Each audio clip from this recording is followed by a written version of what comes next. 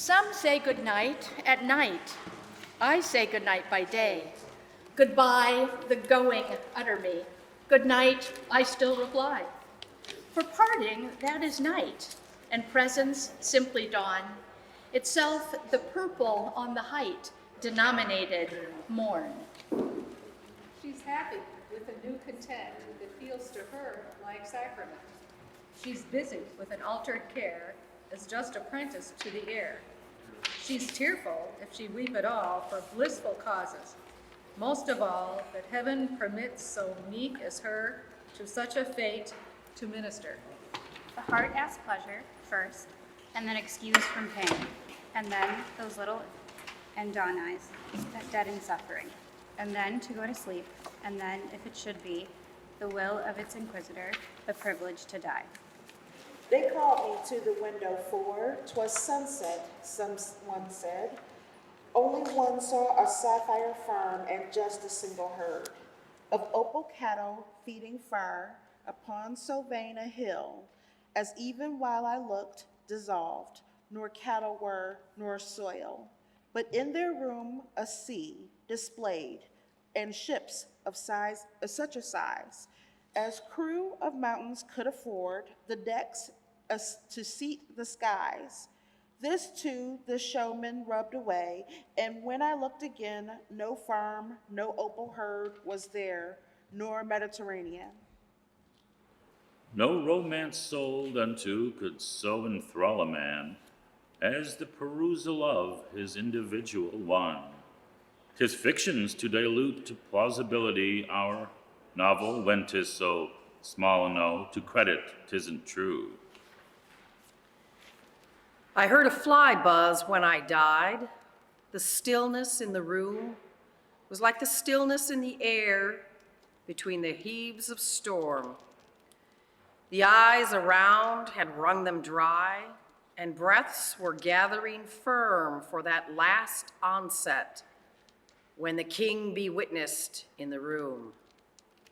I willed my keepsakes, signed away what portion of me be assignable, and then it was there interposed a fly, with blue, uncertain, stumbling buzz between the light and me, and then the windows failed, and then I could not see to see. The soul that hath a guest doth seldom go abroad. Diviner crowd at home obliterate the need, and courtesy forbids the host's departure when upon himself be visiting the mightiest of men. I watched the moon around the house until upon a pane she stopped a traveler's privilege for rest, and thereupon I gazed as at a stranger the lady in the town doth think no incivility to lift her glass upon.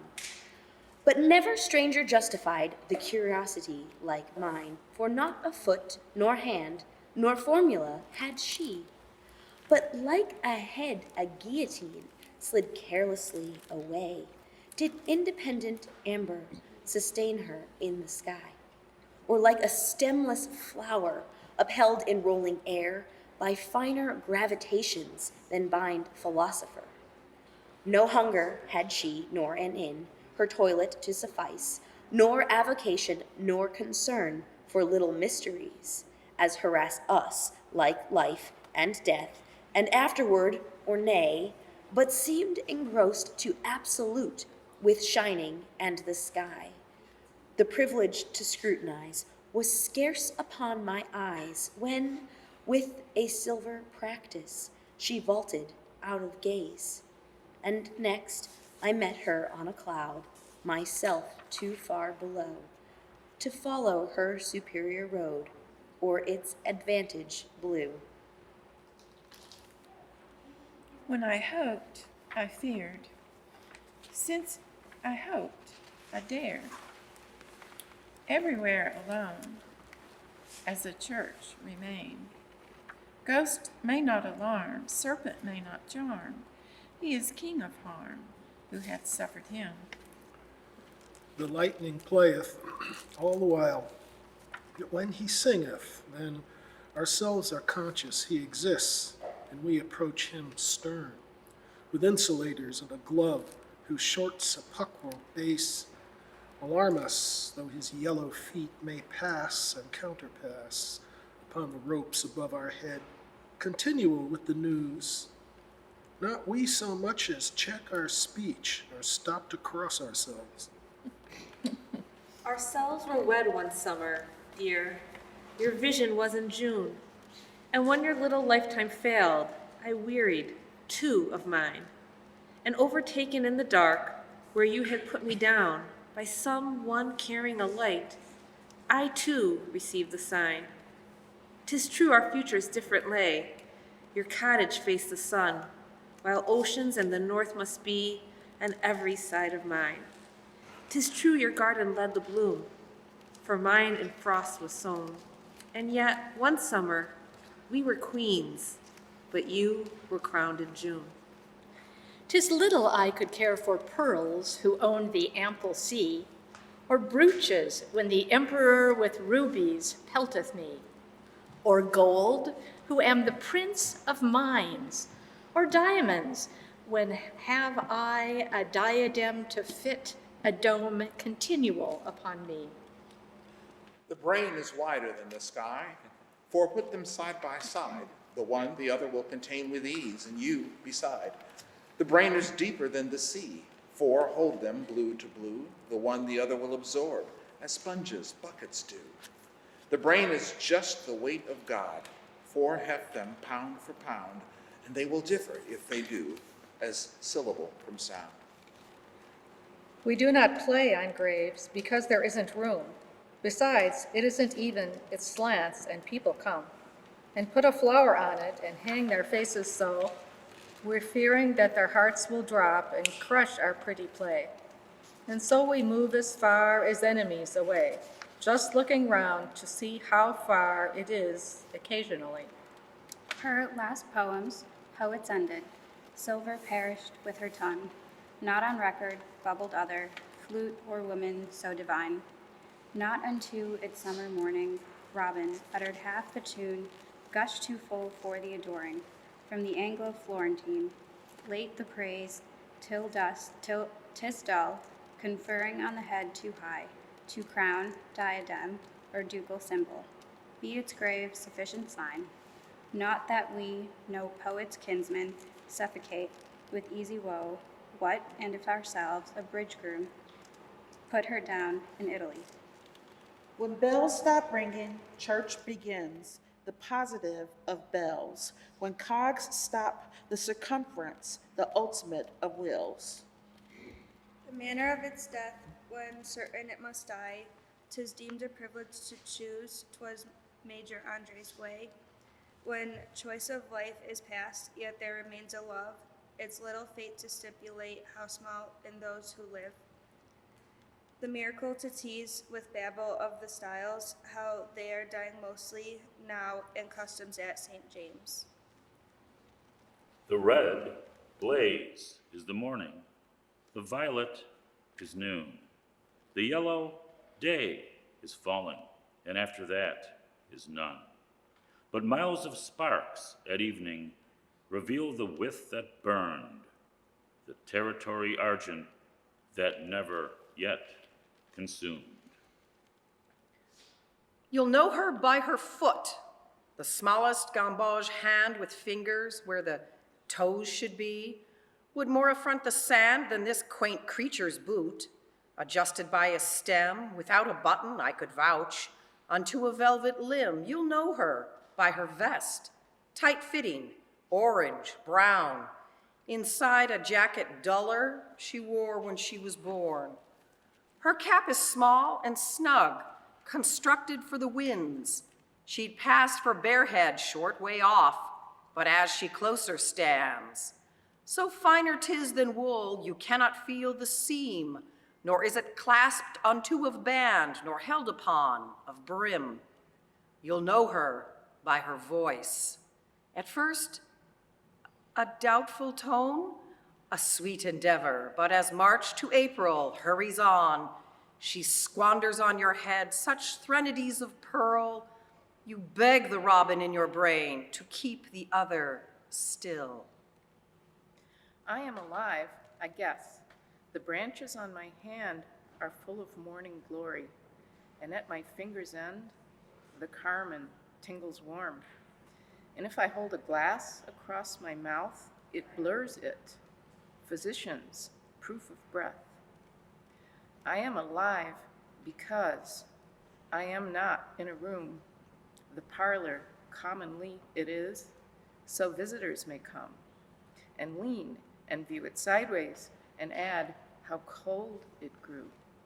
And was it conscious when it stepped in immortality?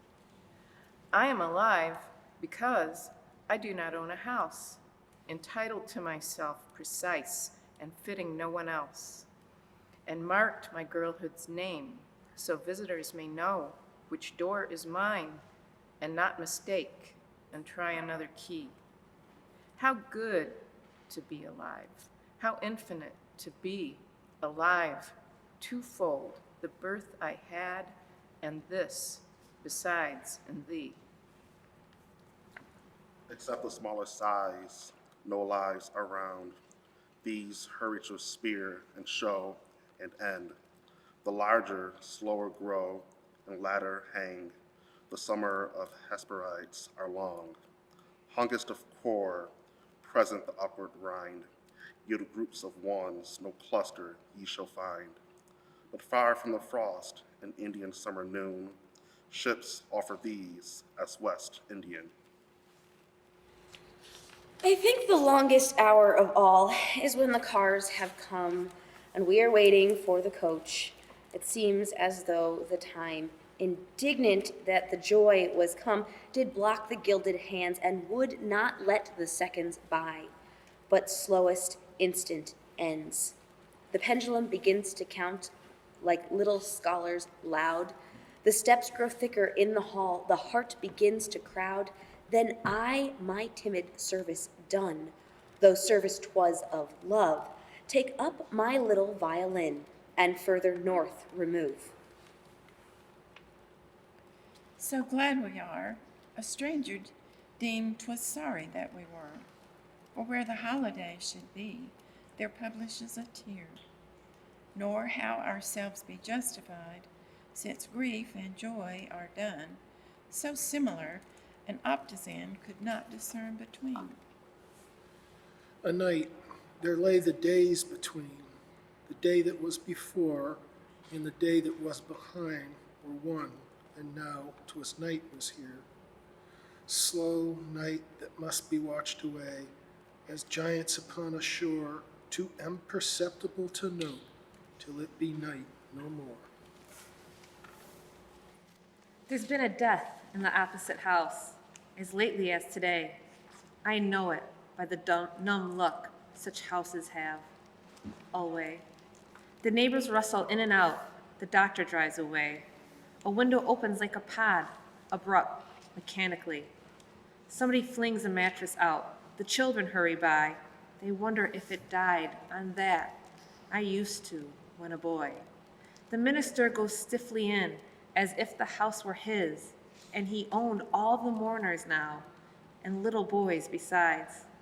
And then the milliner and the man of the appalling trade, to take the measure of the house. There'll be that dark parade of tassels and of coaches soon. It's easy as a sign, the intuition of the news in just a country town. The blackberry wears a thorn in his side, but no man heard him cry.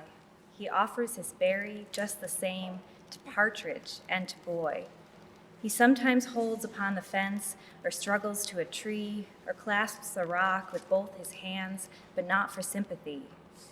We tell a hurt to cool it, this mourner to the sky, a little further reaches instead, brave blackberry. The one that could repeat the summer day were greater than itself, though he minutest of mankind should be. And he could reproduce the sun at period of going down, the lingering and the stain, I mean, when orient have been outgrown and Occident become unknown, his name remain. I measure every grief I meet with narrow, probing eyes. I wonder if it weighs like mine or has an easier size. I wonder if they bore it long or did it just begin? I could not tell the date of mine, it feels so old a pain. I wonder if it hurts to live, and if they have to try, and whether, could they choose between, it would not be to die. I note that some, gone patient long, at length renew their smile, an imitation of a light that has so little oil. I wonder if, when years have piled some thousands on the harm that could hurt them early, such a lapse could give them any balm. Or would they go on aching still through centuries of nerve and lighten to a larger pain in contrast with the love? The grieved are many, I am told. There is the various cause. Death is but one and comes but once, and only nails the eyes. There's a grief of want and grief of cold, a sort they call despair. There's banishment from native eyes in sight of native air. And though I may not guess the kind correctly, yet to me a piercing comfort it affords in passing Calvary. To note the fashions of the cross and how they're mostly worn, still fascinated to presume that some are like my own. Conjecturing a climate of unsuspended suns adds poignancy to winter. The shivering fancy turns to a fictitious country to palliate a cold, not obviated of degree, nor ease of latitude. There is a languor of the life more imminent than pain. 'Tis pain's successor when the soul has suffered all it can. A drowsiness diffuses, it diminishes like fog, envelopes consciousness as mist, obliterate a crag. The surgeon does not blanch at pain. His habit is severe, but tell him that it ceased to feel the creature lying there, and he will tell you skill is late, a mightier than he has ministered before him. There is no vitality. When diamonds are a legend and diadems a tale, I broach and earrings for myself, do sew and raise for sale. And though I'm scarce accounted, my art a summer day had patrons. Once it was a queen, and once a butterfly. I had not minded walls, were universe one rock. And far I heard his silver call the other side of the block. I tunnel till my grove, push sudden through to his, then my face take her recompense, the looking in his eyes. But 'tis a single hair, a filament, a law, a cobweb wove in adamant, embattlement of straw, a limit like the veil onto the lady's face, but every mesh a citadel, and dragons in their crease. A house upon the height that wagon never reached, no dead were ever carried down, no peddler's cart approached, whose chimney never smoked, whose windows night and morn caught sunrise first and sunset last, then held an empty pane, whose fate conjecture knew, no other neighbor did, and what it was we never lisped, because he never told. It's coming, the postponeless creature. It gains the block and now it gains the door, chooses its latch from all the other fastenings, enters with a "you know me, sir," simple salute and certain recognition, bold word enemy, brief word friend, dresses each house in crape and icicle and carries one out of it to God. I send 2 sunsets, day and I, in competition ran. I finished 2 and several stars while he was making 1. His own was ampler, but as I was saying to a friend, mine is the more convenient to carry in the hand. A visitor in marl who influences flowers till they are orderly as busts and elegant as glass, who visits in the night and just before the sun concludes his glistening interview, caresses and is gone, but whom his fingers touched and where his feet have run, and whatsoever mouth he kissed is as it had not been, Through the dark sod, as education, the lily passes sure, feels her white foot, no trepidation, her faith, no fear. Afterward, in the meadow, swinging her barrel bell, the mold life, all forgotten, now in ecstasy and dell. Dare our best moments last? 'Twould supersede the heaven, a few, and they by risk procure. So this sort are not given, except as stimulants in cases of despair, or stupor, the reserve. These heavenly moments are a grant of divine, that certain as it comes, withdraws and leaves the dazzled soul in her unfinished rooms. Trust in the unexpected. By this was William Kidd persuaded of the buried gold, as one had testified. Through this, the old philosopher, his talismanic stone discerned, still withholden to effort undivine. 'Twas this allured Columbus when Genoa withdrew before an apparition baptized America. The same afflicted Thomas when deity assured 'twas better the perceiving not, provided it believed. 'Twas love, not me. Oh, punish, pray. The real one died for thee. Just him, not me. Such guilt to love thee most, doom it beyond the rest. Forgive it last, 'twas base as Jesus most. But justice not mistake, we, two, looked so alike. Which was the guilty sake? 'Twas love's, now strike. The brain within its groove runs evenly and true. But let a splinter swerve to be easier for you to put a current back when floods have slit the hills and scooped a turnpike for themselves and trodden out the mills. She hitteth her the last, as and is the first to rise. Her night doth hardly recompense the closing of her eyes. She doth her purple work, and putteth her away in low apartments in the sod, as worthily as we. To imitate her life as impotent would be, as make of our imperfect mints the julep of the bee. Reverse cannot befall that fine prosperity, whose sources are interior as soon adversity. A diamond overtake in far Bolivian ground, misfortune hath no implement could mar it if it found. But little Carmen hath her face, of emerald scant her gown. Her beauty is the love she doth itself exhibit mine. It knew no medicine, it was not sickness then, nor any need of surgery, and therefore 'twas not pain. It moved away the cheeks, a dimple at a time, and left the profile plainer, and in the place of bloom. It left the little tint that never had a name. You've seen it on a cast's face. Was paradise to blame?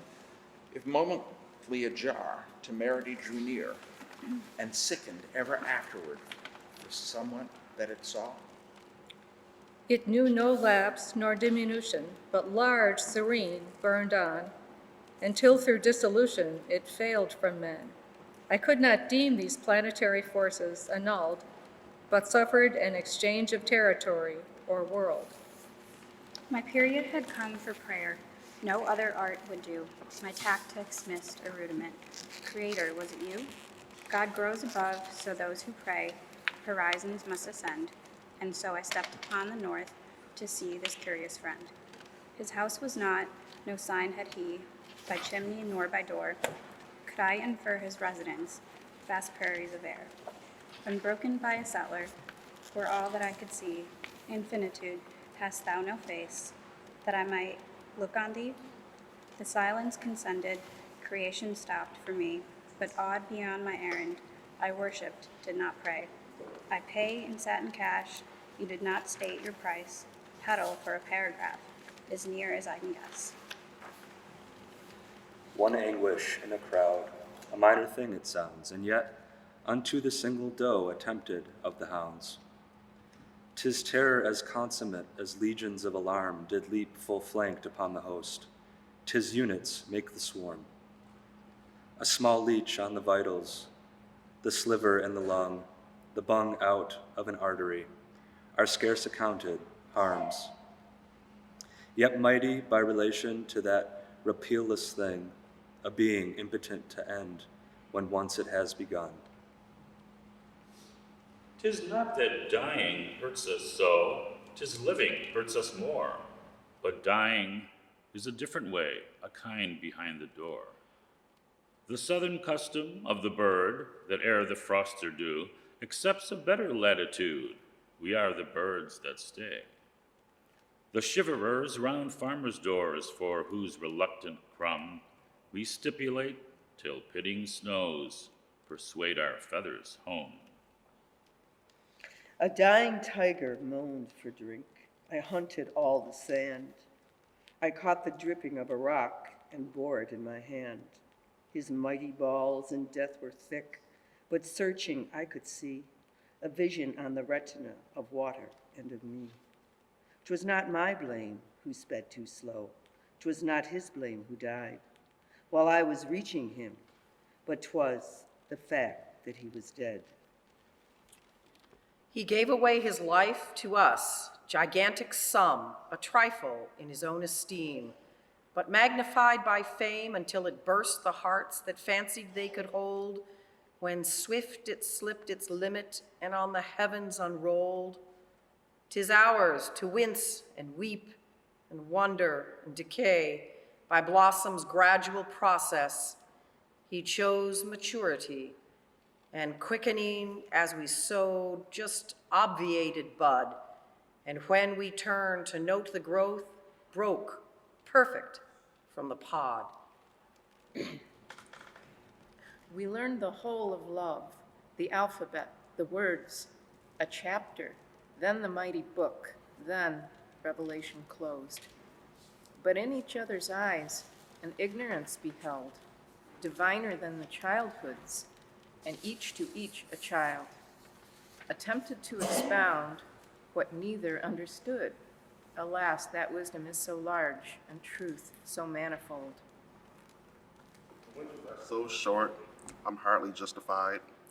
I'm sending all the birds away and moving into pod.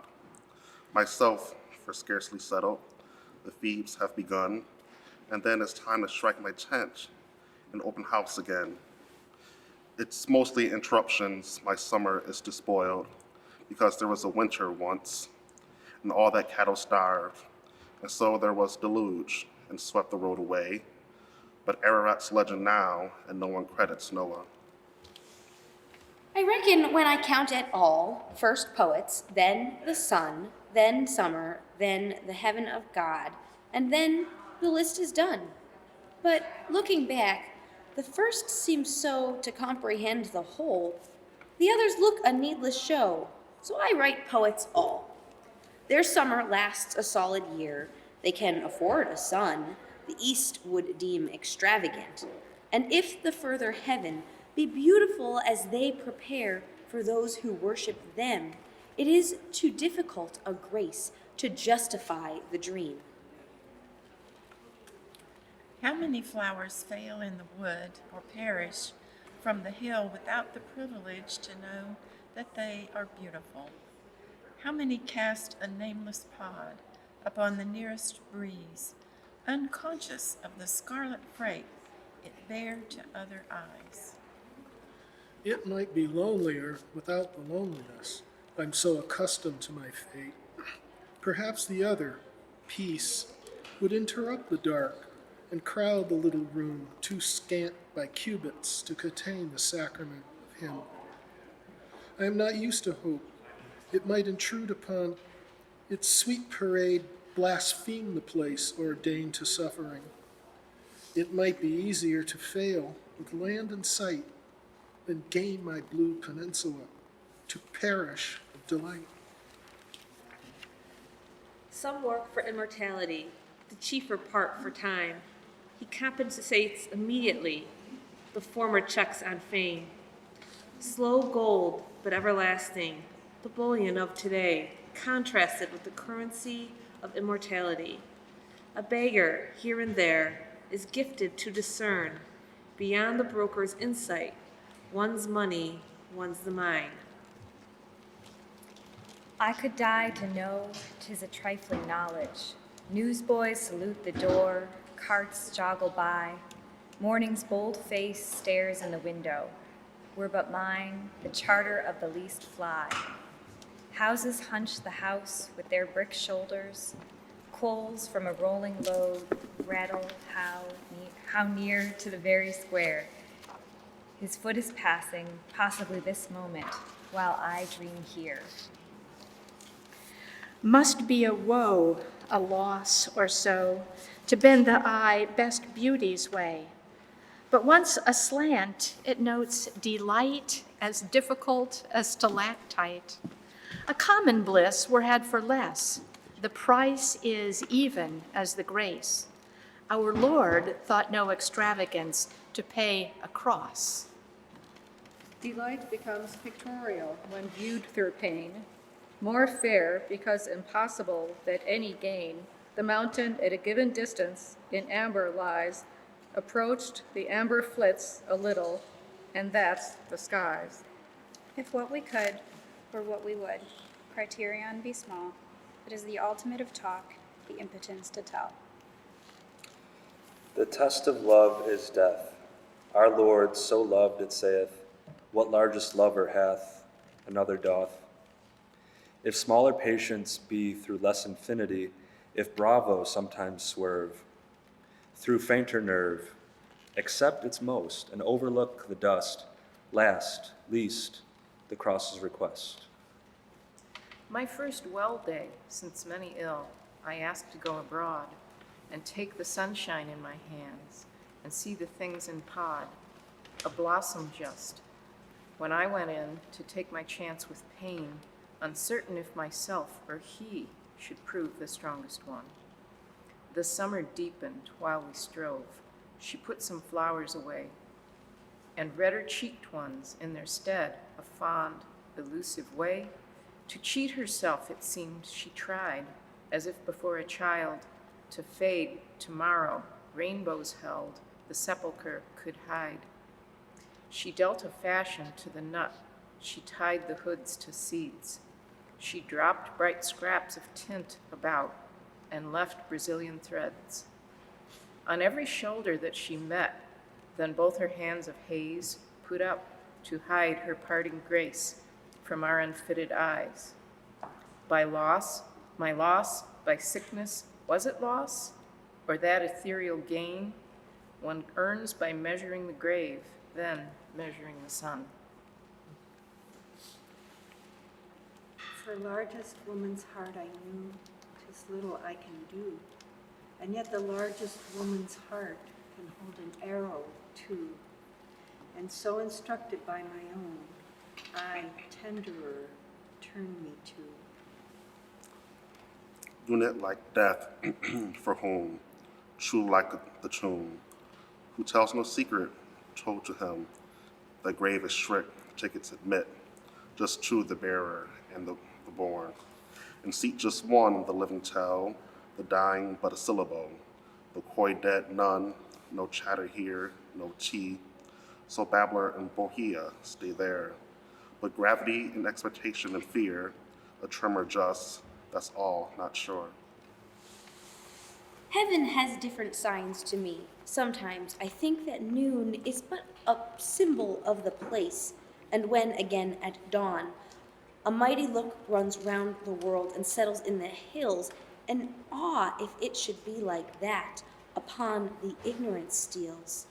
The orchard when the sun is on, the triumph of the birds, when they together victory make, some carnivals of clouds.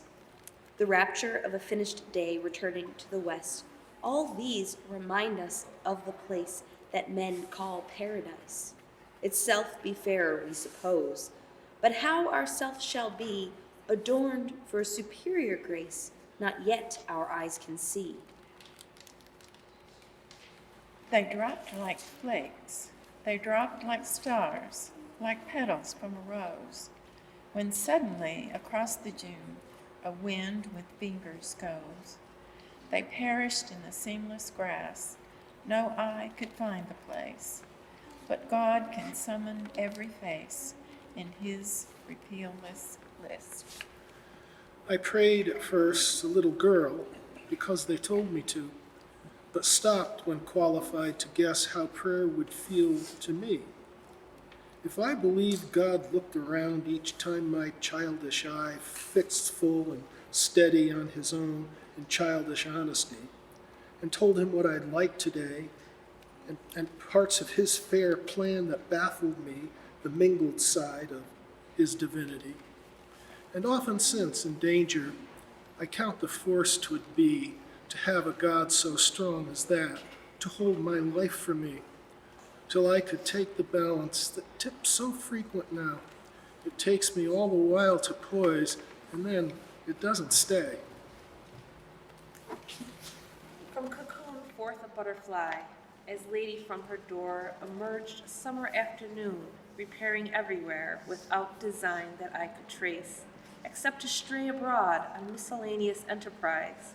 The clovers understood, her pretty parasol be seen contracting in a field where men made hay, then struggling hard with an opposing cloud, where parties, phantom as herself, to nowhere seemed to go in purposeless circumference, as 'twere a tropic show, and notwithstanding bee that worked, a flower that zealous blew, the audience of idleness disdained them from the sky, till sundown crept a steady tide, and men that made the hay, and afternoon and butterfly extinguished in the sea.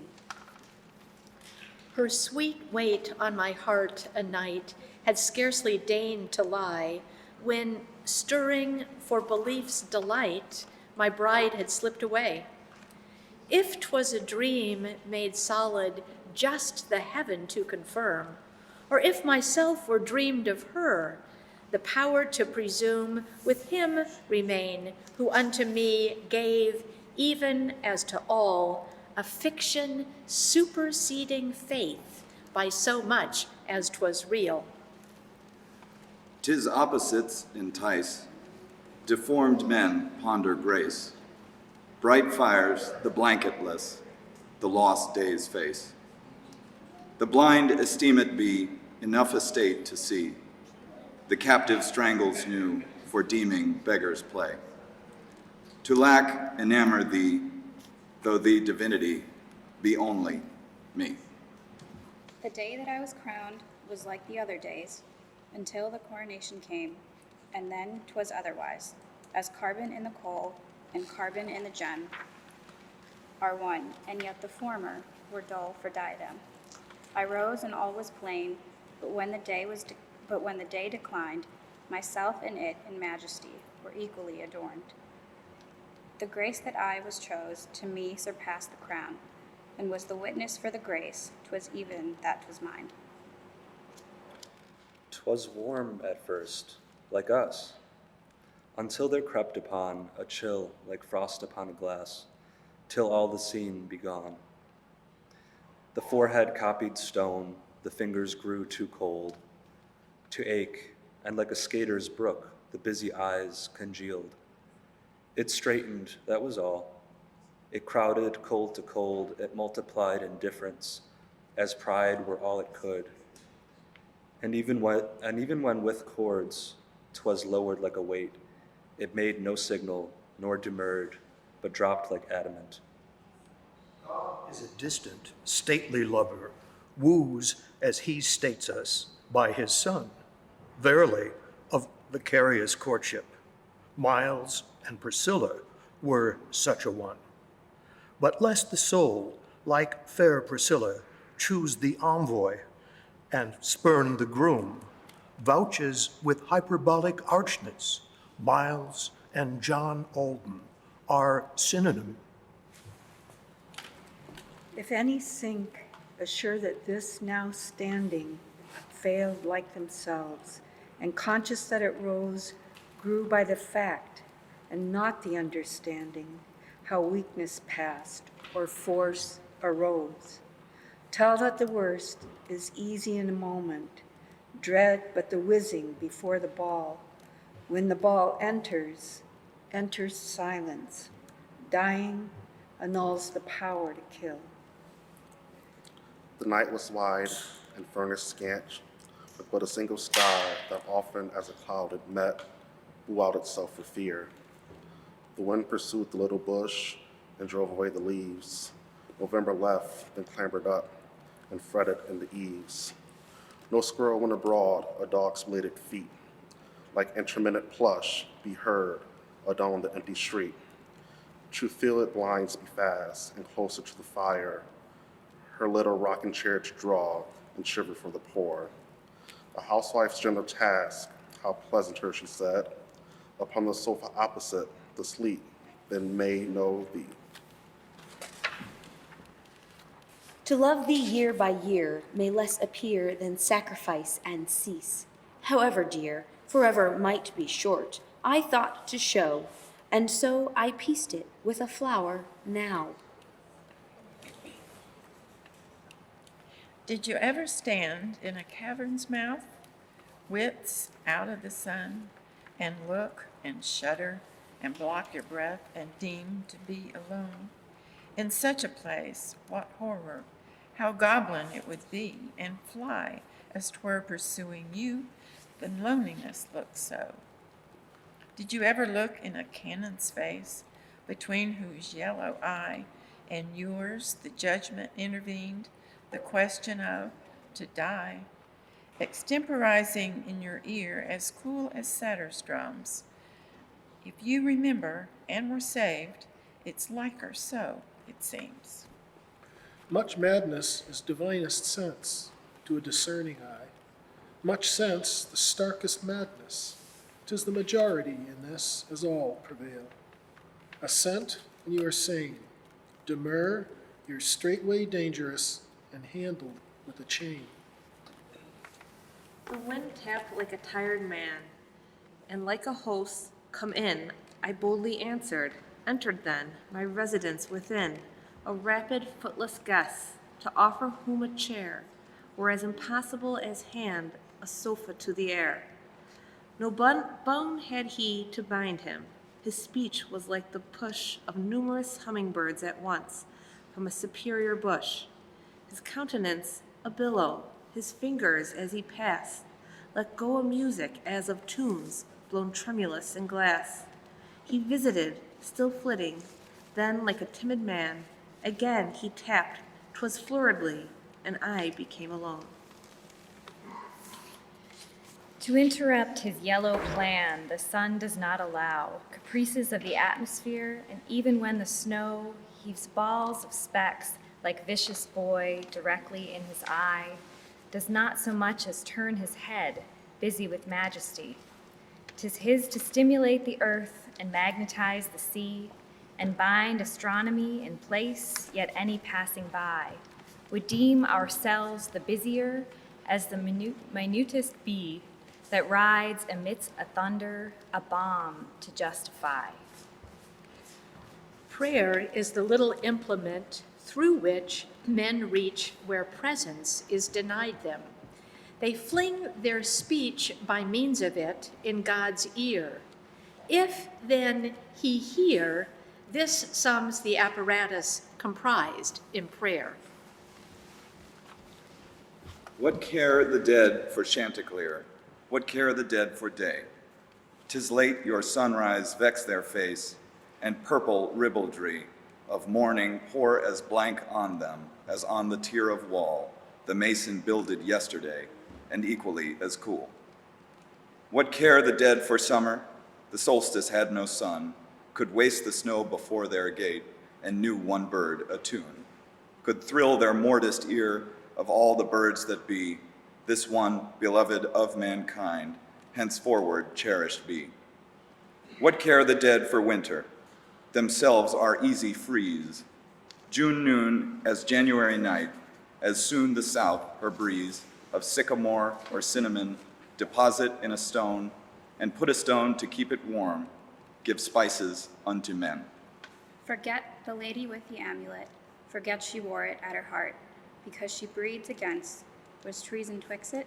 Deny, did rose her bee, for privilege of play, or wile of butterfly, her opportunity, her lord away? The lady with the amulet will fade, the bee in mausoleum laid, discard his bride, but no longer than the little rill that cooled the forehead of the hill, while other went the sea to fill, and other went to turn the mill. I'll do thy will. Dickens, a starving man attaches to food. Far off he sighs, and therefore hopeless, and therefore good. Partaken, it relies indeed, but proves us that spices fly in the receipt. It was the distance was savory. I think I was enchanted when first a somber girl I read that foreign lady, the dark, felt beautiful. And whether it was noon at night or only heaven at noon, for very lunacy of light I had not power to tell. The bees became as butterflies, the butterflies as swans, approached and spurned the narrow grass and just the meanest tunes that nature murmured to herself to keep herself in cheer. I took for giants practicing titanic opera. The days to mighty meters stepped, the homeliest adorned, as if unto a jubilee 'twere suddenly confirmed. I could not have defined the change, conversion of the mind, like sanctifying in the soul, is witnessed, not explained. 'Twas a divine insanity, the danger to be sane. Should I again experience 'tis antidote to turn to tomes of solid witchcraft, magicians be asleep, but magic hath an element like deity to keep. 'Tis customary as we part, a trinket to confer. It helps to stimulate the faith when lovers be afar. 'Tis various as the various taste, Clematis, journeying far, presents me with a single curl of her electric hair. The battle fought between the soul and no man is the one.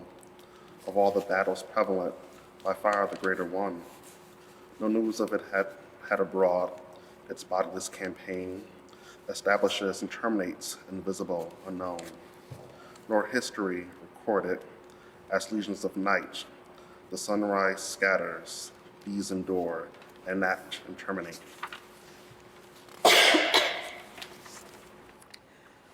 No crowd that has occurred exhibit, I suppose, that general attendance that resurrection does. Circumference be full, the long restricted grave, assert her vital privilege, the dust connect and live. On Adam's features place all multitudes that were, a face in the comparison as suns dissolve a star. Solemnity prevail, its individual doom possess each separate consciousness, august, absorbed, numb. What duplicate exist, what parallel can be of the significance of this to universe and me? Beauty be not caused, it is. Chase it and it ceases. Chase it not and it abides, overtakes the creases. In the meadow when the wind runs his fingers through it, deity will see to it that you never do it. He parts himself like leaves, and then he closes up, then stands upon the bonnet of any buttercup. And then he runs against and oversets a rose, and then does nothing. Then away upon a jib he goes, and dangles like a mote suspended in the noon, uncertain to return below, or settle in the moon. What comes of him at night, the privilege to say, be limited by ignorance. What come of him that day, the frost possess the world, in cabinets be shown a sepulchre of quaintest floss and abbey, a cocoon. I started early, took my dog, and visited the sea. The mermaids in the basement came out to look at me, and frigates in the open floor extended hempen hands, presuming me to be a mouse aground upon the sands.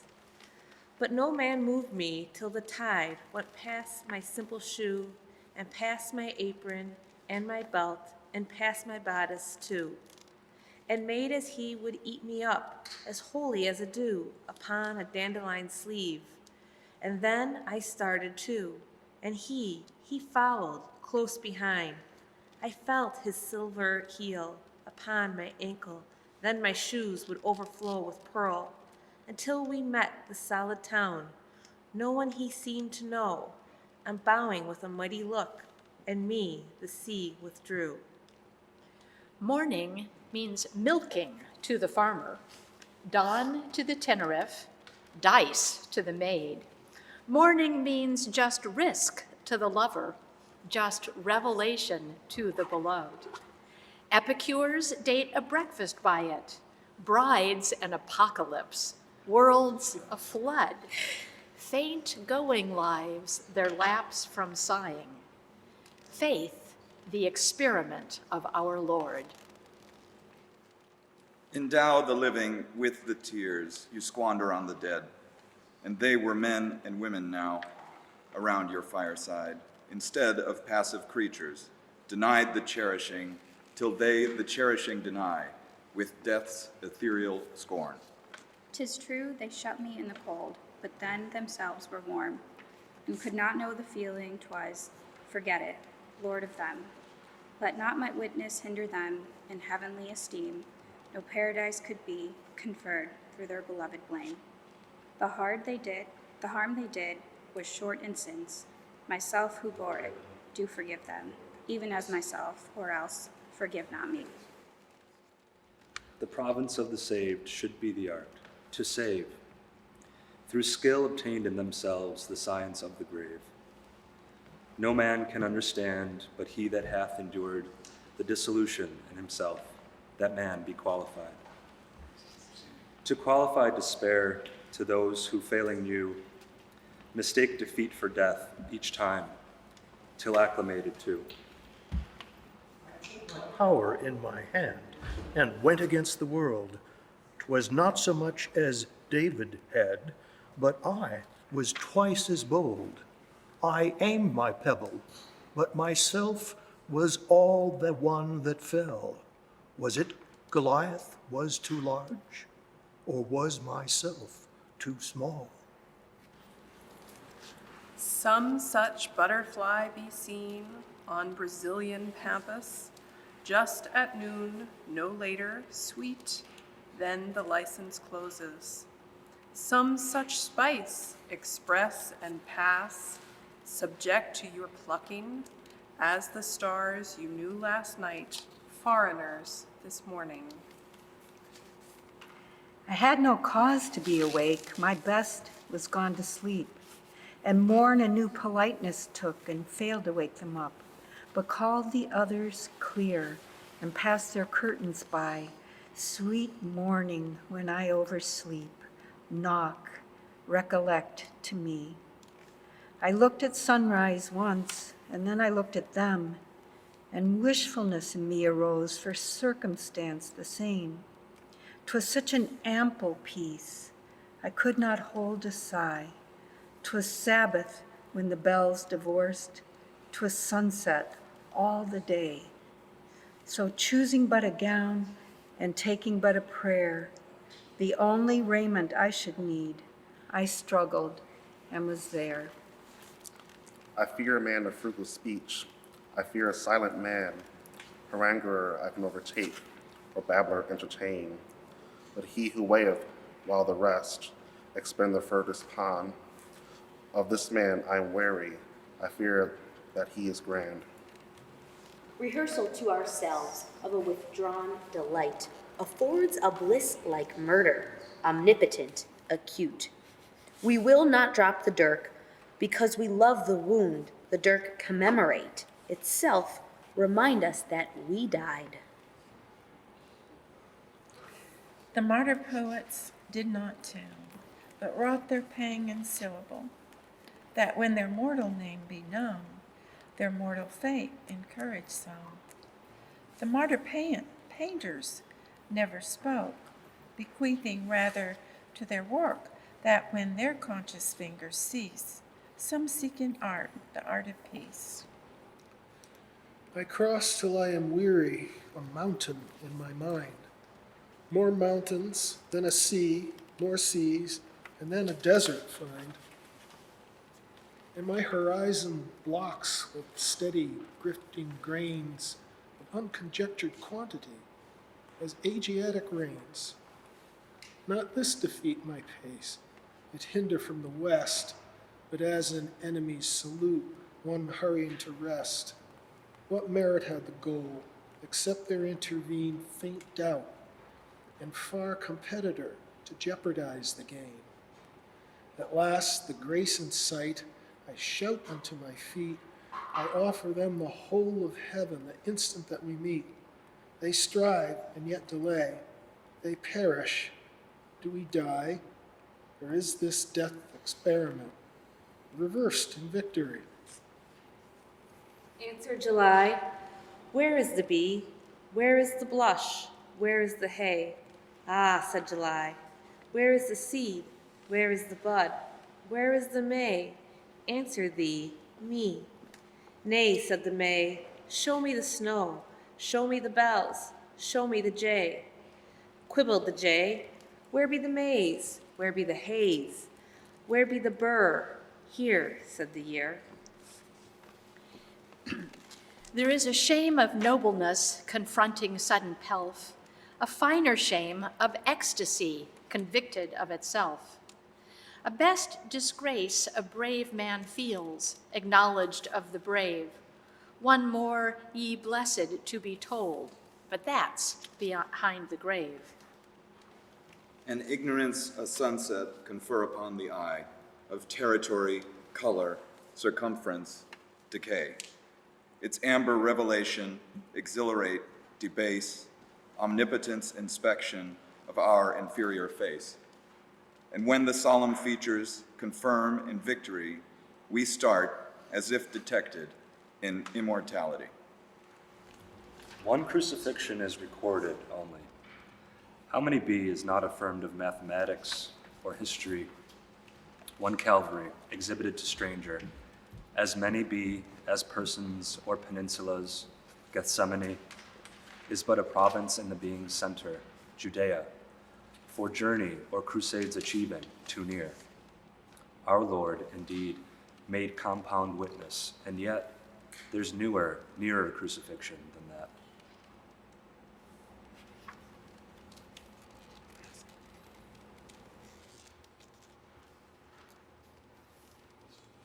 One crucifixion is recorded only. Oh, yeah.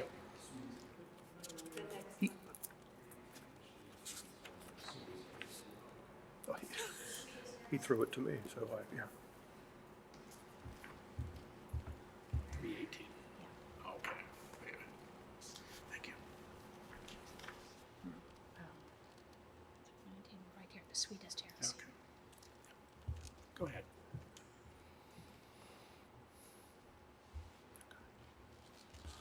The sweetest heresy. Yeah. That man and woman know each other's converse. Though the faith accommodate but few, the churches are so frequent, the ritual so small, the grace so unavoidable. To fail is infidel. Take your path further on. This to heaven divine has gone.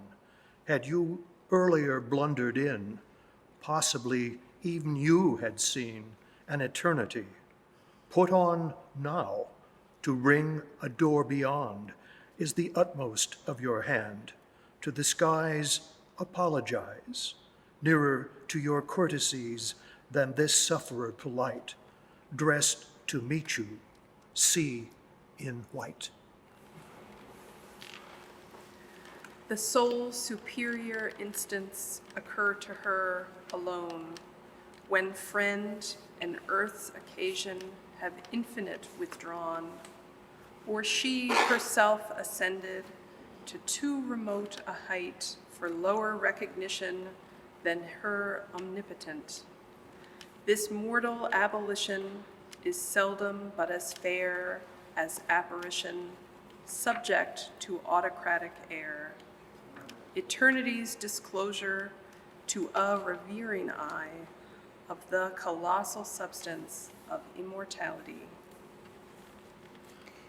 Me, prove it now, whoever doubt, me stop to prove it now.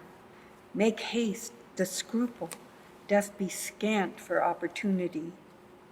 The river reaches to my feet, as yet my heart be dry. Oh, lover life could not convince, might death enable thee. The river reaches to my breast, still, still, my hands above, proclaim with their remaining might, dost recognize the love? The river reaches to my mouth. Remember when the sea swept by my searching eyes, the last themselves were quick with thee. To lose one's faith surpass the loss of an estate, because estates can be replenished, faith cannot. Inherited with life, belief but once can be, annihilate a single clause in being's beggary. I saw no way the heavens were stitched. I felt the columns close. The earth reversed her hemispheres. I touched the universe. And back it slid, and I alone, a speck upon a ball, went out upon circumference beyond the dip of bell. Had I presumed to hope, the loss had been to me a value for the greatness' sake, as giants gone away. Had I presumed to gain a favor so remote, the failure but confirmed the grace in further infinite. 'Tis failure not of hope, but confident despair, advancing on celestial lists with faint terrestrial power. 'Tis honor, though I die, for that no man obtain, till he be justified by death. This is the second gain. Sweet, you forgot, but I remembered, every time for two, so that the sum be never hindered through decay of you. Say I erred, accuse my farthings, blame my little hand, happy it be for you, a beggar's seeking more to spend. Just to be rich, to waste my guinea on so best a heart, just to be poor for barefoot vision, you, sweet, shut me out. It struck me every day. The lightning was as new as if the cloud that instant slit and let the fire through. It burned me in the night. It blistered to my dream. It sickened fresh upon my sight with every morn that came. I thought that storm was brief, the maddest, quickest by, but nature lost the date of this and left it in the sky. I went to thank her, but she slept, her bed a funneled stone, with nosegays at the head and foot that travelers had thrown. Who went to thank her, but she slept. 'Twas short to cross the sea, to look upon her like alive, but turning back, 'twas slow. The future never spoke, nor will he, like the dumb report, by sign a circumstance of his profound to come. But when the news be ripe, present it in the act, forestalling preparation, escape or substitute. Indifferent to him the dower as the doom, his office but to execute fate's telegram to him. I gained it so by climbing slow, by catching at the twigs that grow between the bliss and me. It hung so high as well the sky. Attempted by strategy, I said I gained it, this was all. Look how I clutch it, lest it fall. and I a pauper, so go, unfitted by an instant's grace, for the contented beggar's face I wore an hour ago. Death sets a thing significant the eye had hurried by, except a perished creature, and treat us tenderly to ponder little workmanships in crayon or in wool, with "this was last her fingers did," industrious until the thimble weighed too heavy, the stitches stopped themselves, and then 'twas put among the dust upon the closet shelves.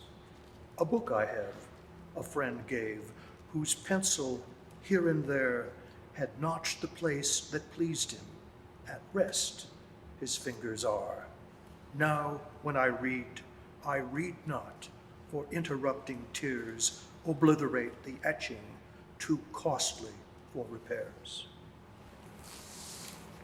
What I can do, I will, though it be little as a daffodil. That I cannot must be unknown to possibility. There is a flower that bees prefer and butterflies desire. To gain the purple democrat, the hummingbird aspire. And whatsoever insect pass, a honey bear away, proportioned to his several dearth and her capacity. Her face be rounder than the moon and ruddier than the gown of orchis in the pasture, or rhododendron worn.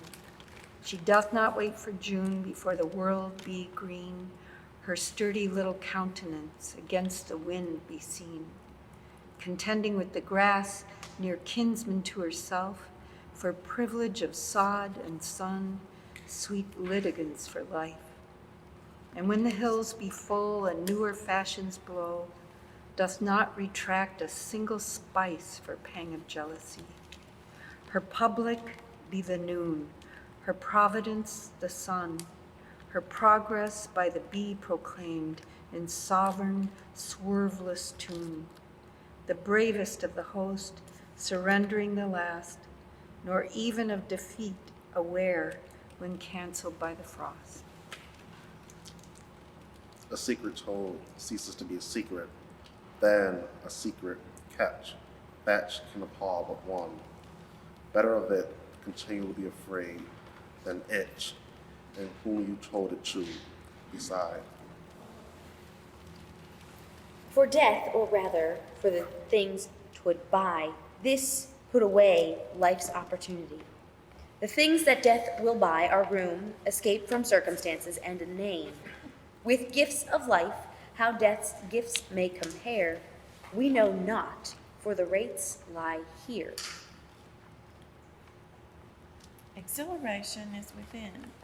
There can no outer wine so royally intoxicate as that diviner brand. The soul achieves herself. To drink or set away for visitor or sacrament, 'tis not of holiday. To stimulate a man who hath the ample wine within his closet, best you can exhale in offering. 'Tis one by one the Father counts, and then a tract between set cipherless to each the eye, the value of its 10. Till the peevish student acquire the quick of skill, then numerals are dowered back, adorning all rule. 'Tis mostly slate and pencil, and darkness on the school distracts the children's fingers.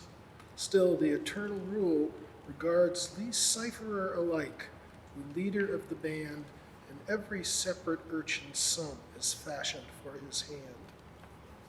To fill a gap, insert the thing that caused it.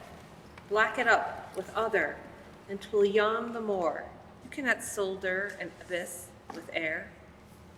I've seen a dying eye run round and round a room in search of something, as it seemed, then cloudier become, and then obscure with fog, and then be soldered down without disclosing what it be 'twere blessed to have seen.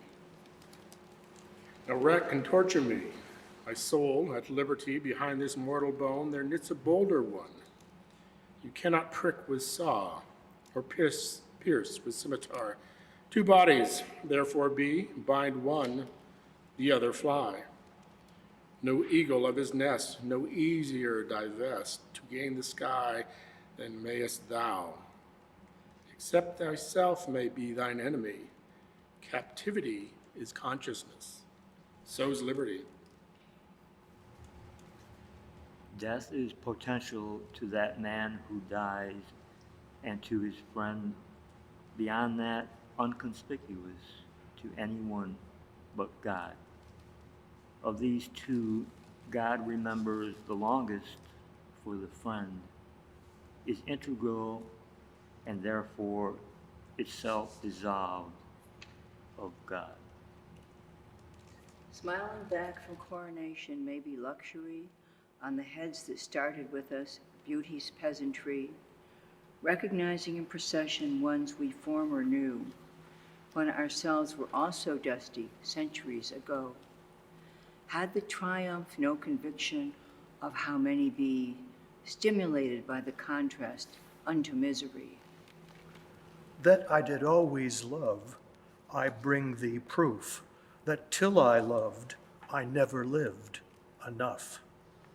That I shall love alway, I argue thee, that love is life, and life hath immortality. This dost thou doubt, sweet?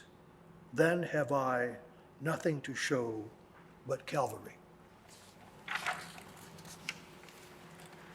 Triumph may be of several kinds. There's triumph in the room when that old imperator, death, by faith be overcome. There's triumph of the finer mind when truth, affronted long, advance unmoved to her supreme, her God, her only throng. A triumph when temptation's bribe be slowly handed back, one eye upon the heaven renounced, and one upon the rack. Severe triumph by himself experienced, who pass acquitted from that naked bar, Jehovah's countenance. Don't put up my thread and needle. I'll begin to sew when the birds begin to whistle. Better stitches so. These were bent, my sight got crooked. When my mind is plain, I'll do seams a queen's endeavor would not blush to own. Hems too fine for ladies tracing to the sightless knot, tucks of dainty interspersion like a dotted dot. Leave my needle in the furrow where I put it down. I can make the zigzag stitches straight when I am strong. Till then, dreaming I am sewing, fetch the seam I missed. Closer, so I at my sleeping still surmise I stitch. So all that I can live without, I love thee, and how well is that? As well as Jesus, prove it to me, that he loved me as I love thee. At leisure is the soul that gets a staggering blow, the width of life before it spreads without a thing to do. It begs you give it work, but just the placing pins or humblest patchwork children do to still its noisy hands. Sweet, safe houses, glad, gay houses, sealed so stately tight, lids of steel on lids of marble, locking bare feet out. Brooks of plush and banks of satin, not so softly fall as the laughter and the whisper from their people purl. No bald death affront their parlors, no bold sickness come to deface their stately treasures, anguish and the tomb. Hum by in muffled coaches, lest they wonder why any but the press of smiling interrupt to die. Flee, the great storm is over. 4 have recovered the land. 40 gone down together into the boiling sand. Rain for the scant salvation. Toll for the bonny souls, neighbor and friend and bridegroom spinning upon the shoals. How they will tell the story when winter shake the door, till the children urge, but the 40, did they come back no more? Then a silence suffuse the story, and a softness the teller's eye, and the children no further question, and only the sea reply. It makes no difference abroad, the seasons fit the same. The mornings blossom into noons and split their pods of flame. Wild flowers kindle in the woods, the brooks slam all the day. No blackbird baits his banjo for passing Calvary. Auto da fe and judgment are nothing to the bee. His separation from his rose to him sums misery. I asked no other thing, no other was denied. I offered being for it. The mighty merchant sneered. Brazil, he twirled a button, without a glance my way. But, madam, is there nothing else that we can show today? To know just how he suffered would be dear. To know if any human eyes were near to whom he could entrust his wavering gaze until it settled broad on paradise. To know if he was patient, part content, was dying as he thought, or different. Was it a pleasant day to die? And did the sunshine face his way? What was his furthest mind of home, or God, or what the distance say, that news that he ceased human nature such a day? And wishes, had he any? Just his sigh, accented, had been legible to me, and was he confident until ill fluttered out in everlasting well? And if he spoke, what name was best? What last? What one broke off with at the drowsiest? Was he afraid or tranquil? Might he know how consciousness would grow? Till love that was, and love too best to be, meet at the junction of eternity. It was too late for man, but early yet for God. Creation impotent to help, but prayer remained on our side. How excellent the heaven when earth cannot be had. How hospitable then the face of our old neighbor, God. Forever is composed of nows. 'Tis not a different time except for infiniteness and latitude of home. From this experienced here remove the dates, to these let months dissolve in further months, and years exhale in years. Without debate or pause or celebrated days, no different our years would be from Anno Dominis. 'Twas a long parting, but the time for interview had come, before the judgment seat of God, the last and second time these fleshless lovers met.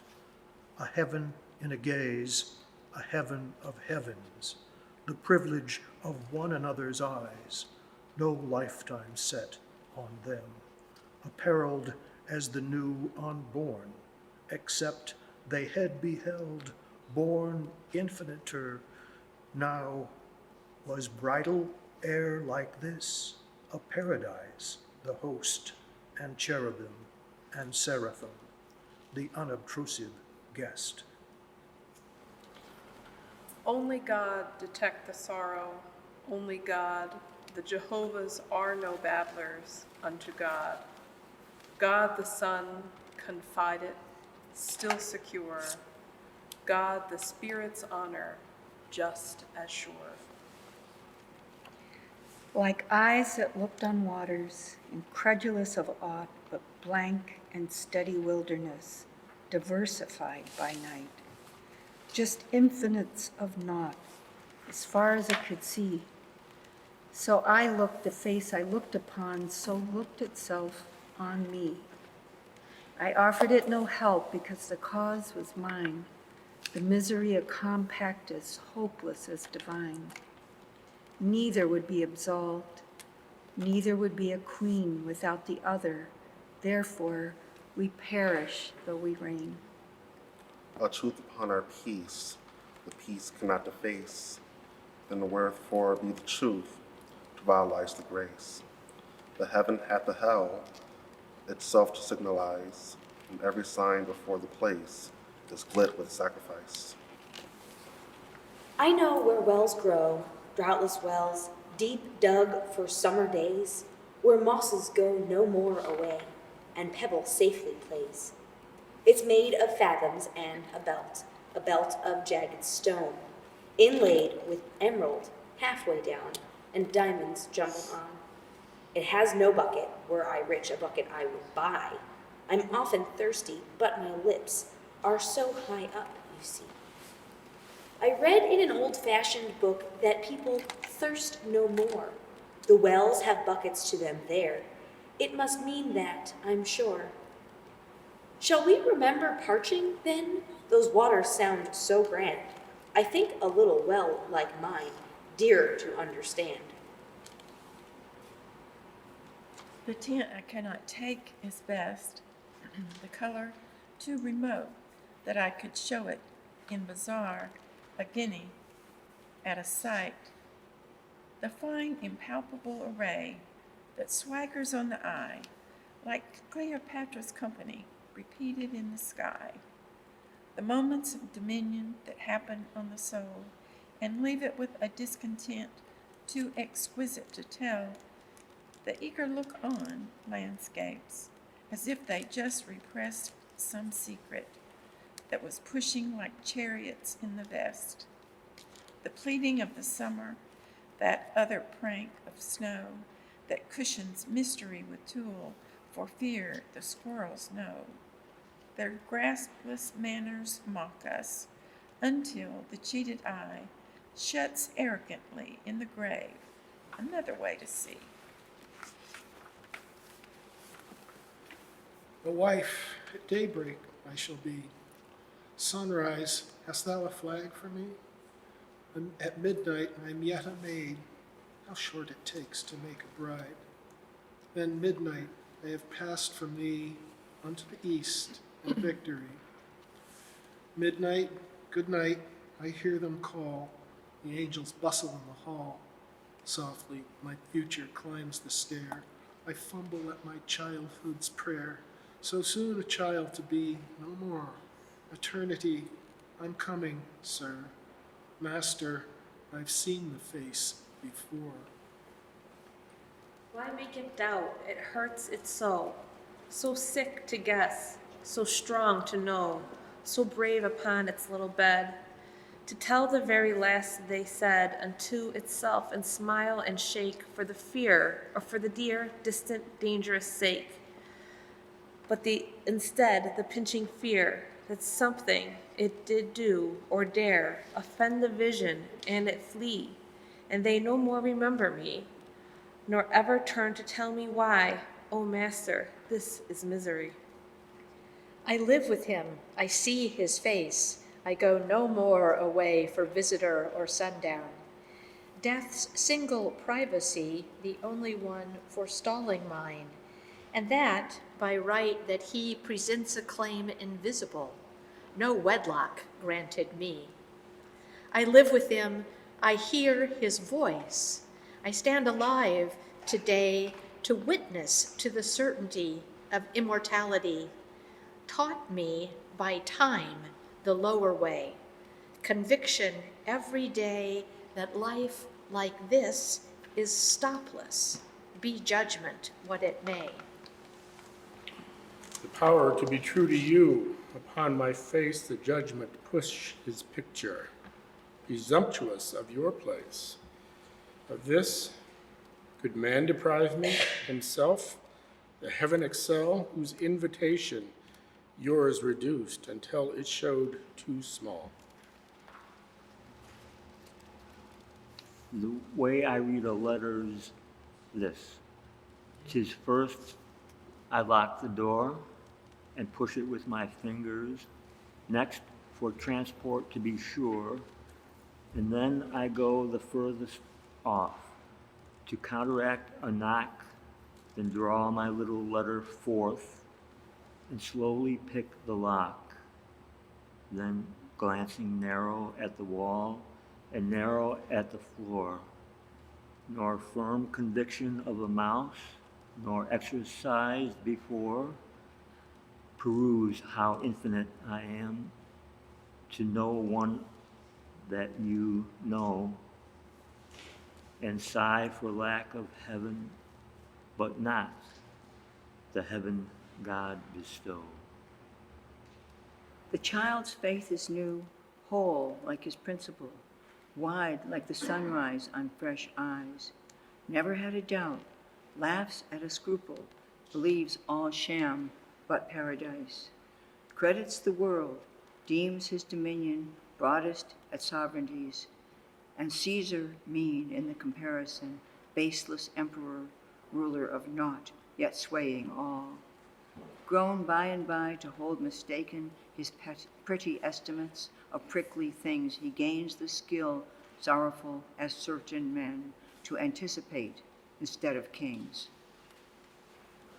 Except the heaven had come so near, so seemed to choose my door. The distance would not haunt me so, I had not hoped before. But just to hear the grace depart, I never thought to see, afflicts me with a double loss. 'Tis lost, and lost to me. To my small hearth his fire came, and all my house aglow did fan and rock with sudden light. 'Twas sunrise, 'twas the sky, empaneled for my summer grief with limit of decay. 'Twas noon without the news of night, nay, nature, it was day. My portion is defeat today, a paler luck than victory, less paeans, fewer bells. The drums don't follow me with tunes. Defeat, a somewhat slower means, more arduous than balls. 'Tis populous with bone and stain, and men too straight to stoop again, and piles of solid moan, and chips of blank in boyish eyes, and scraps of prayer, and death's surprise stamped visible in stone. There's somewhat prouder over there, the trumpets tell it to the air, how different victory to him who has it, and the one who to have had it would have been contenteder to die. I am ashamed, I hide. What right have I to be a bride? So late a dowerless girl, nowhere to hide my dazzled face, no one to teach me that new grace, nor introduce my soul. Me to adorn, how, tell, trinket to make me beautiful, fabrics of cashmere, never a gown of dun more, raiment instead of pompadour for me, my soul to wear. Fingers to frame my round hair, oval as feudal ladies wore. Far fashions fair, skill to hold my brow like an earl, plead like a whippoorwill, prove like a pearl. Then for character, fashion my spirit quaint, white, quick like a liquor, gay like light. Bring me my best pride, no more ashamed, no more to hide. Meek, let it be too proud for pride. Baptized this day a bride. I cannot live without you. It would be life, and life is over there, behind the shelf. The sexton keeps the keys to putting up our life, his porcelain like a cup. Discarded of the housewife, quaint or broke, a newer serves please, old ones crack. I cannot die with you, for one must wait to shut the other's gaze down. You could not. And could I stand by and see you freeze without my right of frost, death's privilege? Nor could I rise with you, because your face will put out Jesus, the new grace, glow plain and foreign on my homesick eye, except that you, then he, shone closer by. They judge us how, for you served heaven, you know, or sought true I could not, because your saturated sight, and I have no more eyes for sordid excellence as paradise. And were you lost, I would be, though my name rang loudest on the heavenly fame. And were you saved, and I condemned to be, were you not that self were held to me? So we must meet apart, you there, I here, with the door ajar, that ocean's hour and prayer, and that white sustenance despair. Size circumscribes, it has no room for petty furniture. The giant tolerates no gnat for ease of gianture, repudiates it all the more because intrinsic size ignores the possibility of calumnies or flies. They put us far apart, as separate as sea, and her unsown peninsula we signified these see. They took away our eyes, they thwarted us with guns. I see thee, each responded straight through telegraphic signs. With dungeons they devised, but through their thickest skill and their opacest adamant, our souls saw just as well. They summoned us to die. With sweet alacrity, we stood upon our stapled feet, condemned but just to see. Permission to recant, permission to forget. We turned our backs upon the sun, for perjury of that.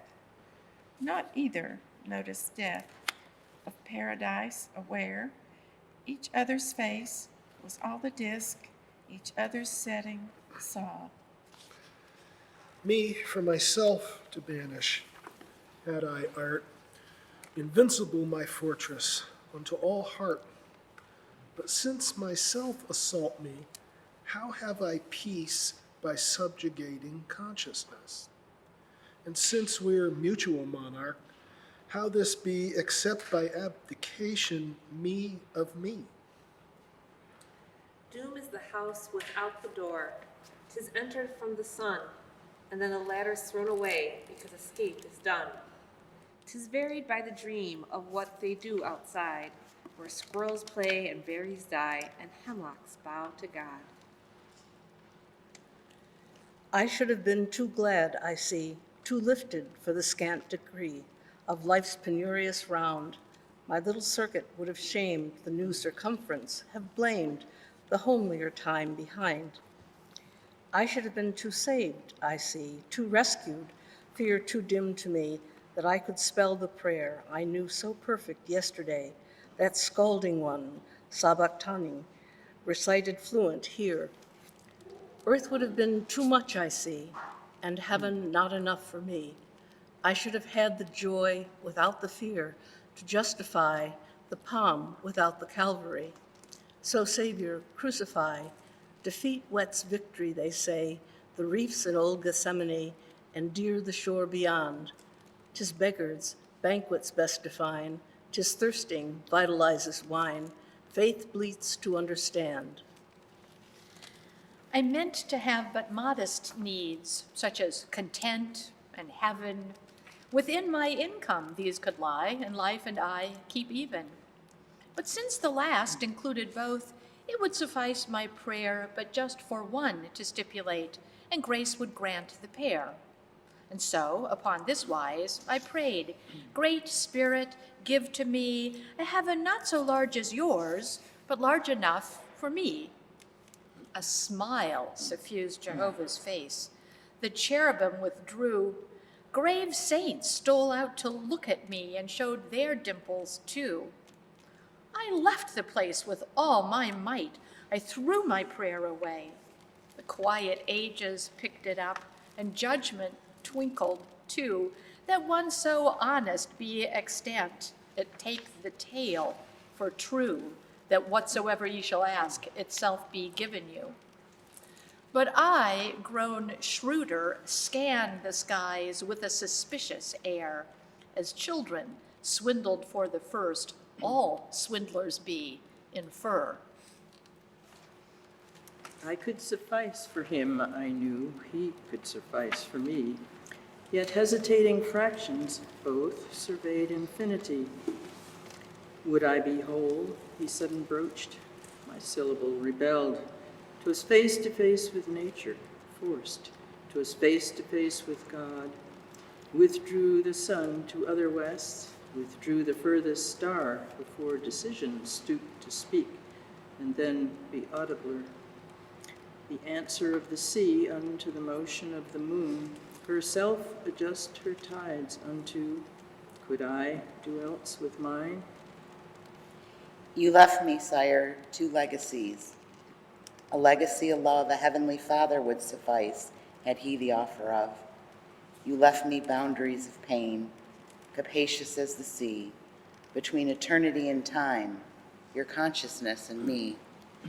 No man can compass the despair, as round a goalless road, no faster than a mile at once the traveler proceed. Unconscious of the width, unconscious of the sun besetting on his progress, so accurate the one, and estimating pain, whose own has just begun, his ignorance the angel that pilot him along. Bereavement in their death to feel, whom we have never seen, a vital kinsmanship import, our souls and theirs between. For strangers do not mourn, there be immortal friends, whom death see first, 'tis news of this, that paralyze ourselves, who vital only to our only thought, such presence bear away, in dying 'tis as if our souls absconded suddenly. I think to live may be a bliss to those who dare to try, beyond my limit to conceive, my lips to testify. I think the heart I former wore could widen, till to me the other, like the little bank appear unto the sea. I think the days could ever one in ordination stand, and majesty be easier than an inferior kind. No numb alarm, lest difference come, no goblin on the bloom, nor stars and apprehensions fair, nor bankruptcy, no doom, but certainties of sun, in summer in the mind, a steadfast south upon the soul, her polar time behind. The vision, pondered long, so plausible becomes that I esteem the fiction real, the real fictitious seems. How bountiful the dream, what plenty it would be had all my life but been mistake just rectified in thee. A little road not made of man, enabled of the eye, accessible to fill of bee or cart of butterfly. If town it have beyond itself, 'tis that I cannot say. I only know no curricle that rumbles there, bear me. Her sweet turn to leave the homestead came the darker way. Carriages, be sure, and guests true, but for holiday 'twas more pitiful endeavor than did loaded sea or the curls attempt to caper. It had cast away. Never bride had such assembling, never kinsman kneeled to salute so fair a forehead. Garland be indeed. Fitter feet of her before us than whatever brow, art of snow, or trick of lily possibly bestow of her father. Whoso ask her, he shall seek as high as the palm that served the desert to obtain the sky. Distance be her only motion, if 'tis nay or yes, acquiescence or demurral, whosoever guess. He must pass the crystal angle that obscure her face. He must have achieved in person equal paradise. Pain has an element of blank. It cannot recollect when it begun, or if there were a time when it was not. It has no future but itself. Its infinite contain its past. Enlightened to perceive new periods of pain. So much summer me for showing illegitimate. Would a smile's minute bestowing too exorbitant? To the lady with the guinea, look, if she should know crumb of mine, a robin's larder would suffice to stow.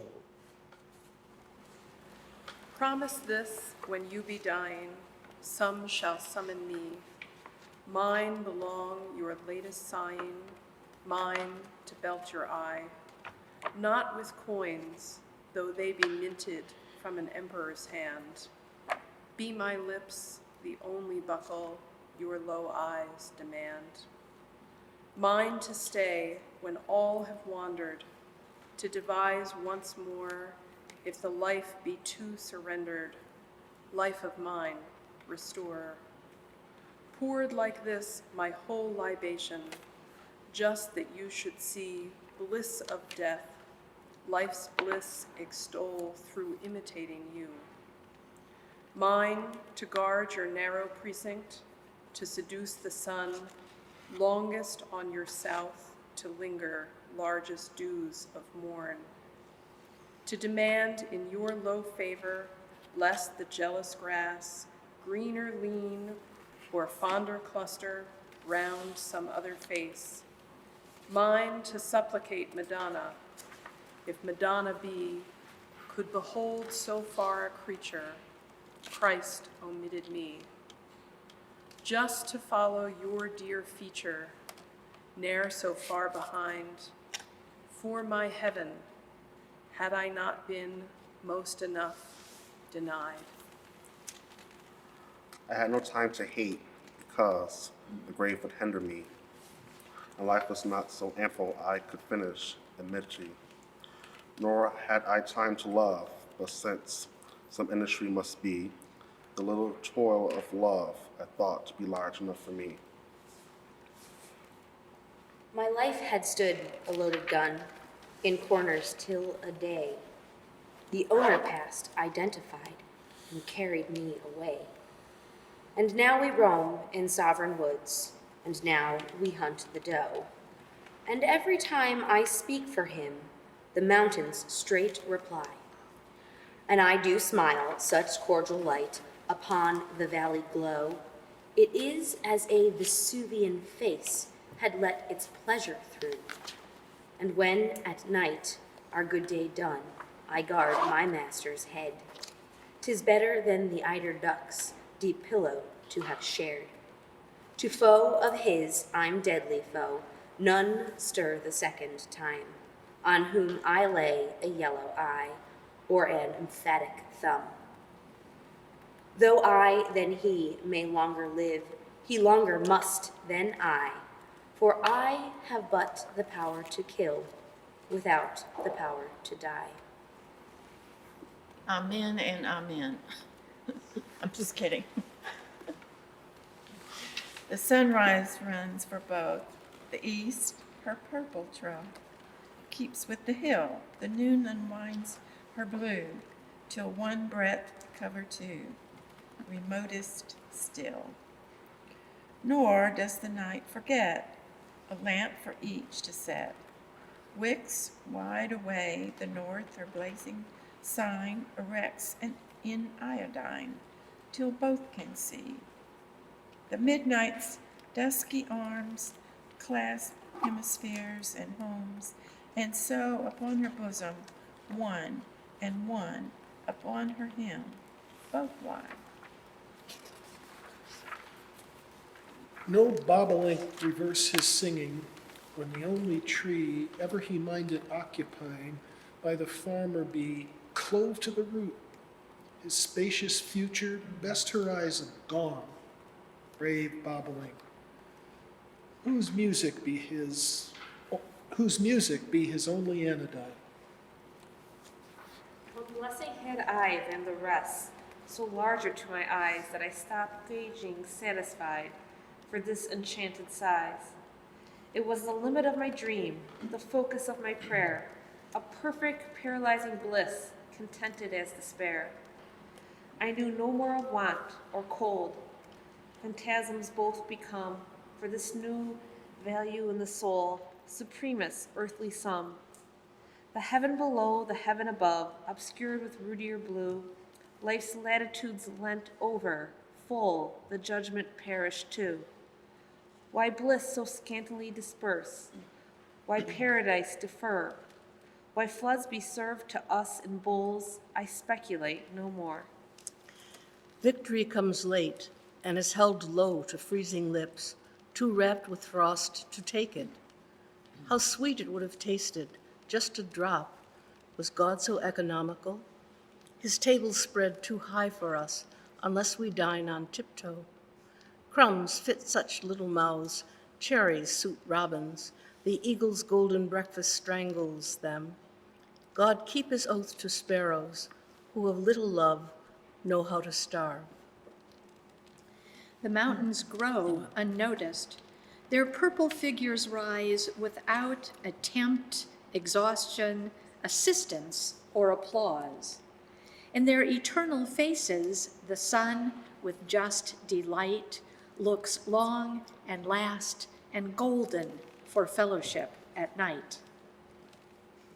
These saw visions, latched them softly. These held dimples, smoothed them slow. This addressed departing accents, quick, sweet mouth to miss thee so. This we stroked, unnumbered, satin. These we held among our own. Fingers of the slim aurora, not so arrogant this noon. These adjust that ran to meet us, pearl for stocking, pearl for shoe. Paradise the only palace fit for her reception now. Strong draughts of their refreshing minds to drink enables mine through desert or the wilderness as bore it sealed wine, to go elastic or as one the camel's trait attained, how powerful the stimulus of an hermetic mind. We miss her not because we see the absence of an eye, except its mind accompany. A bridge society as slightly as the roots of stars ourselves. Asleep below, we know that their superior eyes include us as they go. Essential oils are wrung, the altar from the rose, be not expressed by suns alone. It is the gift of screws. The general rose decay, but this in lady's drawer makes summer when the lady lie in ceaseless rosemary. The sun kept setting, setting still, no hue of afternoon. Upon the village I perceived, from house to house was noon. The dusk kept dropping, dropping still, no dew upon the grass, but only on my forehead stopped and wandered in my face. My feet kept drowsing, drowsing still, my fingers were awake. Yet why so little sound? Myself unto my seeming make. How well I knew the light before, I could not see it now. 'Tis dying I am doing, but I'm not afraid to know. Shells from the coast mistaking, I cherish them for all, happening in after ages to entertain a pearl. Wherefore so late, I murmured, my need for thee be done. Therefore the pearl responded, my period begun. The heaven vests for each in that small deity it craved the grace to worship. some bashful summer's day, half shrinking from the glory, its opportune importune to see, till these faint tabernacles drop in full eternity. How imminent the venture, as one should sue a star for his mean's sake to leave the row and entertain despair. A clemency so common we almost cease to fear, enabling the minutest and furthest to adore. The spirit is the conscious ear we actually hear when we inspect that's audible, that is admitted here. For other services, as sound, there hangs a smaller ear outside the castle that contain the other only here. If he were living, dare I ask, and how if he be dead? And so around the words I went of meeting them, afraid. I hinted changes, lapse of time, the surfaces of years. I touched with caution, lest they crack and show me to my fears. Reverted to adjoining lives, adroitly turning out wherever I suspected graves. 'Twas prudenter, I thought.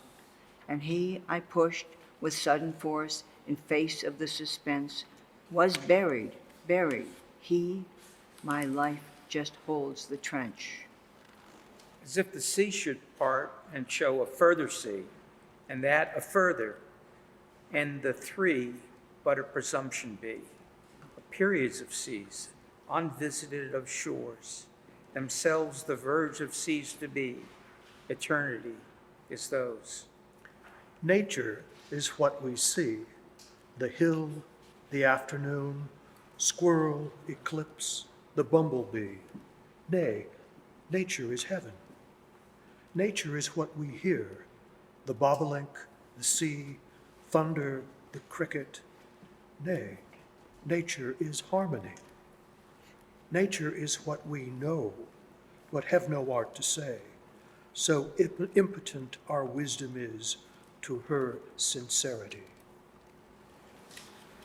Upon concluded lives, there's nothing cooler falls than life's sweet calculations, the mixing bells and palls. Makes lacerating tune to ears the dying side. 'Tis coronal and funeral, saluting in the road. Hath any like myself investigated March, new houses on the hill descried, and possibly a church, that were not, we are sure, as lately as the snow, and are today, if they exist, oh how many may this be so? Hath any like myself conjectured who may be the occupants of the abodes so easily to the sky? 'Twould seem that God should be the nearest neighbors true, and heaven a convenient grace for show or company. Hath any like myself preserved the charm secure, but shunning carefully the place all seasons of the year, excepting March, this then my villages have seen, and possibly a steeple not afterward by men. Each life converges to some center, expressed or still, exists in every human nature, a goal, embodied scarcely to itself, it may be, too fair for credibility's presumption to mar. Adored with caution as a brittle heaven, to reach were hopeless as the rainbow's raiment to touch, yet persevered toward, surer for the distance, how high, unto the saints' slow diligence, the sky. Ungained, it may be, by a life's low venture, but then eternity enable the endeavoring again. Their height in heaven comforts not, their glory not to me. 'Twas best imperfect as it was. I'm finite, I can't see. The house of supposition, the glimmering frontier that skirts the acres of perhaps, to me, shows insecure. The wealth I had contented me. If 'twas a meaner size, then I had counted it until it pleased my narrow eyes. Better than larger values that show, however true, this timid life of evidence keeps pleading, I don't know.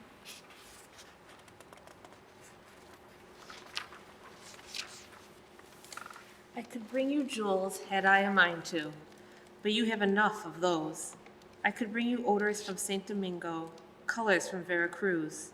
Berries of the Bahamas have I, but this little blaze flickering to itself in the meadow suits me more than those. Never a fellow matched this topaz, and his emeralds swing. Dower itself for a bobadillo, better could I bring. Life is what we make it. Death we do not know. Christ's acquaintance with him justify him, though he would trust no stranger, other could betray. Just his own endorsement, that sufficeth me. All the other distance he hath traversed first. No new mile remaineth, far as paradise. His sure foot preceding, tender pioneer. Base must be the coward, dare not venture now. The judge is like the owl, I've heard my father tell, and owls do build in oaks. So here's an amber sill that's slanted in my path when going to the barn, and if it serve you for a house, itself is not in vain. About the price, 'tis small. I only ask a tune at midnight. Let the owl select his favorite refrain. The props assist the house until the house is built, and then the props withdraw and adequate erect. The house support itself and cease to recollect the scaffold and the carpenter. Just such a retrospect hath the perfected life, a past of plank and nail and slowness, then the stagings drop, affirming it a soul. You've seen balloons set, haven't you? So stately they ascend.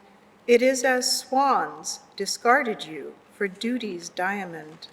Their liquid feet go softly out upon a sea of blonde. They spurn the air as 'twere too mean for creatures so renowned. Their ribbons just beyond the eye, they struggle, some for breath, and yet the crowd applaud below. They would not encore death. The gilded creature strains and spins, trips frantic in a tree, tears open her imperial veins and tumbles in the sea. The crowd retire with an oath, the dust in streets go down, and clerks in counting rooms observe 'twas only a balloon. The zeros taught us phosphorus. We learned to like the fire by handling glaciers. When a boy, and tinder guessed by power, of opposite to equal ought, eclipses, suns imply paralysis, our primer dumb unto fatality. A thought went up my mind today that I have had before. It did not finish some way back. I could not fix the year, nor where it went, nor why it came the second time to me, nor definitely what it was have I the art to say. But somewhere in my soul, I know I've met the thing before. It just reminded me 'twas all and came my way no more. The love of life can show below is but a filament, I know, that diviner thing that faints upon the face of noon and smites the tinder in the sun and hinders Gabriel's wing. 'Tis this in music hints and sways, and far abroad on summer days distills uncertain pain. 'Tis this enamors in the east and tints the transit of the west with harrowing iodine. 'Tis this invites, appalls, endows, flits, glimmers, proves dissolves, returns, suggests, convicts, and chance then flings in paradise. A first mute coming in the stranger's house, a first fair going when the bells rejoice, a first exchange of what hath mingled been for lot, exhibited to faith alone. Out of sight, what of that? See the bird, reach it. Curve by curve, sweep by sweep, round the steep air. Danger, what is that to her? Better just to fail there than debate here. Blue is blue the world through. Amber, amber, do. Seek, friend, and see. Heaven is shy of earth, that's all. Bashful heaven, thy lovers small, hide too from thee. No matter now, sweet, but when I'm Earl, won't you wish you'd spoken to that dull girl? Trivial a word, just trivial a smile, but won't you wish you'd spared one when I'm Earl? I shan't need it then, crests will do, eagles on my buckles, on my belt too. Ermine, my familiar gown, say, sweet, then, won't you wish you'd smiled just me upon? The moon was but a chin of gold a night or two ago, and now she turns her perfect face upon the world below. Her forehead is of amplest blonde, her cheek a beryl hewn, her eye unto the summer dew, the likest I have known. Her lips of amber never part, but what must be the smile upon her friend she could confer, were such her silver will. And what a privilege to be but the remotest star, for certainty she take her way beside your palace door. Her bonnet is the firmament, the universe her shoe, the stars, the trinkets at her belt, her dimities of blue. You said that I was great one day, then great it be, if that please thee, or small, or any size at all, nay, I'm the size suit thee. Tall, like the stag, with that, or lower, like the wren, or other heights of other ones I've seen. Tell which, it's dull to guess, and I must be rhinoceros or mouse at once for thee. So say, if queen it be, or page, please thee, I'm that, or naught, or other thing, if other thing there be. With justice stipulous, I suit thee.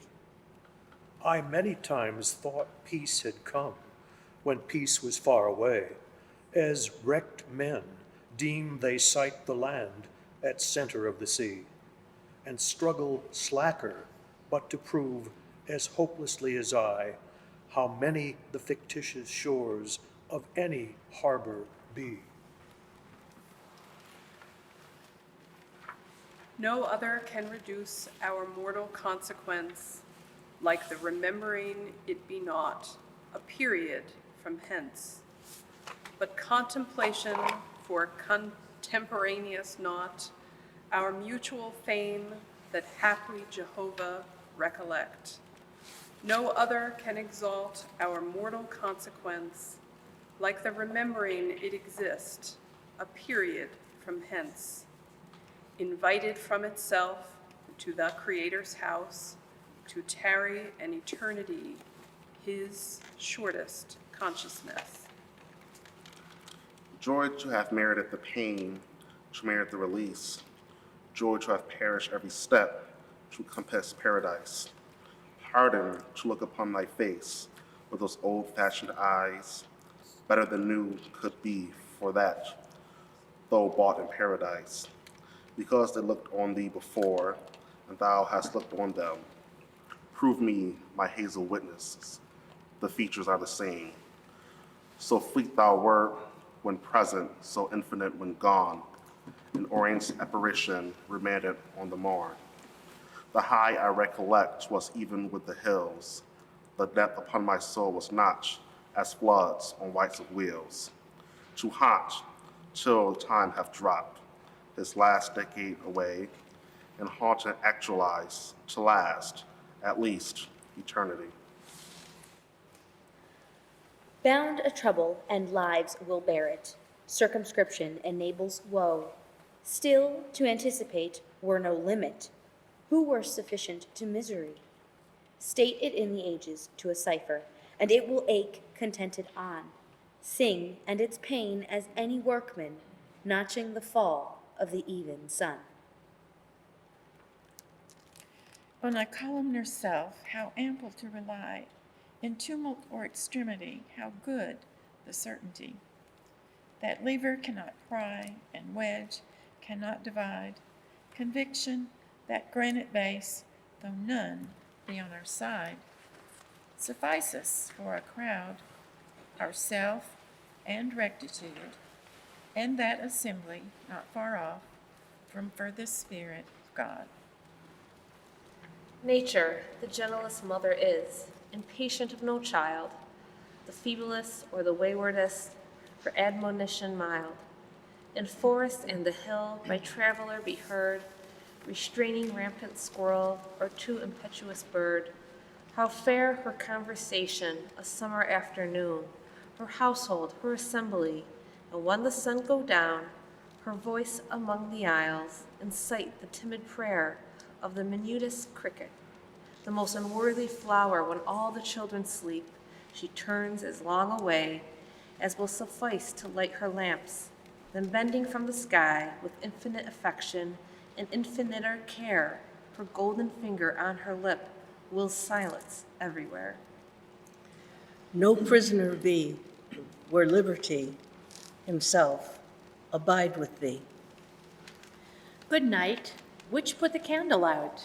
A jealous zephyr, not a doubt. Ah, friend, you little knew how long at that celestial wick the angels labored diligent, extinguished now for you. It might have been the lighthouse spark some sailor rowing in the dark had importuned to see. It might have been the waning lamp that lit the drummer from the camp to purer reveille. Behind me dips eternity, before me immortality, myself the term between, death but the drift of eastern gray, dissolving into dawn away before the west begin. 'Tis kingdoms afterward, they say, in perfect pauseless monarchy, whose prince is son of none himself, his dateless dynasty himself diversify and duplicate divine. 'Tis miracle before me then, 'tis miracle behind, between a crescent in the sea, with midnight to the north of her, and midnight to the south of her, and maelstrom in the sky. She dwelleth in the ground where daffodils abide, her maker, her metropolis, the universe, her maid, to fetch her grace and hue and fairness and renown, the firmaments to pluck her and fetch her thee, be mine. Sweet mountains, you tell me no lie, never deny me, never fly. Those same unwavering eyes turn on me when I fail or feign or take the royal names in vain. Their far, slow, violet gaze. My strong Madonnas cherish still the wayward nun beneath the hill, whose service is to you her latest worship when the day fades from the firmament away to lift her brows on you. It tossed and tossed, a little brig I knew, o'ertook by blast, it spun and groped delirious for morn. It slipped and slipped, as one that drunken stepped, its right foot tripped, then dropped from sight. Ah, brig, good night, to crew and you, to ocean's heart too smooth, too blue, to break for you. It's easy to invent a life. God does it every day.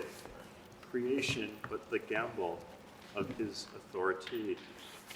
It's easy to efface it, the thrifty deity could scarce for eternity to spontaneity. The perished patterns murmur, but his perturbless plan proceed, inserting here a son, there leaving out a man.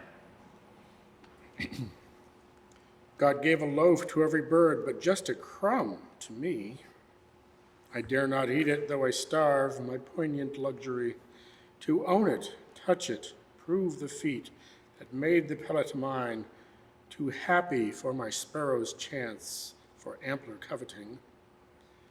It might be famine all around, I could not miss an ear, such plenty smiles upon my board, my garner shows so fair. I wonder how the rich may feel, an Indiaman, an earl. I deem that I, with but a crumb, am sovereign of them all. Where thou art, that is home. Cashmere or Calvary, the same. Degree or shame. I scarce esteem location's name, so I may come. What thou dost is delight. Bondage is play, be sweet. Imprisonment content, and sentence sacrament. Just we two meet. Where thou art not is woe, though bands of spices row. What thou dost not despair, though Gabriel praise me, sir. We thirst at first, 'tis nature's act, and later when we die, a little water supplicate of fingers going by. It intimates the finer want, whose adequate supply is that great water in the west, termed immortality. Through the straight paths of suffering, the martyrs even trod, their feet upon temptation, their foreheads upon God. A stately shriven company, convulsion playing round, harmless as streaks of meteor upon a planet's bond. Their faith the everlasting troth, their expectation sure, the needle to the north degree, wades so through polar air. Precious to me, she still shall be, though she forget the name I bear. The fashion of the gown I wear, the very color of my hair, so like the meadows, now I dare to show a tress of theirs. If haply she might not despise a buttercup's array, I know the whole obscures the part, the fraction, that appeased the heart till number's empery, remembered as the milliner's flower when summer's everlasting dower confronts the dazzled bee. Dropped into the ether acre, wearing the sod gown, bonnet of everlasting laces, brooch frozen on. Horses of blonde and coach of silver, baggage a strapped pearl, journey of down and whip of diamond, riding to meet the earl.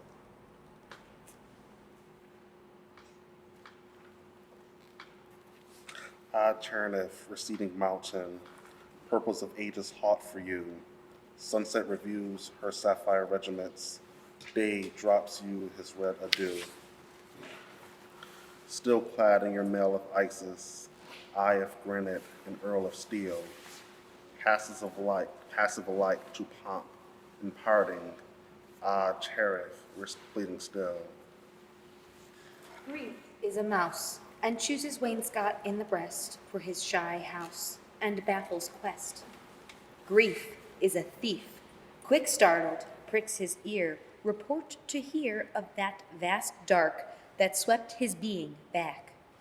Grief is a juggler, boldest at the play, lest if he flinch the eye that way, pounce on his bruises, one, say, or three. Grief is a gourmand, spare his luxury. Best grief is tongueless, before he'll tell, burn him in the public square. His ashes will, possibly, if they refuse. How then know, since a rack couldn't coax a syllable now.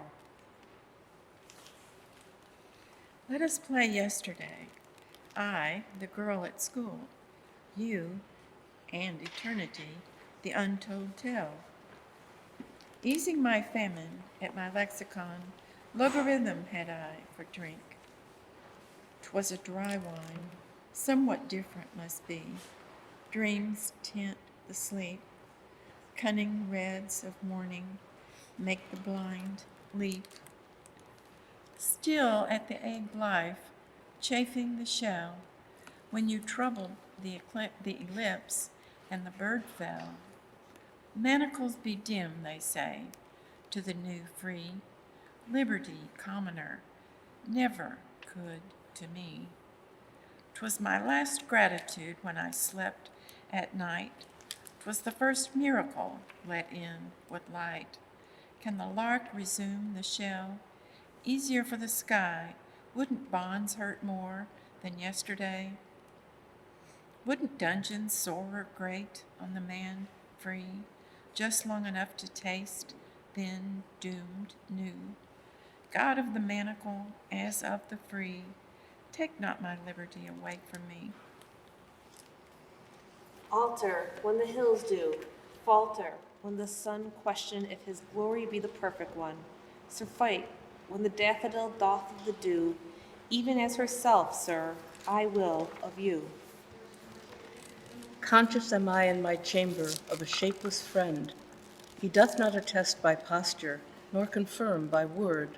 Neither place need I present him fitter courtesy, hospitable intuition of his company.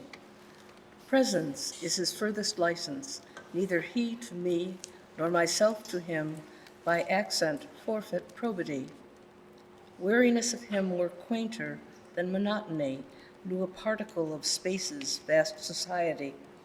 Neither, if he visit other, do he dwell, or nay, know I, but instinct esteem him immortality.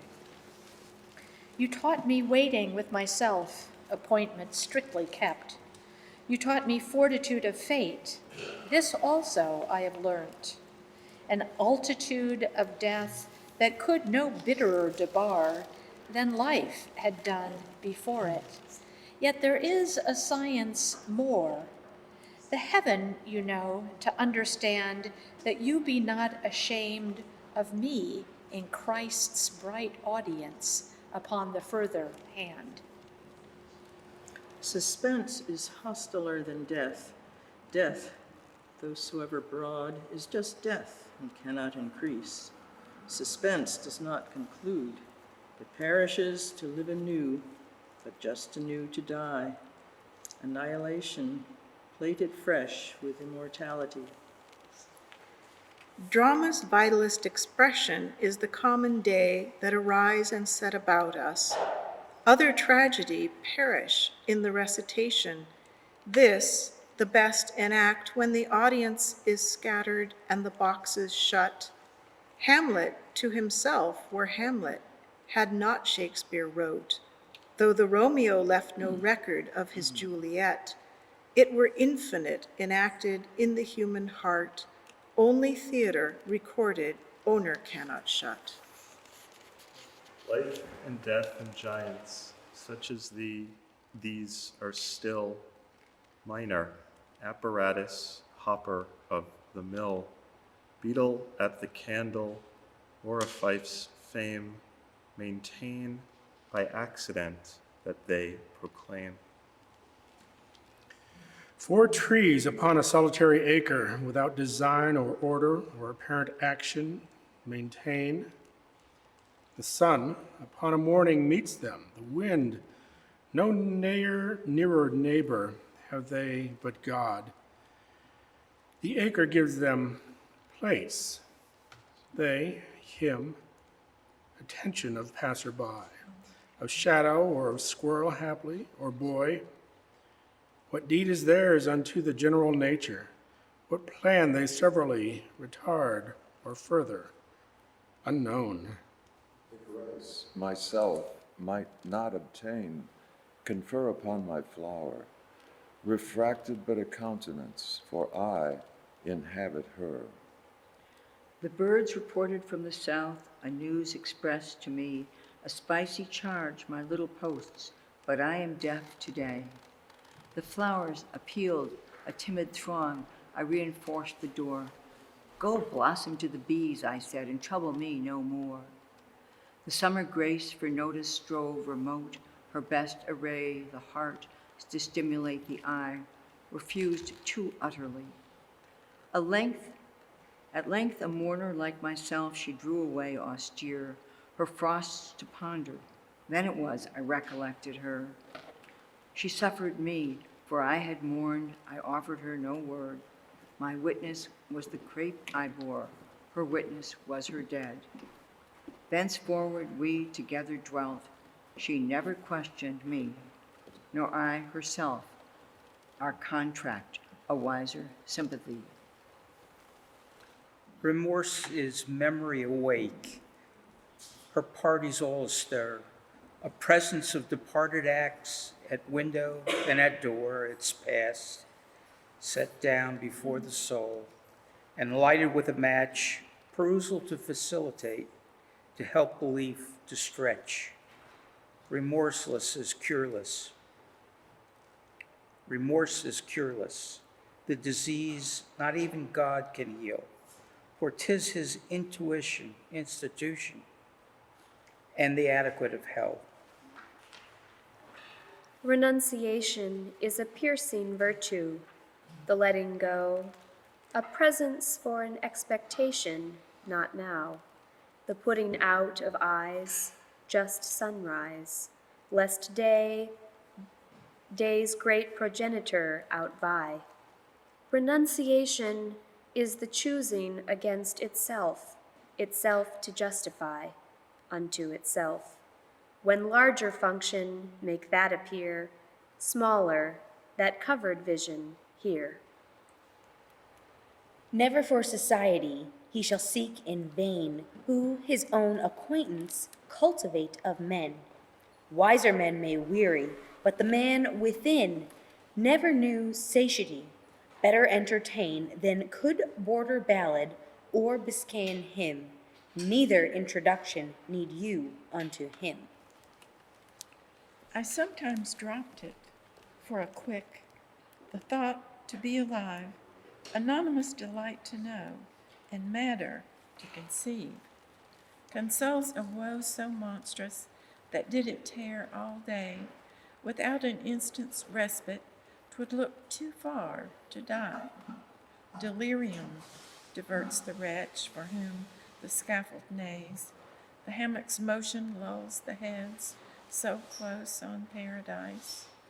A reef, crawled easy from the sea, eats off the brittle line. The sailor doesn't know the stroke until he's past the pain. It dropped so low in my regard, I heard it hit the ground and go to pieces on the stones at bottom of my mind. Yet blamed the fate that fractured less than I reviled myself for entertaining plated wares upon my silver shelf. Autumn overlooked my knitting. Dyes, said he, have I, could disparage a flamingo. Show me them, said I. Cochineal I chose, for deeming it resemble thee, and the little border dusker for resembling me. Bloom upon the mountain stated, blameless of a name, efflorescence of a sunset reproduced the same.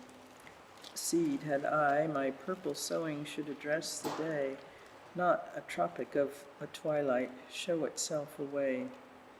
Who for tilling to the mountain come and disappear, whose be her renown or fading, witness is not here. While I state the solemn petals far as north and east, far as south and west expanding, culminate in rest.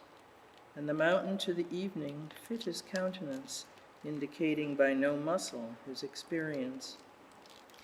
Publication is the auction of the mind of man. Poverty be justifying for so foul a thing, possibly, but we would rather from our garret go white unto the white Creator than invest our snow. Thought belonged to him who gave it, then to him who bare its corporeal illustration. Sell the royal air in the parcel, be the merchant of the heavenly grace, but reduce no human spirit to disgrace of price. All but death can be adjusted, dynasties repaired, systems settled in their sockets, citadels dissolved, wastes of lives resown with colors by succeeding springs. Death unto itself, exception, is exempt from change. Growth of man, like growth of nature, gravitates within. Atmosphere and sun endorse it, but it stir alone. Each, its difficult ideal, must achieve itself through the solitary prowess of silent life. Effort is the soul condition, patience of itself, patience of opposing forces, and intact belief. Looking on is the department of its audience, but transaction is assisted by no countenance.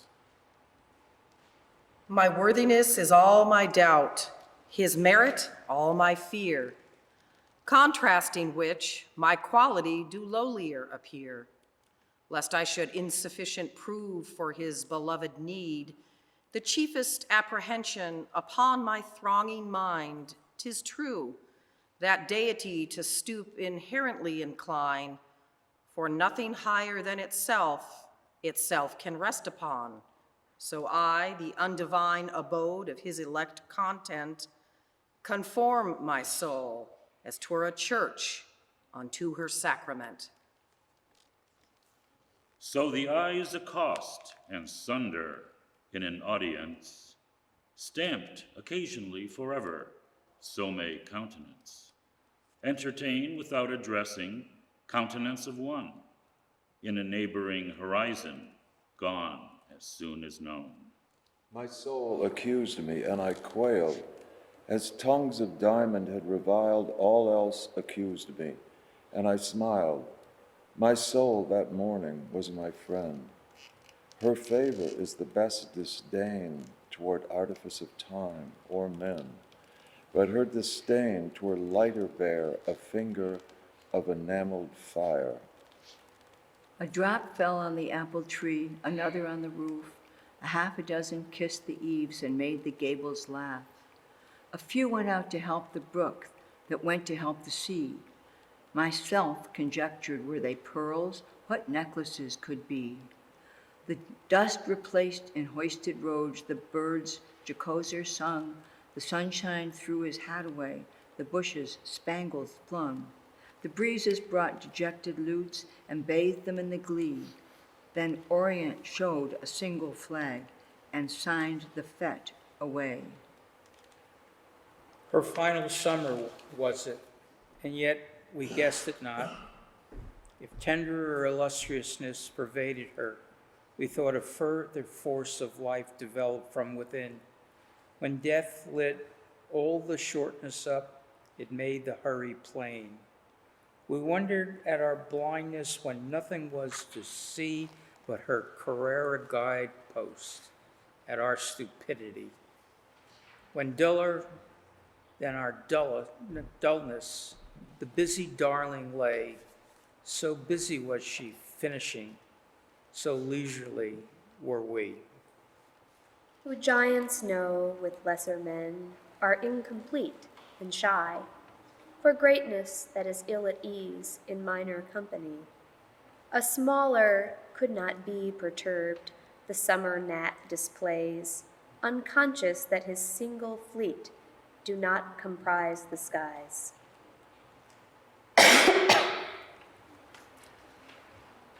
By my window have I for scenery just a sea with a stem. If the bird and the farmer deem it a pine, the opinion will do for them. It has no port nor a line, but the jays that split their route to the sky, or a squirrel whose giddy peninsula may be easier reached this way. For inlands, the earth is the underside, and the upper side is the sun, And its commerce, if commerce it have, of spice, I infer from the odors born. Of its voice to affirm, when the wind is within, can the dumb define the divine? The definition of melody is, that definition is none. It suggests to our faith, they suggest to our sight. When the latter is put away, I shall meet with conviction I somewhere met that immortality. Was the pine at my window a fellow of the royal infinity? Apprehensions are God's introductions to be hallowed accordingly. Defrauded I, a butterfly, the lawful air for thee. I want, it pleaded, all its life. I want was chief it said. When skill entreated it, the last, and when so newly dead, I could not deem it late to hear that single steadfast sigh the lips had placed as with a pleas toward eternity. It was a grave, yet bore no stone. Enclosed 'twas not of rail, a consciousness its acre, and it held a human soul. Entombed by whom, for what offense, if home or foreign born, had I the curiosity 'twere not appeased of man? Till resurrection, I must guess, denied the small desire arose upon its ridge to sow or sacrificial flower. She staked her feathers, gained an arc, debated, rose again, this time beyond the estimate of envy or of men. And now among circumference her steady boat be seen, at home among the billows, as the bow where she was born. Despair's advantage is achieved by suffering, despair. To be assisted of reverse, one must reverse have bore. The worthiness of suffering, like the worthiness of death, is ascertained by tasting, as can no other mouth. Of savors make us conscious, as did ourselves partake. Affliction feels impalpable until ourselves are struck. Two were immortal twice, the privilege of few. Eternity obtained in time, reversed divinity. That our ignoble eyes the quality conceive of paradise superlative through their comparative. I play at riches to appease the clamoring for gold. It kept me from a thief, I think, for often, overbold with want and opportunity, I could have done a sin and been myself that easy thing, an independent man. And often as my lot's displays too hungry to be born, I deem myself what I would be, and novel comforting my poverty and I derive. We question if the man who owns esteem the opulence, as we who never can.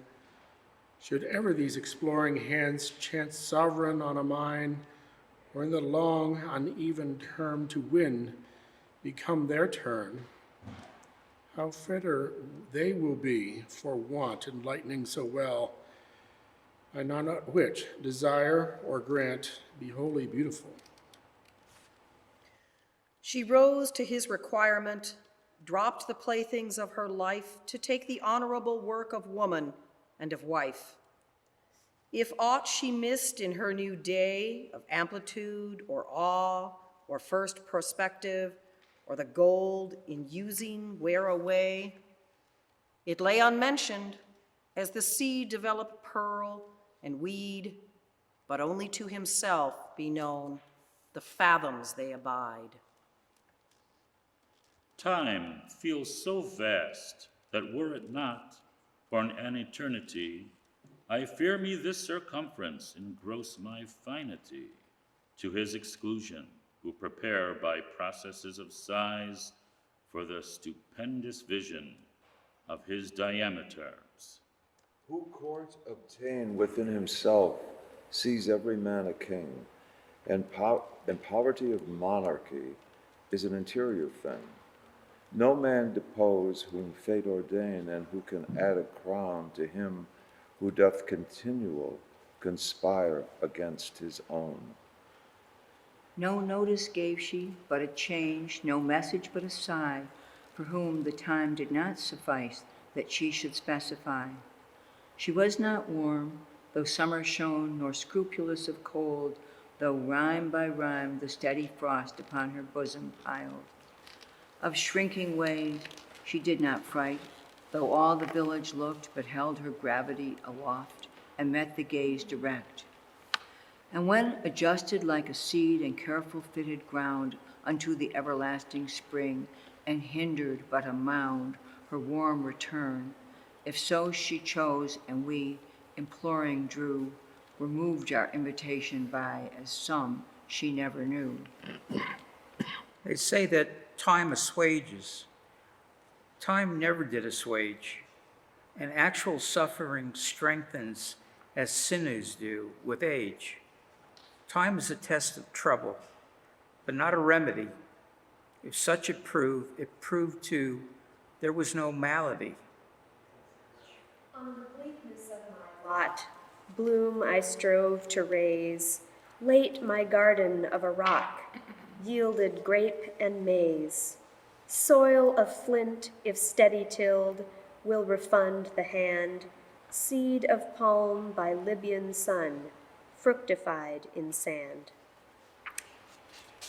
This bauble was preferred of bees, by butterflies admired, at heavenly, hopeless distances was justified of bird. Did noon enamel in herself, was summer to a score, who only knew of universe it had created her. A plated life, diversified, with gold and silver pane, to prove the presence of the ore in particles to swin a value struggle. It exists, a power will proclaim, although annihilation pile whole chaoses on him. Expectation is contentment, gain satiety, but satiety conviction of necessity, of an austere trait in pleasure, good without alarm, is a too established fortune. Danger deepens some. None can experience stint who bounty have not known. The fact of famine could not be except for fact of corn. Want is a meager art acquired by reverse. The poverty that was not wealth cannot be indigence. The hallowing of pain, like hallowing of heaven, obtains at a corporeal cost. The summit is not given to him who strives severe at middle of the hill, but he who has achieved the top, all is the price of all. Deprived of other banquet, I entertain myself, at first a scant nutrition, an insufficient loaf, but grown by slender addings to so esteemed a size, 'tis sumptuous enough for me, and almost to suffice. A robin's famine, able, red pilgrim, he and I, a berry from our table, reserve for charity. It is a lonesome glee, yet satisfies the mind with fair association. Afar upon the wind, a bird to overhear, delight without a cause, a restless as invisible, a matter of the skies. If blame be my side, forfeit me, but doom me not to forfeit thee. To forfeit thee? The very name is sentence from belief and home. Purple. The color of a queen is this, the color of a sun, at setting, this in amber, beryl, and this at noon, and when at night auroran whiffs fling suddenly on men, 'tis this and witchcraft nature keeps, a rank for iodine. To be alive is power, existence in itself without a further function, omnipotence enough. To be alive and will, 'tis able as a God, the maker of ourselves, be what? Such being finitude. The loneliness one dare not sound and would as soon surmise as in its grave go plumbing to ascertain the size. The loneliness whose worst alarm is lest itself should see and perish from before itself for just a scrutiny.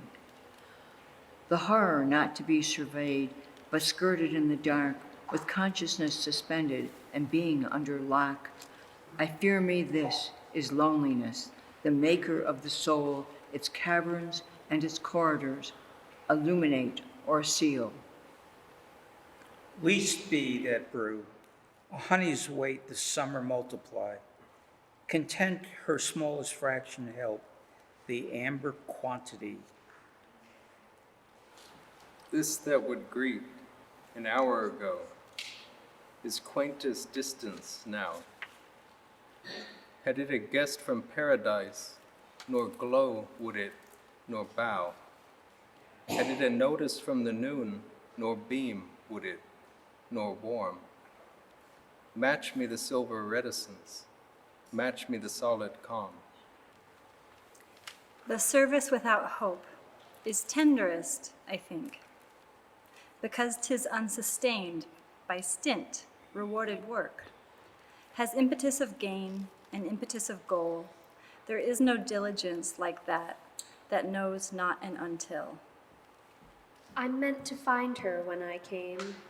Death had the same design, but the success was his, it seems, and the discomfit mine. I meant to tell her how I longed for just this single time, but death had told her so the first, and she had passed with him. To wander now is my repose. To rest would be a privilege of hurricane to memory and me. The truth is stirless, other force may be presumed to move. This, then, is best for confidence when oldest cedars swerve, and oaks untwist their fists, and mountains feeble lean. How excellent a body that stands without a bone. How vigorous a force that holds without a prop. Truth stays herself, and every man that trusts her boldly up. A south wind has a pathos of individual voice, as one detect on landings and immigrants' address, a hint of ports and peoples, and much not understood, the fairer for the farness and for the foreignhood. To wait an hour is long, if love be just beyond. To wait eternity is short, if love reward the end. There is an arid pleasure as different from joy as frost is different from dew. Like element are they, yet one rejoices flowers, and one the flowers abhor. The finest honey curdled is worthless to the bee. The birds begun at 4 o'clock, their period for dawn, a music numerous as space, but neighboring as noon. I could not count their force. Their voices did expend as brook by brook bestows itself to multiply the pond. Their witnesses were not, except occasional man in homely industry arrayed to overtake the morn.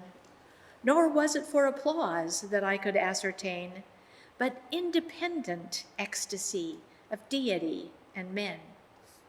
By 6, the flood had done. No tumult there had been of dressing or departure, and yet the band was gone. The sun engrossed the east. The day controlled the world. The miracle that introduced, forgotten as fulfilled.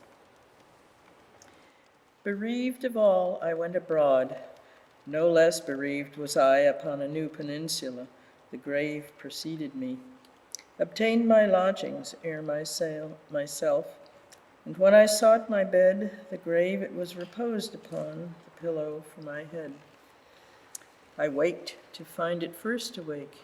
I rose, it followed me. I tried to drop it in the crowd, to lose it in the sea. In cups of artificial drowse, to steep its shape away.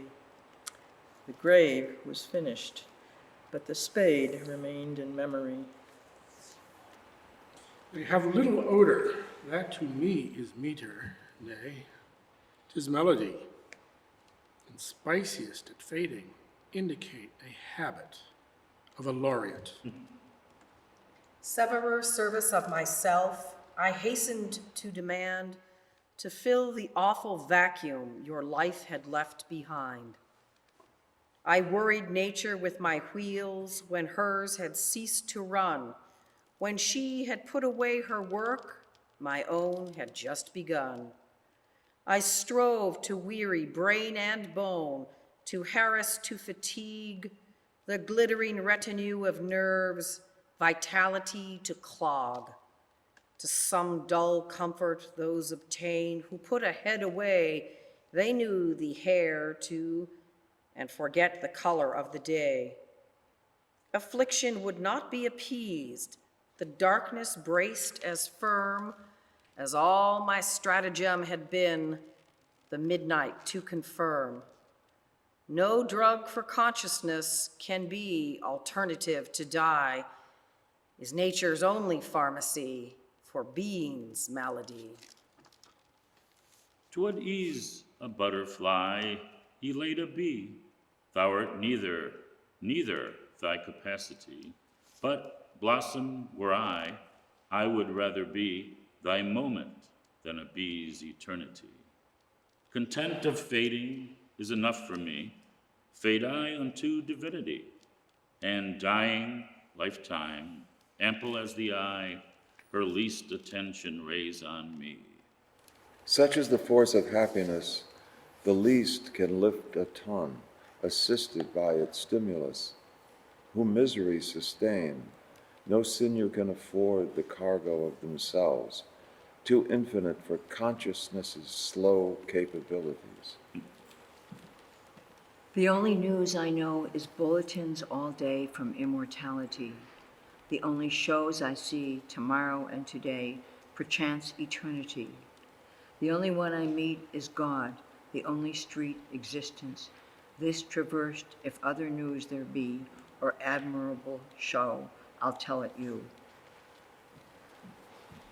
Wert thou but ill, that I might show thee how long a day I could endure, though thine attention stop not on me, nor the least signal me assure.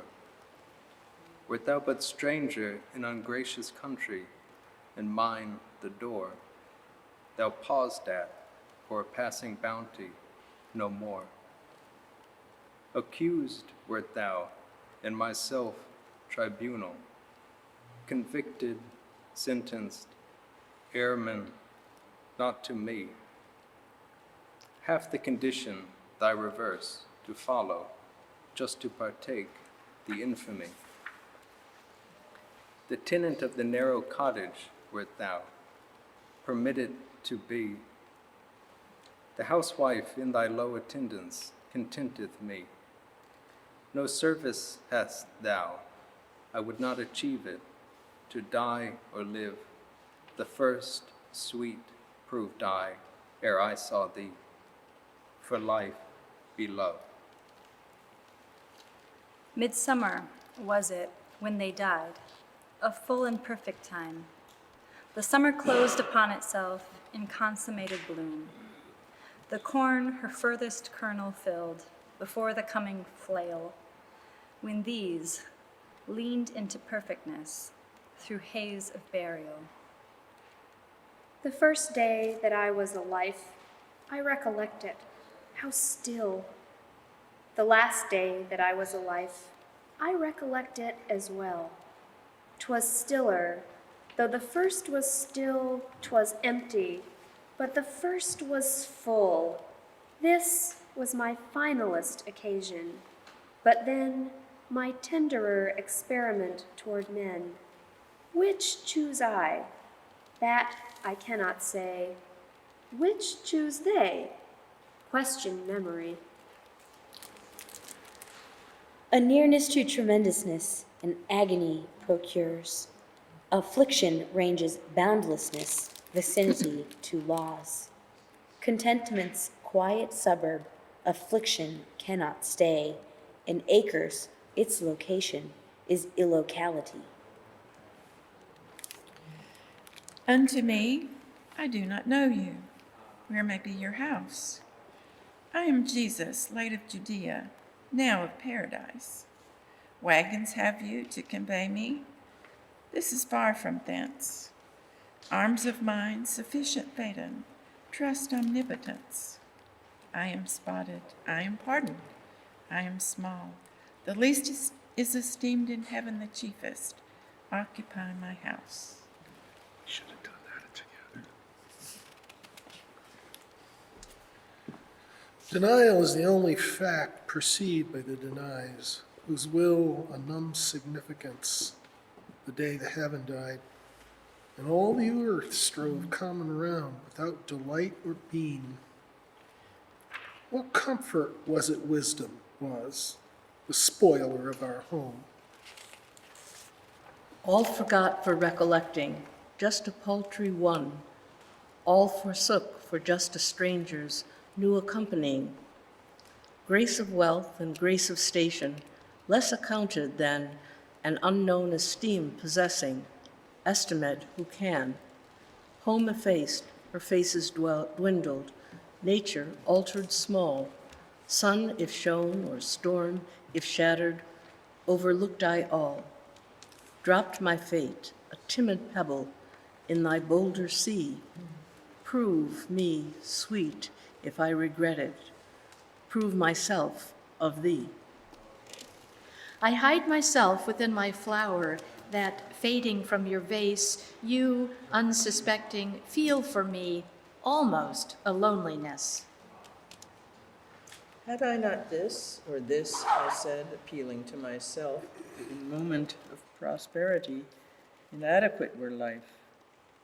Thou hast not me, nor me, it said, in moment of reverse, and yet thou art industrious, no need hast thou of us. My need was all I had, I said. The need did not reduce, because the food exterminate, the hunger does not cease. But diligence is sharper, proportioned to the chance to feed upon the retrograde, enfeebles the advance. Between my country and the others, there is a sea, but flowers negotiate between us as ministry. The admirations and contempts of time show justice through an open tomb. The dying, as it were a height, reorganizes estimate of what we saw not, we distinguish clear, and mostly see not what we saw before. 'Tis compound vision, light enabling light, the finite furnished with the infinite, convex and concave witness, back toward time and forward toward the God of him. Till death is narrow loving, the scantest heart extant will hold you till your privilege of finiteness is spent. But he whose loss procures you such destitution that your life too abject for itself thenceforward imitate, until resemblance perfect, yourself for his pursuit, delight of nature, abdicate, exhibit love somewhat. 'Tis sunrise, little maid. Hast thou no station in the day? 'Twas not thy wont to hinder so, retrieve thine industry. 'Tis noon, my little maid, alas, and art thou sleeping yet? The lily waiting to be wed, the bee hast thou forgot. My little maid, 'tis night, alas, that night should be to thee. Instead of morning, hast thou broached thy little plan to die? Dissuade thee, if I could not, sweet, I might have aided thee. Pain expands the time, Ages coil within the minute circumference of a single brain. Pain contracts the time, occupied with shot, gamuts of eternities are as they were not. Fitter to see him I may be for the long hindrance, grace to me with summers and with winters grow some passing year, a trait bestowed, to make me fairest of the earth. The waiting then will seem so worth I shall impute with half a pain the blame that I was chosen then. Time to anticipate his gaze, its first delight, and then surprise, the turning o'er and o'er my face, for evidence it be the grace he left behind one day, so less he seek conviction that, be this, I only must not grow so new that he'll mistake and ask for me of me, when first unto the door I go, to elsewhere go no more. I only must not change so fair he'll sigh, the other, she is where? The love, though will array me right, I shall be perfect in his sight. If he perceive the other truth upon an excellenter youth, how sweet I shall not lack and vain, but gain through loss, through grief obtain the beauty that reward him most, the beauty of demand at rest. He who in himself believes, fraud cannot presume. Faith is constancy's result, and assumes from home, cannot perish, though it fail every second time, but to face vicariously were some other shame. Color, caste, denomination. These are time's affair. Death's diviner classifying does not know they are. As in sleep, all hue forgotten, tenants put behind, death's large democratic fingers rub away the brand. If Circassian, he is careless, if he put away chrysalis of blonde, or umber, equal butterfly. They emerge from his obscuring what death knows so well, our minuter intuitions deem unplausible. I make his crescent fill or lack. His nature is at full or quarter, as I signify. His tides do I control. He holds superior in the sky or gropes at my command, behind inferior clouds, or round a mist's slow colonnade.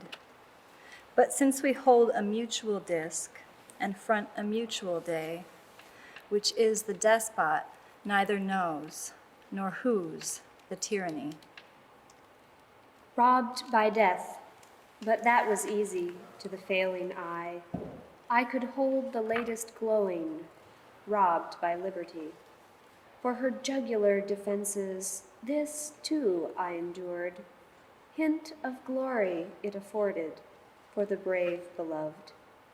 Fraud of distance, fraud of danger, fraud of death to bear. It is bounty to suspense's vague calamity, staking our entire possession on a hair's result, then seesawing coolly on it, trying if it split. Unfulfilled to observation, incomplete to eye, but to faith a revolution in locality. Unto us the suns extinguish, to our opposite, new horizons they embellish, fronting us with night. A tongue to tell him I am true, its fee to be of gold. Had nature in her monstrous house a single ragged child, to earn a mine would run that interdicted way, and to tell him, charge thee, speak it plain, that so far truth is true, and answer what I do, beginning with the day, that night begun, nay, midnight 'twas, since midnight happened, say, if once more Pardon, boy, the magnitude thou may. Enlarge my message, if too vast, another lad help thee. Thy pay in diamonds be, and his in solid gold. Say rubies, if he hesitate, my message must be told. Say, last I said, was this, that when the hills come down and hold no higher than the plain, my bond have just begun. And when the heavens disband and deity conclude, then look for me. Be sure you say, least figure on the road. I could not prove the years had feet, yet confident they run am I, from symptoms that are past and series that are done. I find my feet have further goals. I smile upon the aims that felt so ample yesterday. Today's have vaster claims. I do not doubt the self I was. 'Twas competent to me, but something awkward in the fit proves that outgrown I see. What soft cherubic creatures these gentlewomen are. One would as soon assault a plush or violate a star. Such dimity convictions, a horror so refined of freckled human nature, of deity ashamed. It's such a common glory, a fisherman's degree. Redemption, brittle lady, be so ashamed of thee. You know that portrait in the moon, so tell me who 'tis like. The very brow, the stooping eyes, a fog for, say, whose sake? The very pattern of the cheek, it varies in the chin, but Ishmael, since we met, 'tis long, and fashions intervene. When moon's at full, 'tis thou, I say, my lips just hold the name. When crescent, thou art worn, I note, but there the golden same. And when some night bold slashing clouds cut thee away from me, that's easier than the other film that glazes holiday. Funny to be a century and see the people going by. I should die of the oddity, but then I'm not so staid as he. He keeps his secret safely, very, were he to tell, extremely sorry. This bashful globe of ours would be so dainty of publicity. Not probable, the barest chance, a smile too few, a word too much, and far from heaven as the rest, the soul so close on paradise. What if the bird, from journey far, confused by sweets, as mortals are, forget the secret of his wing and perish, but a bough between, O groping feet, O phantom queen. The night is almost done and sunrise grows so near that we can touch the spaces. It's time to smooth the hair and get the dimples ready and wonder we could care for that old faded midnight that frightened but an hour.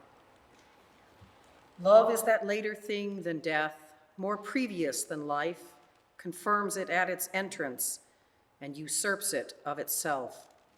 Tastes death, the first to hand the sting, the second to its friend, disarms the little interval, deposits him with God, then hovers an inferior guard, lest this beloved charge need once in an eternity a smaller than the large. Struck was I, nor yet by lightning. Lightning lets away power to perceive his process with vitality. Maimed was I, yet not by venture, stone of stolid boy, nor a sportsman's peradventure. Who mine enemy? Robbed was I, intact to bandit, all my mansion torn. Sun withdrawn to recognition, furthest shining done. Yet was not the foe of any, not the smallest bird, in the nearest orchard dwelling, be of me afraid. Most I love the cause that slew me, often as I die, its beloved recognition, holds a sun on me, best at setting as his nature's neither witnessed rise, till the infinite aurora in the other's eyes. Patience has a quiet outer. Patience, look within, is an insect's futile forces infinites, between scaping one against the other fruitlessly to fling. Patience is the smile's exertion through the quivering. It bloomed and dropped a single noon, the flower distinct and red.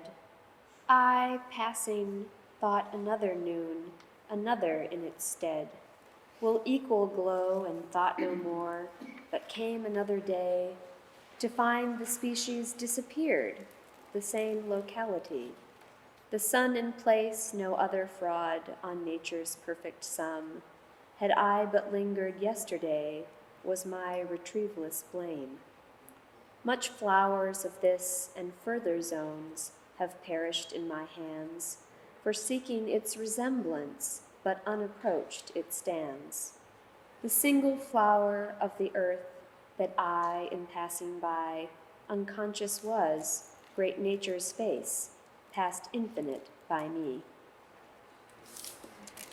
This merit hath the worst, it cannot be again, when fate hath taunted last and thrown her furthest stone. The maimed may pause and breathe and glance securely round. The deer attracts no further than it resists the hound. We can but follow to the sun as oft as he go down. He leave ourselves a sphere behind. 'Tis mostly following. We go no further with the dust than to the earthen door, and then the panels are reversed, and we behold no more. This dust and its feature, accredited today, will in a second future cease to identify. This mind and its measure attune minute area, for its enlarged inspections comparison appear. This world and its species, a too concluded show for its absorbed attentions, or remotest scrutiny. I felt a cleaving in my mind, as if my brain had split. I tried to match it seam by seam, but could not make them fit. The thought behind I strove to join unto the thought before, but sequence raveled out of sound, like balls upon a floor. Fairer through fading, as the day into the darkness dips away, half her complexion of the sun, hindering, haunting, perishing, rallies her glow like a dying friend, teasing with glittering amend, only to aggravate the dark through an expiring, perfect look. What I see not, I better see. Through faith, my hazel eye hath periods of shutting, but no lid has memory. For frequent, all my sense obscured, I equally behold, as someone held a light unto the features so beloved. And I arise, and in my dream do thee distinguished grace, till jealous daylight interrupt and mar thy perfectness. A coffin is a small domain, yet able to contain a citizen of paradise in its diminished plane. A grave is a restricted breadth, yet ampler than the sun and all the seas he populates and lands he looks upon, to him who on its small repose bestows a single friend, circumference without relief or estimate or end. I learned at least what home could be, how ignorant I had been of pretty ways of covenant, how awkward at the hymn. Round our new fireside, but for this pattern of the way whose memory drowns me like the dip of a celestial sky, celestial sea. What mornings in our garden guessed, what bees for us to hum, with only birds to interrupt the ripple of our theme. And task for both when play be done, Your problem of the brain and mine some foolisher effect, a ruffle or a tune, the afternoons together spent, and twilight in the lanes, some ministry to poorer lives, seen poorest through our gains. And then return, and night, and home, and then away to you to pass a new, diviner care, till sunrise take us back to seeing transmuted, vivider. This seems a home, and home is not, but what that place could be, afflicts me as a setting sun where dawn knows how to be. Experience is the angled road, preferred against the mind by paradox, the mind itself, presuming it to lead. Quite opposite, how complicate the discipline of man, compelling him to choose himself his pre-appointed plan. 'Twas awkward, but it fitted me, an ancient-fashioned heart. Its only lore, its steadfastness in change, unerudite.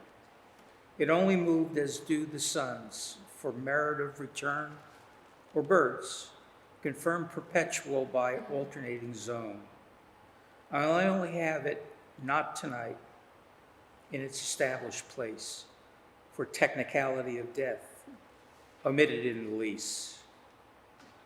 The soul's distinct connection with immortality is best disclosed by danger or quick calamity, as lightning on the landscape exhibits sheets of place, not yet suspected but for flash and click and suddenness. Too little way the house must lie from every human heart that holds in undisputed lease a white inhabitant. Too narrow is the right between, too imminent the chance. Each consciousness must emigrate and lose its neighbor once. A doubt if it be us assists the staggering mind in an extremer anguish until it footing find. An unreality is lent, a merciful mirage that makes the living possible while it suspends the lives. Absence disembodies, so does death, hiding individuals from the earth. Superstition helps, as well as love. Tenderness decreases as we prove. Split the lark, and you'll find the music. Bulb after bulb in silver rolled, scantily dealt to the summer morning, saved for your ear when lutes be old. Loose the flood, you shall find it patent, gush after gush reserved for you. Scarlet experiment, skeptic Thomas, now do you doubt that your bird was true? Light is sufficient to itself. If others want to see, it can be had on window panes some hours in the day, but not for compensation. It holds as large a glow to squirrel in the Himalaya precisely as to you. That distance was between us, that is not mile or main. The will it is that situates, equator never can. Perhaps you think me stooping. I'm not ashamed of that. Christ stooped until he touched the grave. Do those at sacrament commemorate dishonor? Or love annealed of love until it bend as low as death redignified above? That is solemn we have ended, be it but a play, or a glee among the garret, or a holiday, or a leaving home, or later, parting with the world. We have understood for better, still to be explained. They ask but our delight, the darlings of the soil, and grant us all their countenance for a penurious smile.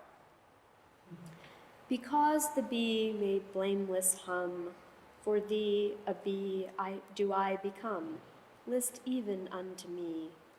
Because the flowers unafraid may lift a look on thine, a maid alway a flower would be.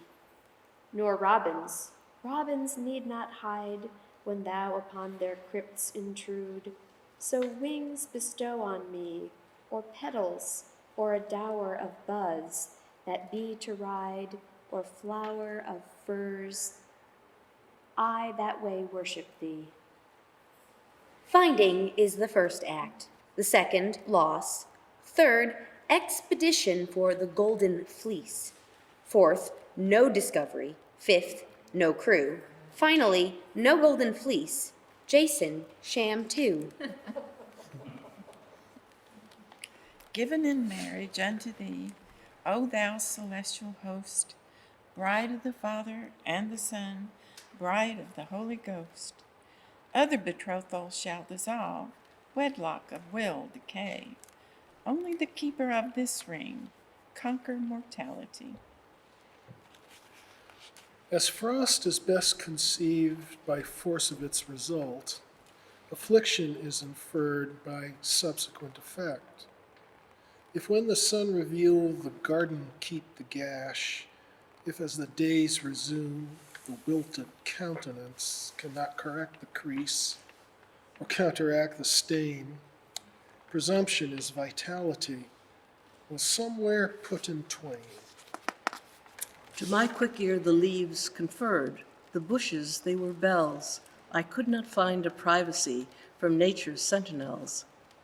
In cave if I presumed to hide, the walls begun to tell.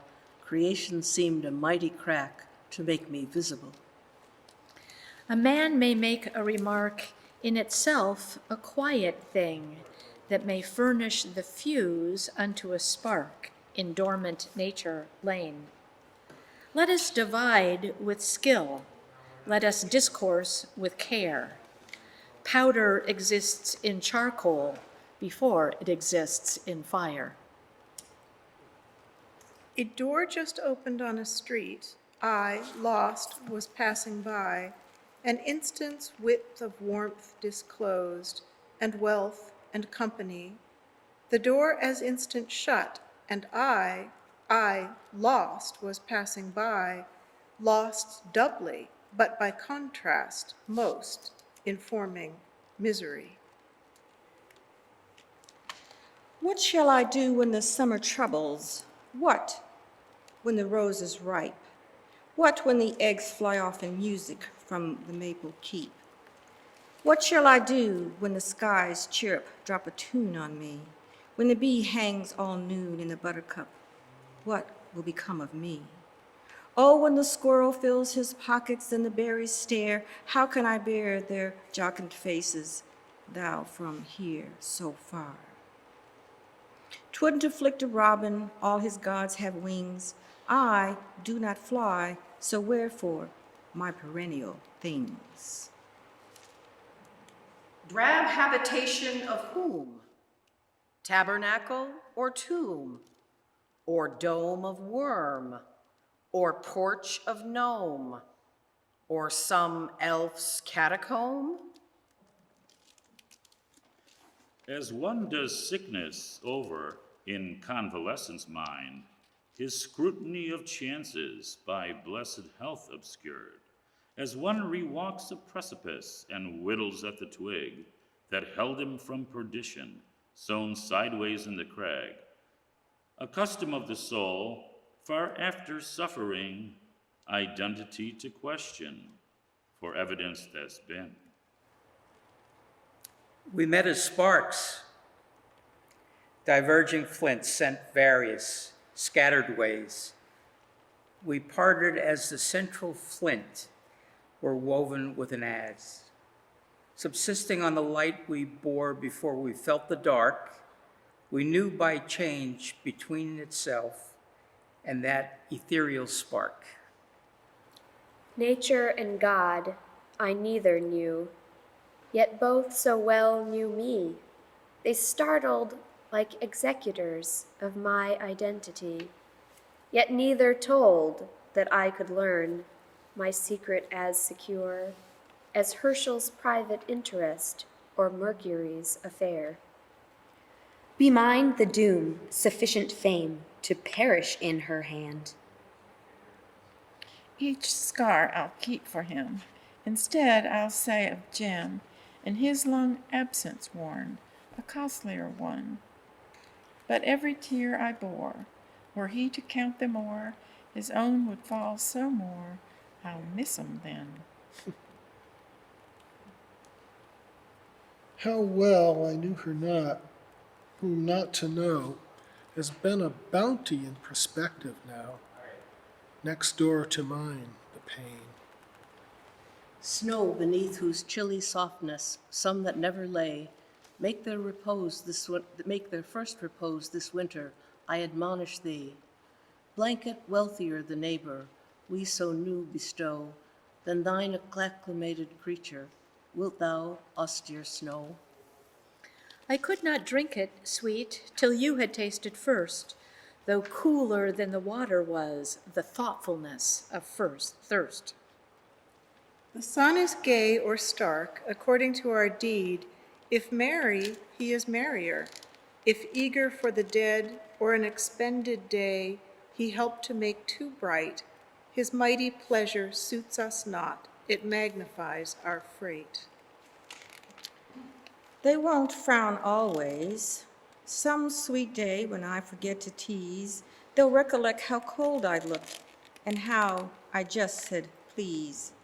Then they'll hasten to the door to call the little girl who cannot thank them for the ice that filled Lipsing full. On that dear frame the years had worn, yet precious as the house in which we first experienced light, the witnessing to us. Precious, it was conceiveless fair, as hands the grave had grimed, should softly place within our own, denying that they died. The lady feeds her little bird. At rarer intervals, the little bird would not dissent, but meekly recognize the gulf between the hand and her, and crumbless and afar, and fainting on her yellow knee, fall softly and adore. Soto, explore thyself. Therein thyself shalt find the undiscovered continent. No settler had the mind. I stepped from plank to plank, a slow and cautious way. The stars about my head I felt, about my feet the sea. I knew not but the next would be my final inch. This gave me that precarious gait some call experience. Each second is the last, perhaps, recalls the man, just measuring unconsciousness, the sea and spar between. To fail within a chance, how terribler a thing, than perish from the chance's list before the perishing. The bird must sing to earn the crumb. What merit have the tune? No breakfast if it guarantee the rose content may bloom. To gain renown of lady's drawer, but if the lady come but once a century, the rose superfluous become. I've none to tell me to but thee. So when thou failest, nobody, it was a little tie. It just held two, nor those it held since somewhere thy sweet face is spilled beyond my boundary. If things were opposite, and me it were, that ebbed from thee on some unanswering shore, wouldst thou seek so? Just say, that I the answer may pursue, unto the lips it eddied through, so overtaking thee. All I may, if small, do it not display. Larger for the totalness, 'tis economy. To bestow a world and withhold a star, utmost is munificence, less, though larger, poor. The poets light but lamps, themselves go out. The wicks they stimulate, if vital light, and here as do the suns, each age a lens disseminating their circumference. And everywhere of silver with ropes of sand to keep it from effacing the track called land. Our little kinsman, after rain, in plenty may be seen, a pink and pulpy multitude of the tepid ground upon. A needless life, it seemed to me, until a little bird, as to a hospitality, advanced and breakfasted. As I of he, so God of me, I pondered, may have judged, and left the little angleworm with modesties enlarged. Of tolling bell, I ask the cause. A soul has gone to heaven. I'm answered in a lonesome tone. Is heaven then a prison? That bell should ring till all should know a soul has gone to heaven? Would seem to me the more the way of good news should be given. These tested our horizon, then disappeared, as birds before achieving a latitude. Our retrospection of them a fixed delight, but our anticipation a dice, a doubt. As imperceptibly as grief the summer lapsed away, too imperceptible at last to feel like perfidy. A quietness distilled as twilight long begun, or nature spending with herself sequestered afternoon. Sobriety inhered, though gaudy influence, the maple lent unto the road, and graphic consequence invested somber place, as suddenly be worn by sober individual a homogeneous gown. Departed was the bird, and scarcely had the hill a flower to help his straitened face in stress of burial. The winds came closer up, the cricket spoke so clear, presumption was his ancestors inherited the floor.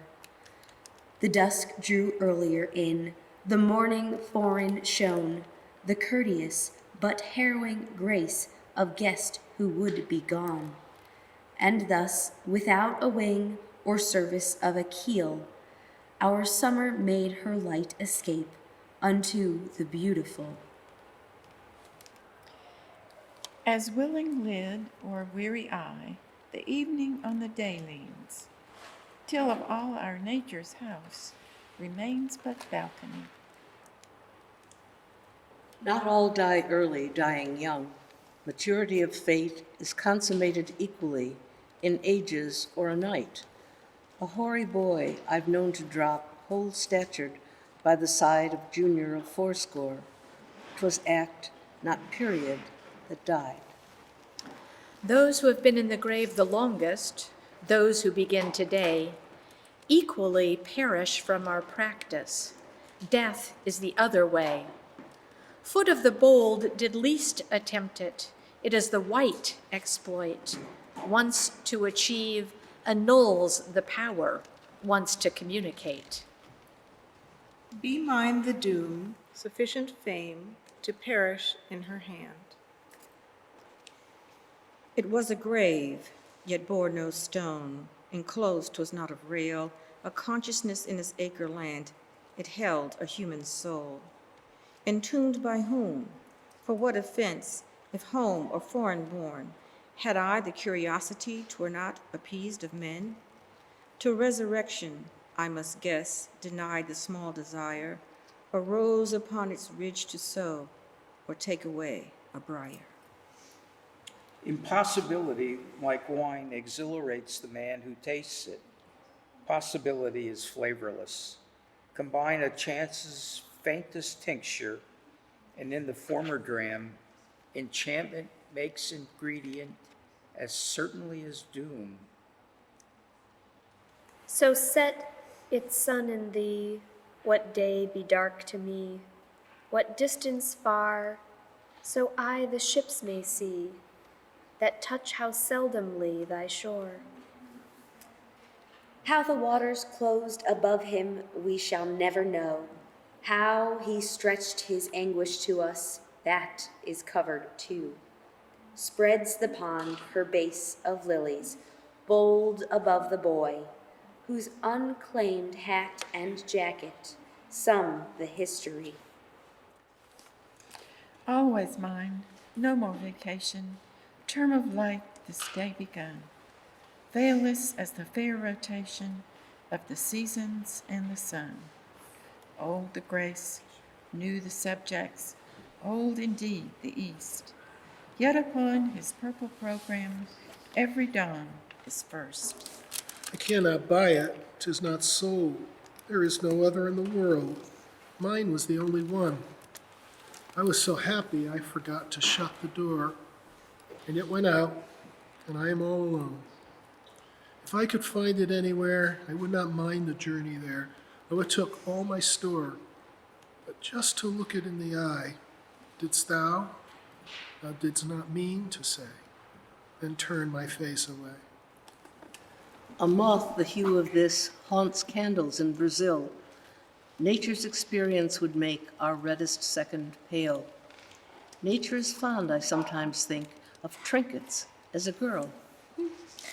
Good to hide and hear 'em hunt, better to be found, if one care to, that is. The fox fits the hound. Good to know and not tell, best to know and tell. Can one find the rare ear not too dull? Dying to be afraid of thee, one must to thine artillery have left exposed a friend. Then thine old arrow is a shot delivered straighter to the heart, the leaving love behind. Not for itself the dust is shy, but enemy, beloved be thy battery's divorce. Fight sternly in a dying eye two armies, love and certainty, and love and the reverse. I made slow riches, but my gain was steady as the sun, and every night it numbered more than the preceding one. All days I did not earn the same, but my perceiveless gain inferred the less by growing then, the sum that it had grown.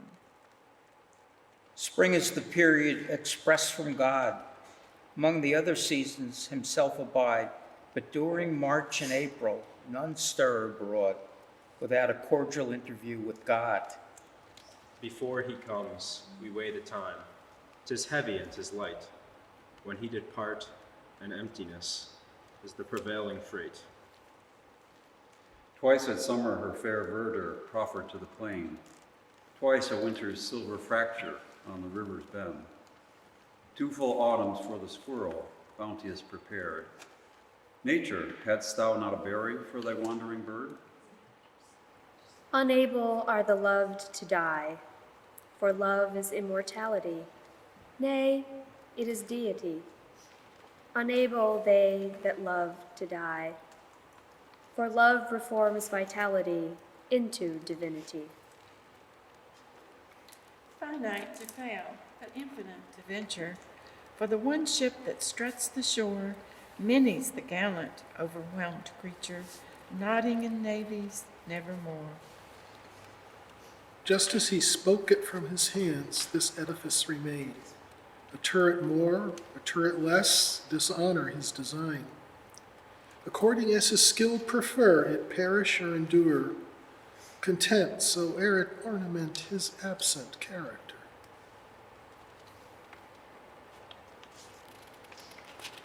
The goodwill of a flower, the man who would possess, must first present certificate of minted holiness. I sing to use the waiting, my bonnet but to tie, and shut the door unto my house, no more to do have I. Till his best step approaching, we journey to the day, and tell each other how we sung to keep the dark away. Her grace is all she has, and that so least displays, one art to recognize must be, another art to praise. When the astronomer stops seeking for his Pleiad's face, when the lone British lady forsakes the Arctic race, when to his covenant needle the sailor doubting turns, It will be amply early to ask what treason means. Absent place, an April day, daffodils aglow, homesick curiosity to the souls that snow. Drift may block within it deeper than without, daffodil delight, but him it duplicate. Apology for her be rendered by the bee, herself without a parliament, apology for me. The heart has narrow banks, it measures like the sea, in mighty unremitting base and blue monotony, till hurricane bisect, and as itself discerns its insufficient area, the heart convulsive learns. That calm is but a wall of unattempted gauze, an instant's push demolishes, a questioning dissolves. When one has given up one's life, the parting with the rest feels easy, as when day lets go entirely the west. The peaks that lingered last remain in her regret, as scarcely as the iodine upon the cataract. The veins of other flowers the scarlet flowers are, till nature leisure has for terms, as branch and jugular. We pass and she abides, we conjugate her skill, while she creates and federates without a syllable. A light exists in spring, not present on the year at any other period, when March is scarcely here. A color stands abroad on solitary fields that science cannot overtake, but human nature feels. It waits upon the lawn, it shows the furthest tree. Upon the furthest slope you know, it almost speaks to you. Then as horizon's step or noon's report away, without the formula of sound, it passes and we stay. A quality of loss affecting our content, as trade had suddenly encroached upon a sacrament. Banish air from air, divide light if you dare. They'll meet while cubes in a drop or pellets of shape fit. Films cannot annul. Odors return whole, force flame, and with a blonde push over your impotence flits steam. Like men and women, shadows walk upon the hills today, with here and there a mighty bow, or trailing courtesy to neighbors doubtless of their own not quickened to perceive. Minuter landscape as ourselves and burrows where we live. How far is it to heaven? As far as death this way. Of river or of ridge beyond was no discovery.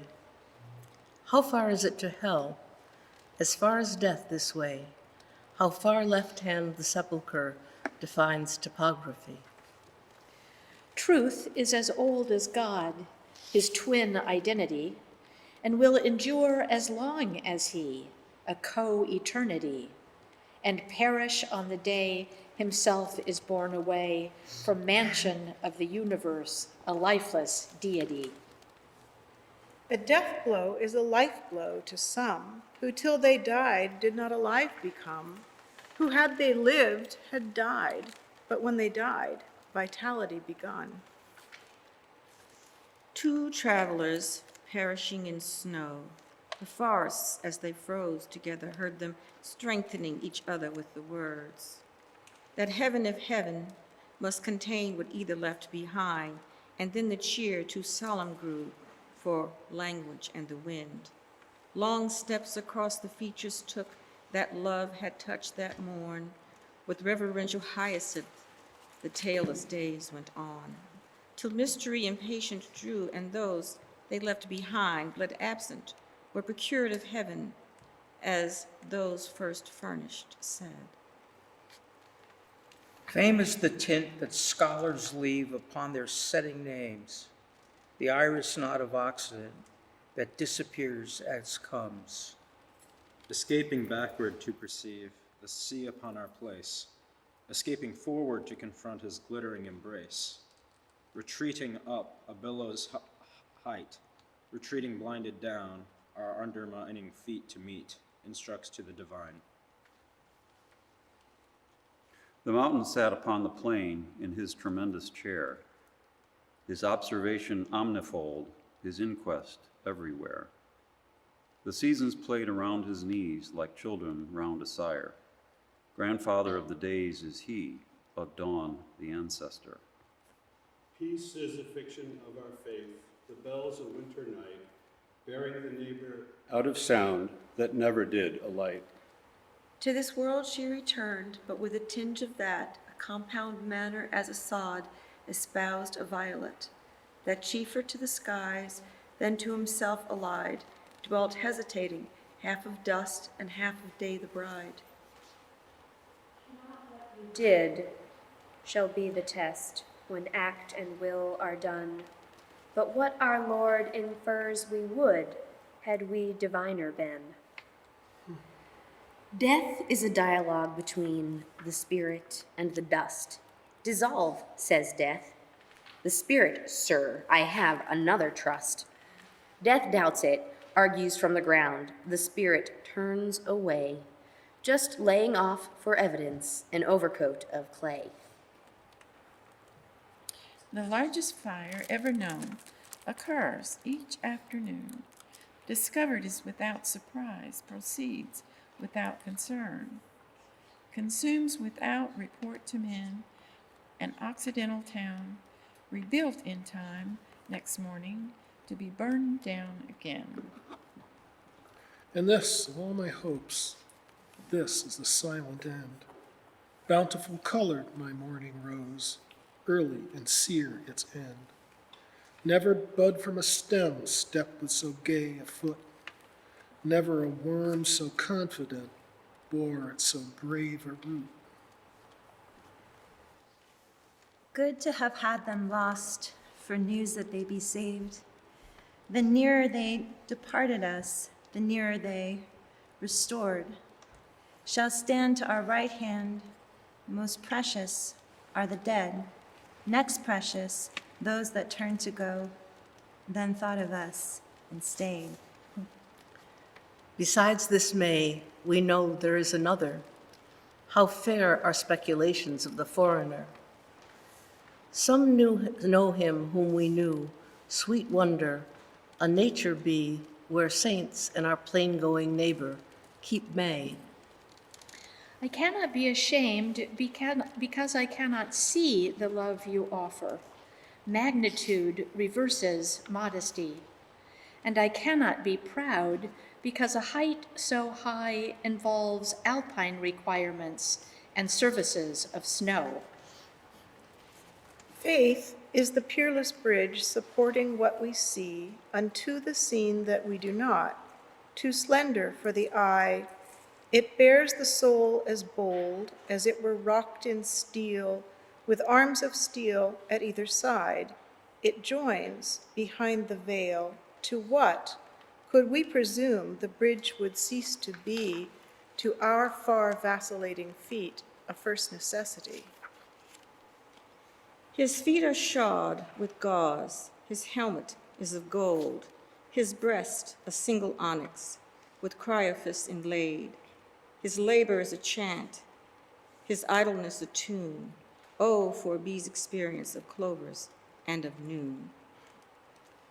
Love is anterior to life, posterior to death, initial of creation, and the exponent of earth. Only a shrine but mine, I made the taper shine. Madonna dim to whom all feet may come, regard anon. Thou knowest every woe, needless to tell thee.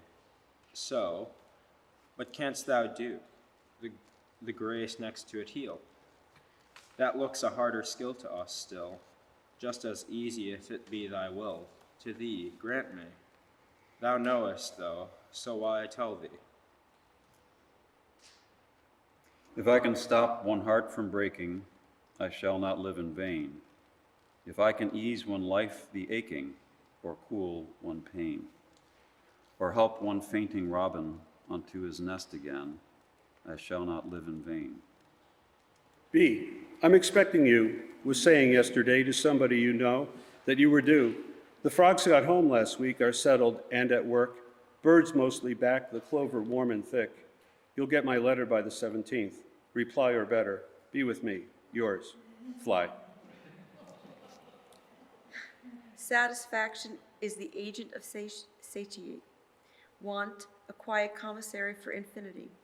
To possess is past the instant we achieve the joy, immortality connected or anomaly. Here, where the daisies fit my head, 'tis easiest to lie, and every grass that plays outside is sorry some for me. Where I am not afraid to go, I may confide my flower. Who was not enemy of me will gentle be to her, nor separate herself and me by distances become. A single bloom we constitute, departed or at home. Her little parasol to lift, and once to let it down, her whole responsibility to imitate be mine. A summer further I must wear, content if nature's drawer present me from sepulchred crease as blemishless as her. Said death to passion, give of thine an acre unto me. Said passion through contracting breaths, 1,000 times thee nay. Or death from passion, all his east, he sovereign as the sun, resituated in the west, and the debate was done. Air has no residence, no neighbor, no ear, no door, no apprehension of another.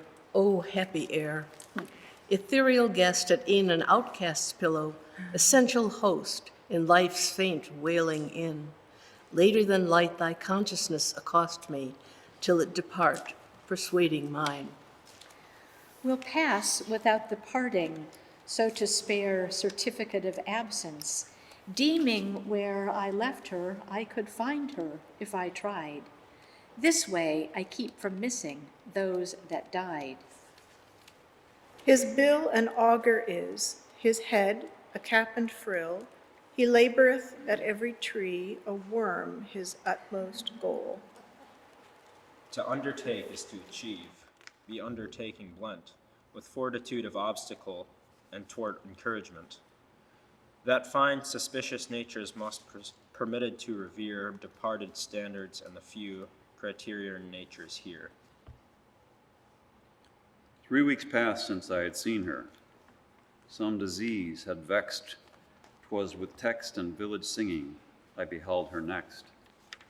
And accompanied our pleasure to discourse alone, gracious now to me as any, gracious unto none. Born without dissent of either to the parish night, of the separated parties, which be out of sight. A sickness of this world it must occasions, when best men die, a wishfulness their fair condition to occupy, a chief indifference, as foreign a word must be, themselves forsake, contented for deity. Partake as doth the bee abstemiously, a rose is an estate in Sicily. He scanned it, staggered, dropped the loop. To past or period, caught helpless at a sense as if his mind were going blind, groped up to see if God were there, groped backward at himself, caressed a trigger absently, and wandered out of life. The missing all prevented me from missing minor things. If nothing larger than a whirl's departure from a hinge or sun's extinction be observed, 'twas not so large that I could lift my forehead from my work for curiosity. I heard as if I had no ear, until a vital word came all the way from life to me, and then I knew I heard.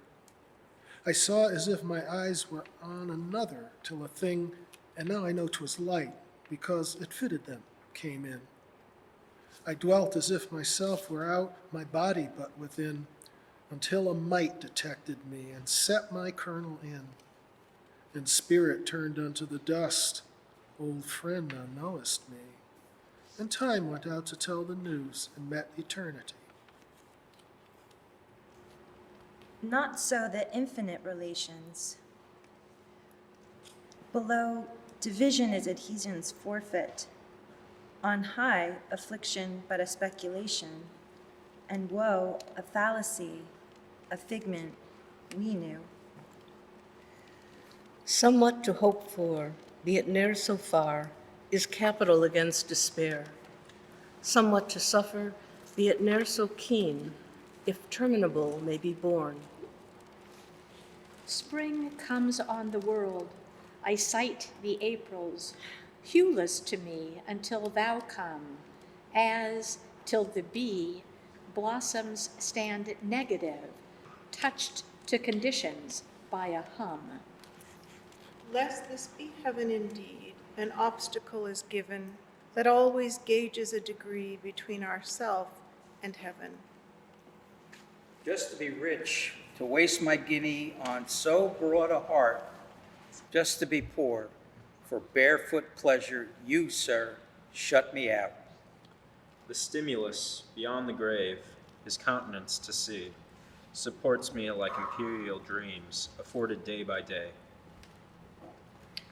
Aurora is the effort of the celestial face, unconsciousness of perfectness, to simulate to us.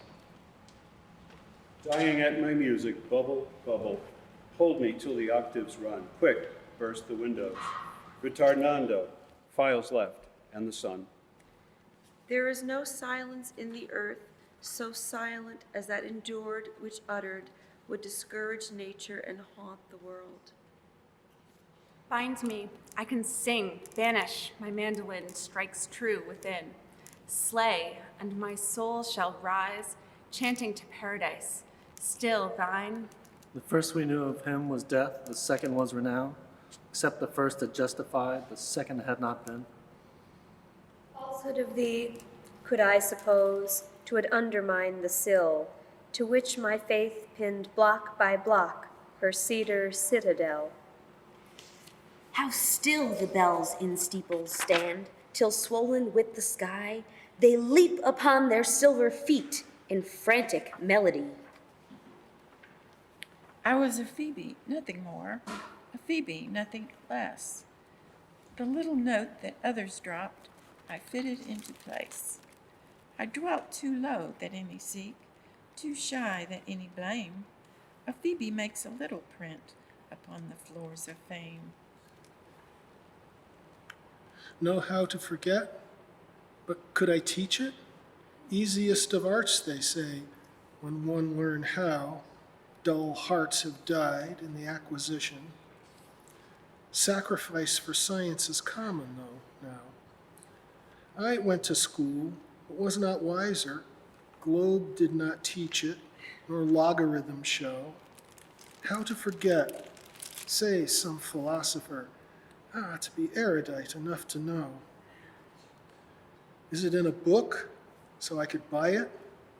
Is it like a planet, telescopes would know?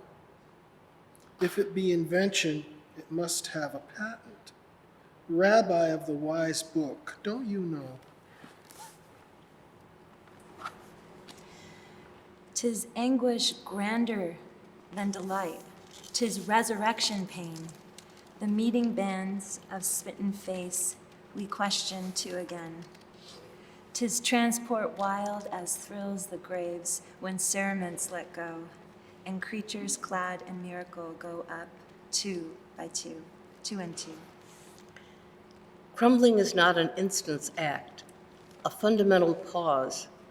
Dilapidation's processes are organized decays. 'Tis first a cobweb on the soul, a cuticle of dust, a borer in the axis, an elemental rust. Ruin is formal, devil's work consecutive and slow. Fail in an instant, no man did. Slipping is crash's law. Not to discover weakness is the artifice of strength. Impregnability inheres as much through consciousness of faith of others in itself as pyramidal nerve behind the most unconscious clock. What skillful pointers move. Best things dwell out of sight, the pearl, the just, our thought. Most shun the public air, legitimate and rare.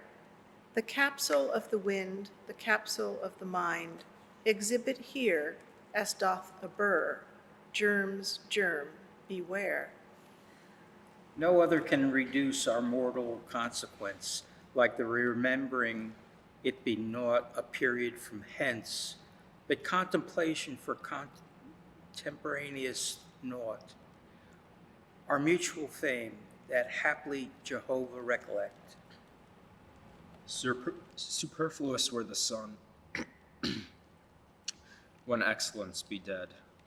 He were superfluous every day, for every day be said. That syllable whose faith just saves it from despair, and whose I'll meet you hesitates, if love inquire where. Upon his dateless fame our periods may lie, as stars that drop anonymous from an abundant sky.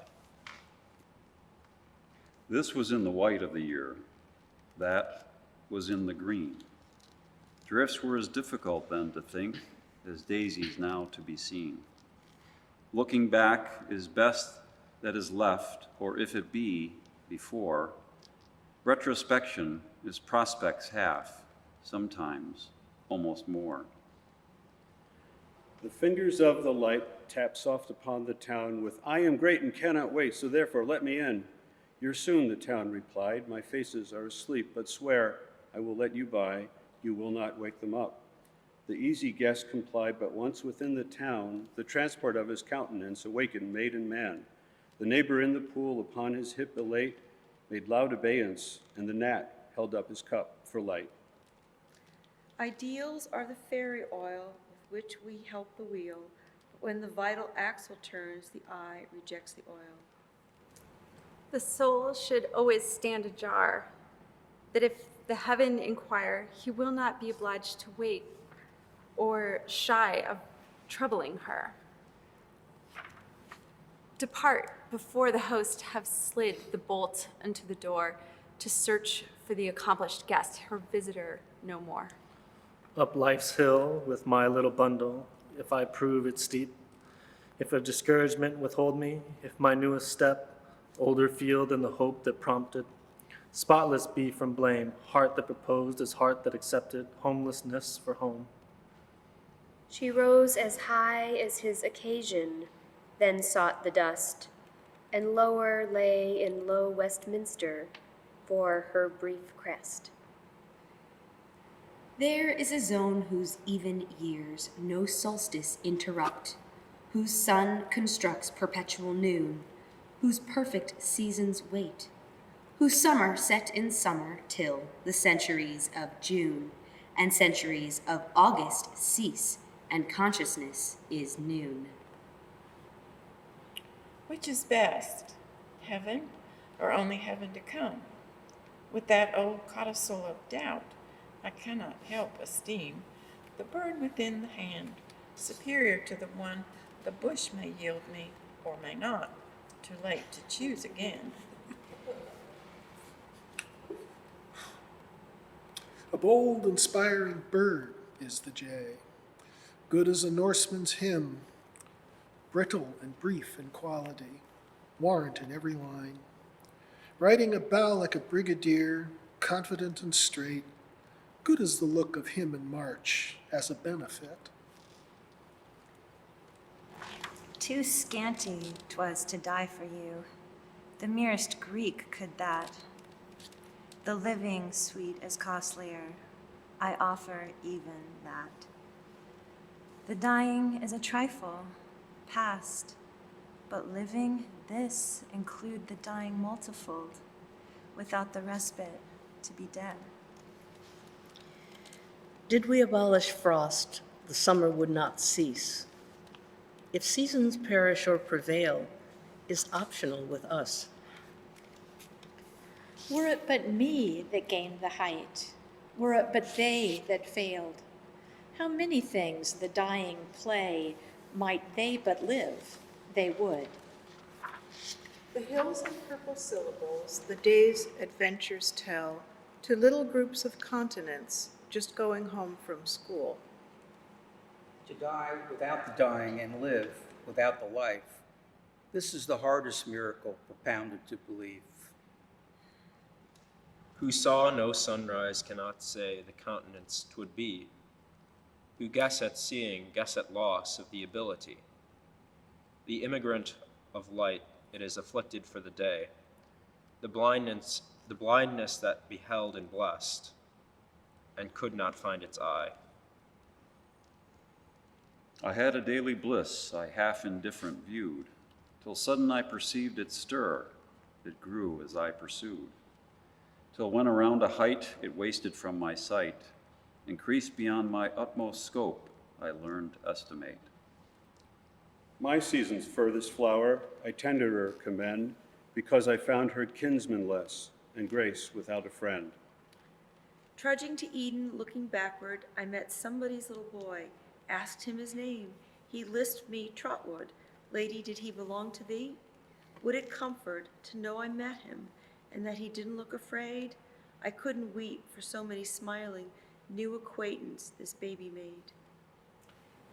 Far from love, the Heavenly Father leads the chosen child, oftener through realm of briar than the meadow mild, oftener from the claw of dragon than the hand of friend, guides the little one predestined to the native land. I knew that I had gained, and yet I knew not how. By diminution it was not, but discipline unto. A rigor unrelieved, except by the content, another bear its duplicate in another continent. It rises, passes on our south, inscribes a simple noon, cajoles a moment with the spires, and infinite is gone. So large my will, the little that I may, embarrasses like gentle infamy. Affront to him for whom the whole were small, affront to me who know his need of all. Earth at the best is but a scanty toy, bought, carried home to immortality. It looks so small, we chiefly wonder then at our conceit in purchasing. The products of my farm are these, sufficient for my own, and here and there a benefit unto a neighbor's bin. With us 'tis harvest all the year, for when the frosts begin, we just reverse the zodiac and fetch the acres in. The dying need but little, dear. A glass of water's all. A flower's unobtrusive face to punctuate the wall. A fan, perhaps, a friend's regret, and certainty that one no color of the rainbow will perceive when you are gone. Bloom is result. To meet a flower and casually glance would cause one scarcely to suspect the minor circumstance assisting in the bright affair, so intricately done, then offered as a butterfly to the meridian. To pack the bud, oppose the worm, obtain its right of dew, adjust the heat, elude the wind, escape the prowling bee, great nature not to disappoint awaiting her that day. To be a flower is a profound responsibility. My heart upon a little plate, her palate to delight. A berry or a bun would be, might it an apricot? 'Twas my one glory, let it be, remember, I was owned of thee. Nor mountain hinder me, nor sea. Whose Baltic? Whose Cordillera? When they come back, if blossoms do, I always feel a doubt if blossoms can be born again, when once the art is out. When they begin, if robins may, always had a fear I did not tell. It was their last experiment last year. When it is May, if May return, had nobody a pang, lest in a face so beautiful he might not look again? If I am there, one does not know what party one may be tomorrow, but if I am there, I take back all I say. Superiority to fate is difficult to gain. 'Tis not conferred of any, but possible to earn. A pittance at a time until to her surprise. The soul with strict economy subsists till paradise. Revolution is the pod systems rattle from. When the winds of will are stirred, excellent is bloom. But except its russet base, every summer bee, the entomber of itself, so of liberty. Left inactive on the stalk, all its purple fled, revolution shakes it for test if it be dead. We learn in the retreating how vast and one was recently among us, a perished son, and dear in the departure how doubly more than all the golden presence it was before. What twigs we held by, oh, the view when life's swift river striven through, we paused before a further plunge to take momentum, as the fringe upon a former garment shows the garment cast, our props disclosed so scant, so eminently small of might to help, so pitiful to sink. If we had labored, fond the diligence were not more blind. How scant by everlasting light the discs that satisfied our sight, how dimmer than a Saturn's bar the things esteemed for things that are. We kiss a kinsman more when warranted to see than when withheld of oceans from possibility. A furlong, then a league, inflicts a pricklier pain till we, whom smiled at Pyrenees, of parishes complain. Ended ere it begun, the title was scarcely told, when the preface perished from consciousness, the story unrevealed. Had it been mine to print, had it been yours to read, that it was not our privilege, the interdict of God? Myself can read the telegrams, a letter chief to me, the stocks advance in retrograde, and what the markets say, the weather, how the rains in counties have begun. 'Tis news as null as nothing, but sweeter so than none. I am afraid to own a body. I am afraid to own a soul. Profound, precarious property. Possession not optional. Double estate entailed at pleasure upon an unsuspecting heir. Duke in a moment of deathlessness, and God for a frontier. The well upon the brook were foolish to depend. Let brooks renew of brooks, but wells of failless ground. It was not saint, it was too large, nor snow, it was too small. It only held itself aloof, like something spiritual. Because 'twas riches I could own, myself had earned it, me. I knew the dollars by their names. It feels like poverty, an earldom out of sight to hold an income in the air. Possession has a sweeter chink unto a miser's ear. Themself are all I have, myself a freckled bee. I thought you'd choose a velvet cheek or one of ivory. Would you instead of me? To whom the mornings stand for nights, what must the midnights be? Could I but ride indefinite, as doth the meadow bee, and visit only where I liked, and no one visit me, and flirt all day with buttercups, and marry whom I may, and dwell a little everywhere, or better, run away, with no police to follow, or chase him if he do, till he should jump peninsulas to get away from me. I said, but just to be a bee, upon a raft of air, and row in nowhere all day long, and anchor off the bar. What liberty, so captives deem, who Titan dungeons are.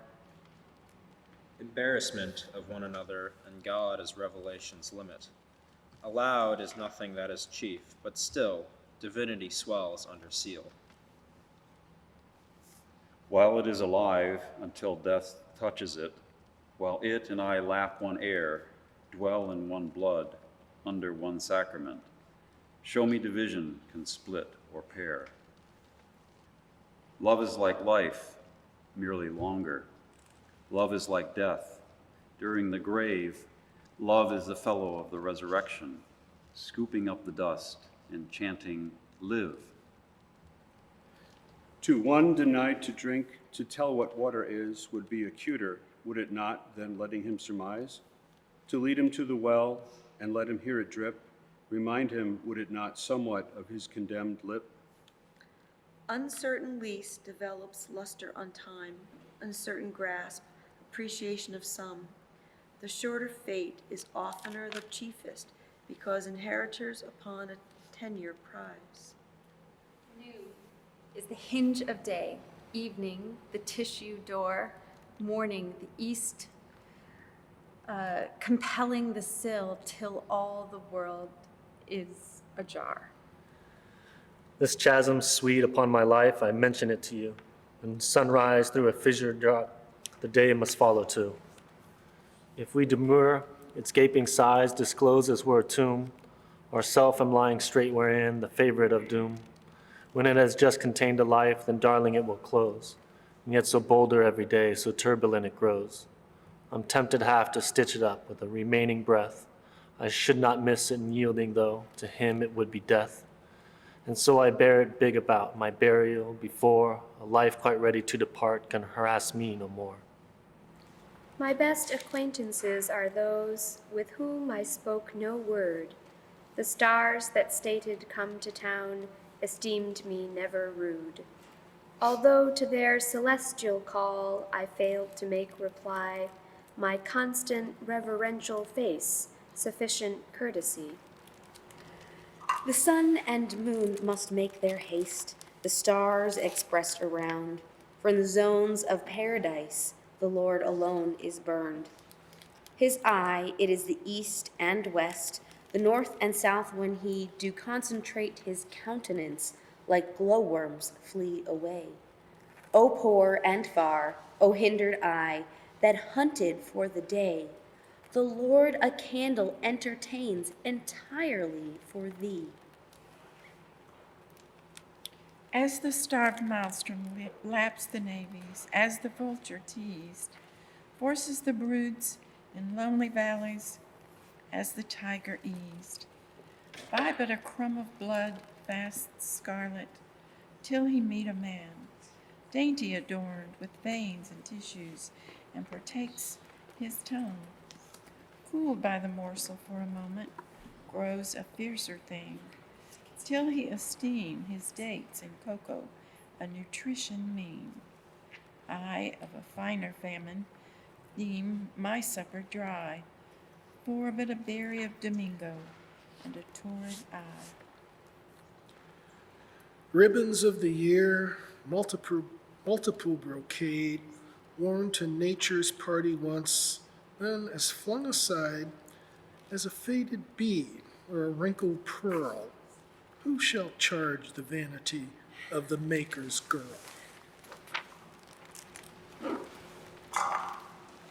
Death leaves us homesick, who behind, except that it is gone, are ignorant of its concern, as if it were not born. Through all their former places we like individuals go, who something lost, the seeking for is all that's left them now.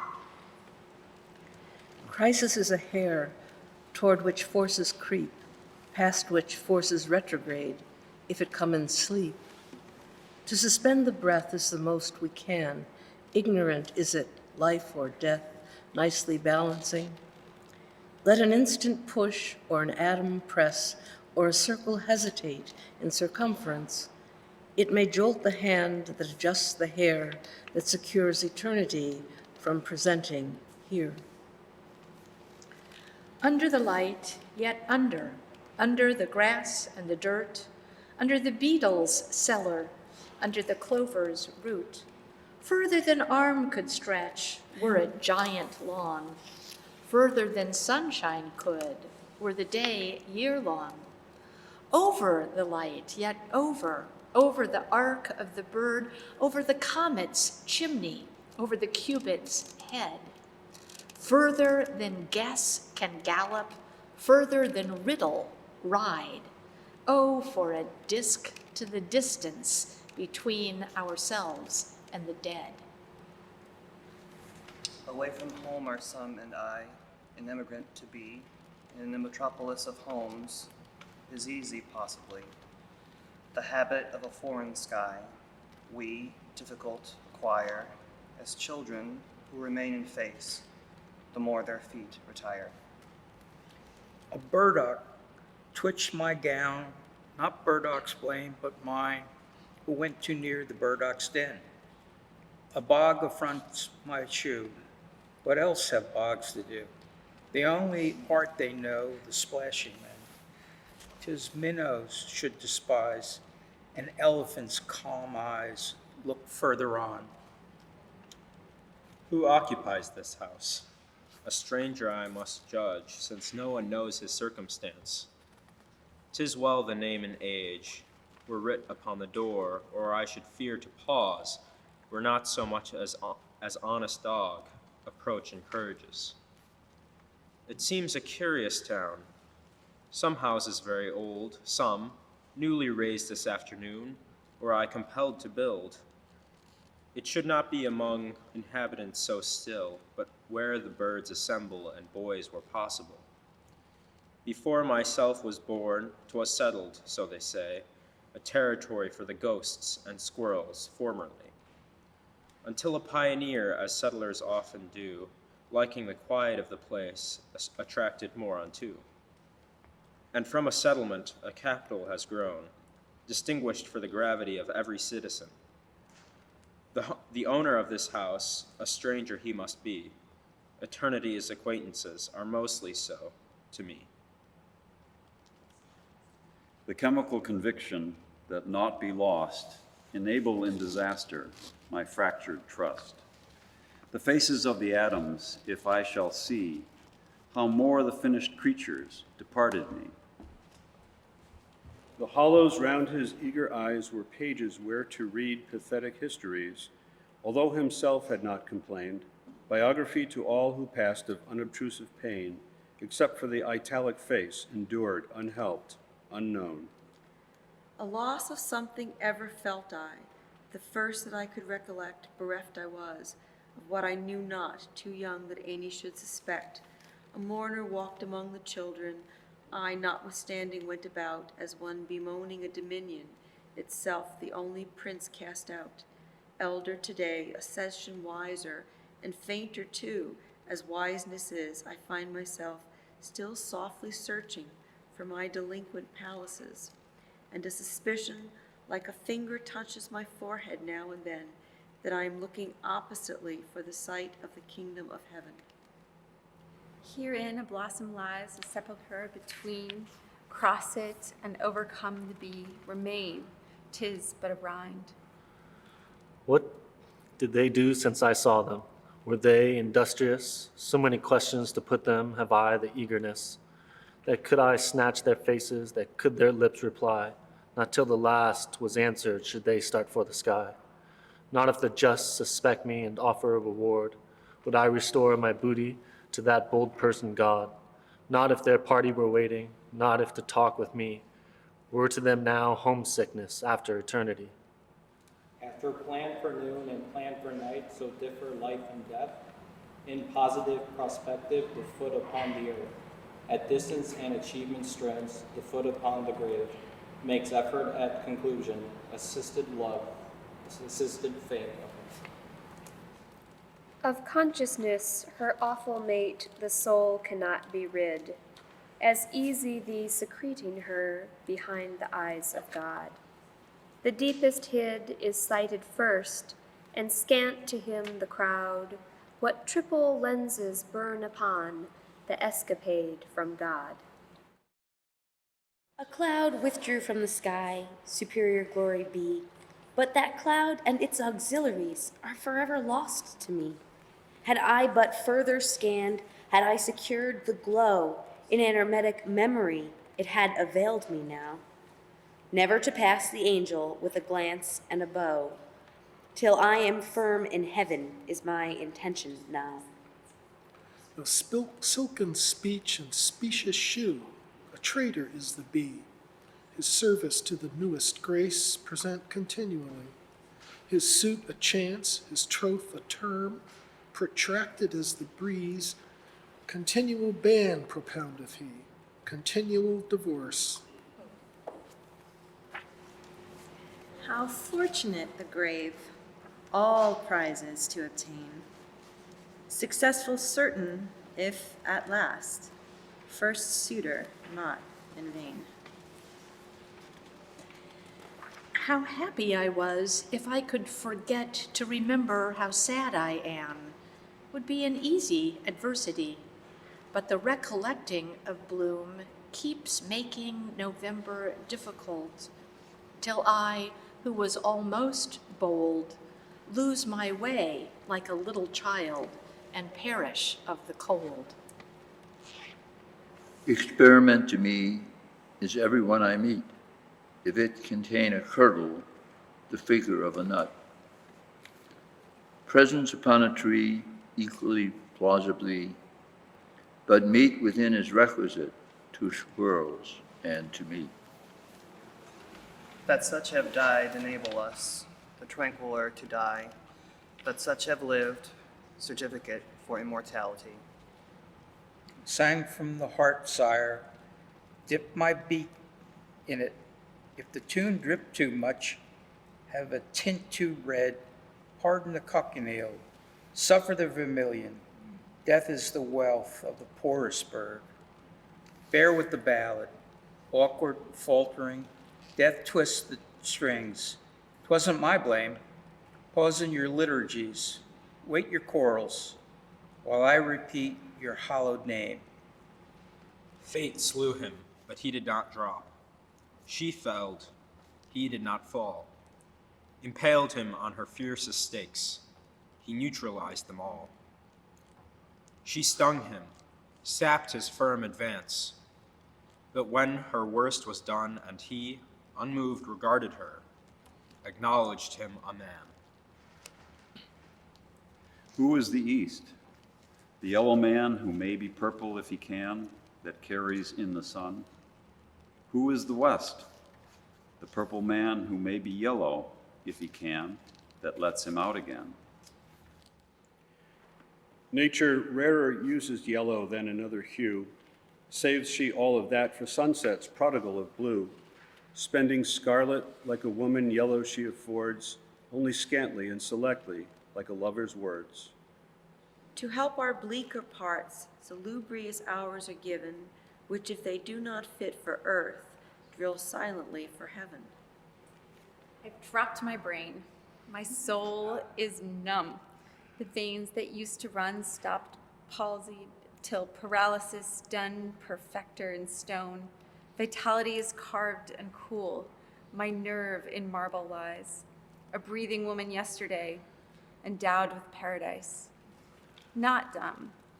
I had a sort that moved, a sense that smote and stirred. Instincts for dance, a caper part, an aptitude for bird. Who wrought Carrara in me and chiseled all my tune, were it a witchcraft, were it death, I've still a chance to strain.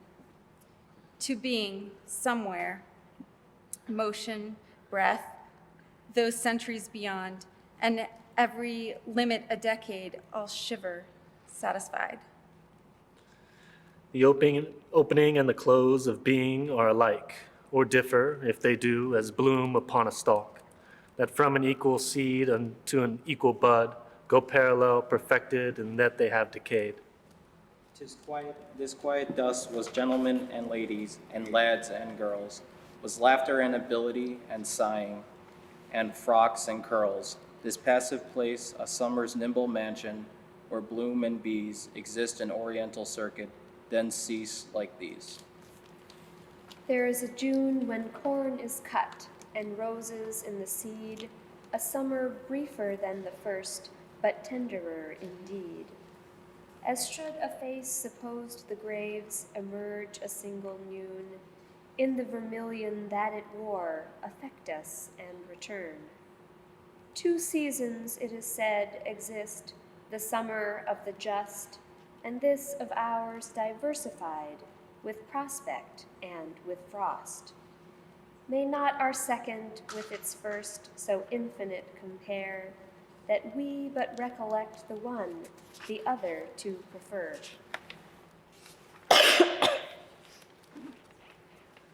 To own the art within the soul to entertain, with silence as a company, and festival maintain. In an unfurnished circumstance, possession is to one, as an estate perpetual, or a reduceless mine. There is a finished feeling experienced at graves, a leisure of the future, a wilderness of sighs. By death's bold exhibition, preciser, what we are and the eternal function enabled to infer. The robin is the one that interrupts the morn, with hurried, few express reports when March is scarcely on. The robin is the one that overflow the noon, with her cherubic quantity and April but begun. The robin is the one that speechless from her nest submit that home and certainty and sanctity are best. 'Twas crisis, all the length had passed, that dull, benumbing time there is in fever or event, and now the chance had come, the instant holding in its claw the privilege to live, or warrant to report the soul the other side the grave. The muscles grappled as with leads that would not let the will. The spirit shook the adamant, but could not make it feel. The second poised, debated, shot, another had begun, and simultaneously a soul escaped the house unseen. We outgrow love like other things and put it in the drawer, till it an antique fashion shows, like costumes grandsires wore. When I have seen the sun emerge from his amazing house, and leave a day at every door, a deed in every place, without the incident of fame or accident of noise, the earth has seemed to me a drum pursued of little boys. A narrow fellow in the grass occasionally rides. You may have met him. Did you not his notice sudden is? The grass divides us as with a comb. A spotted shaft is seen, and then it closes at your feet and opens further on. He likes a boggy acre, a floor too cool for corn, yet when a boy and barefoot, on more than once at noon, have passed, I thought, a whiplash, a braiding in the sun. When stooping to secure it, it wrinkled and was gone. Several of nature's people I know, and they know me. I feel for them a transport of cordiality, but never met this fellow attended or alone, without a tighter breathing and zero at the bone. Ashes denote that fire was. Revere the grayest pile, for the departed creature's sake that hovered there a while. Fire exists the first in light, and then consolidates. Only the chemist can disclose into what carbonates. The leaves, like women, interchange sagacious confidence, somewhat of nods and somewhat portentous inference. The parties in both cases enjoining secrecy, inviolable compact to notoriety. At 3:30, a single bird unto a silent sky propounded but a single term of cautious melody. At 4:30, experiment had subjugated test, and lo, her civil principle supplanted all the rest. At 7:30, element nor implement be seen, and place where the presence was, circumference between. The last night that she lived, it was a common night except the dying. This to us made nature different.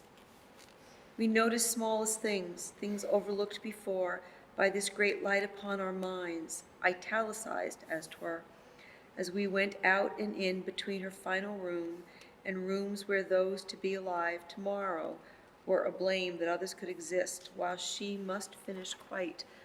A jealousy for her arose so nearly infinite. We waited while she passed. It was a narrow time. Too jostled were our souls to speak. At length the notice came.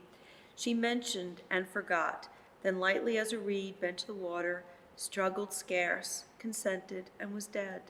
And we placed the hair and drew the head erect, and then an awful leisure was, belief to regulate. If nature smiles, the mother must, I'm sure, at many a whim of her eccentric family. Is she so much to blame? Dew is the freshet in the grass, 'tis many a tiny mill, turns unperceived beneath our feet, an artisan lies still. We spy the forests and the hills, the tents to nature show, mistake the outside for the inn, and mention what we saw. Could commentators on the sign of nature's caravan obtained admission as a child some Wednesday afternoon? Perception of an object costs precise the object's lost. Perception in itself a gain, replying to its price. The object absolute is not, perception sets it fair, and then upbraids a perfectness, the situates so fair. The crickets sang and set the sun, and workmen finished one by one their seam the day upon. The bee had perished from the scene, and distant as an order done, and doubtful as report upon the multitudes of noon. The low grass loaded with the dew, the twilight leaned as strangers do, with hat in hand, polite and new, to stay as if or go. A vastness as a neighbor came, a wisdom without face or name, a peace as hemispheres at home, and so the night became. Of the heart that goes in and closes the door, shall the playfellow heart complain? Though the ring is unwhole and the company broke, can it never be fitted again? These are the signs to nature's ends, her invitation broad, to whosoever famishing to taste her mystic bread. These are the rites of nature's house, the hospitality that opens with an equal whip to beggar and to thee. For sureties of her staunch estate, her undecaying cheer, the purple in the east is set, and in the north the star. My cocoon tightens, colors tease. I'm feeling for the air. A dim capacity for wings demeans the dress I wear. A power of butterfly must be the aptitude to fly. Meadows of majesty concedes and easy sweeps of sky.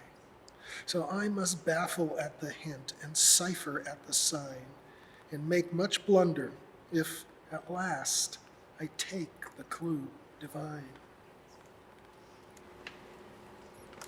The bustle in a house, the morning after death, is solemnest of industries enacted upon earth. The sweeping at the heart and putting love away, we shall not want to use again until eternity. The sun went down, no man looked on. The earth and I alone were present at the majesty. He triumphed and went on. The sun went up, no man looked on. The earth and I and one, a nameless bird, a stranger, were witness for the crown. One day is there of the series, termed Thanksgiving Day, celebrated part at table, part in memory. Neither patriarch nor pussy I dissect the play, seems it to my hooded thinking reflects holiday. Had there been no sharp subtraction from the early sun, not an acre or a caption where was once a room, not a mention whose small pebble wrinkled any sea, unto such were such assembly twere Thanksgiving Day. The luxury to apprehend, the luxury 'twould be to look at thee a single time, an epicure of me, in whatsoever presence makes, till for further food. I scarcely recollect to starve, so first am I supplied. The luxury to meditate, the luxury it was to banquet on thy countenance, a sumptuousness bestows. On plainer days, whose table far as certainty can see, is laden with a single crumb, the consciousness of thee. The robin for a crumb returns no syllable, but long records the lady's name in silver chronicle. He outstripped time with but a bout. He outstripped stars and sun, and then unjaded challenged God in presence of the throne. And he, in mighty list, unto this present run, the larger glory for the less, a just sufficient ring. This is a blossom of the brain, a small, italic seed, lodged by design or happening, the spirit fructified. Shy as the wind of his chambers, swift as a freshet's tongue, so of the flower of the soul, its process is unknown. When it is found, a few rejoice, the wise convey it home, carefully cherishing the spot, if other flower become. When it is lost, that day shall be the funeral of God. Upon his breast, a closing soul, the flower of our Lord. All circumstances are the frame in which his face is set. All latitudes exist for his sufficient continent. The light, his action, and the dark, the leisure of his will, in him existence serve or set, a force illegible. A shade upon the mind there passes, as when on noon a cloud the mighty sun encloses, remembering that some there be too numb to notice. O God, why give if thou must take away the loved? It is an honorable thought and makes one lift one's hat as one met sudden gentle folk upon a daily street. That we've immortal place through pyramids decay and kingdom like the orchard flit restlessly away. This consciousness that is aware of neighbors and the sun will be the one aware of death and that itself alone. Is traversing the interval experience between and most profound experiment appointed unto men. How adequate unto itself its property shall be, itself unto itself, and none shall make discovery. Adventure most unto itself, the soul condemned to be, attended by a single hound, its own identity. From us she wandered now a year, her tarrying unknown, if wilderness prevent her feet, or that ethereal zone. Now I have seen and lived, we ignorant must be, we only know what time of year we took the mystery. The sunset stopped on cottages, where sunset hence must be, for treason not of his but life's, gone westerly today. The sunset stopped on cottages, where morning just begun. What difference after all thou makest, thou supercilious sun? Ample make this bed with awe. In it wait till judgment break, excellent and fair. Be its mattress straight, be its pillow round. Let no sunrise yellow noise interrupt this ground. Let down the bars, O death, the tired flocks come in, whose bleating ceases to repeat, whose wandering is done. Thine is the stillest night, thine the securest fold. Too near thou art for seeking thee, too tender to be told.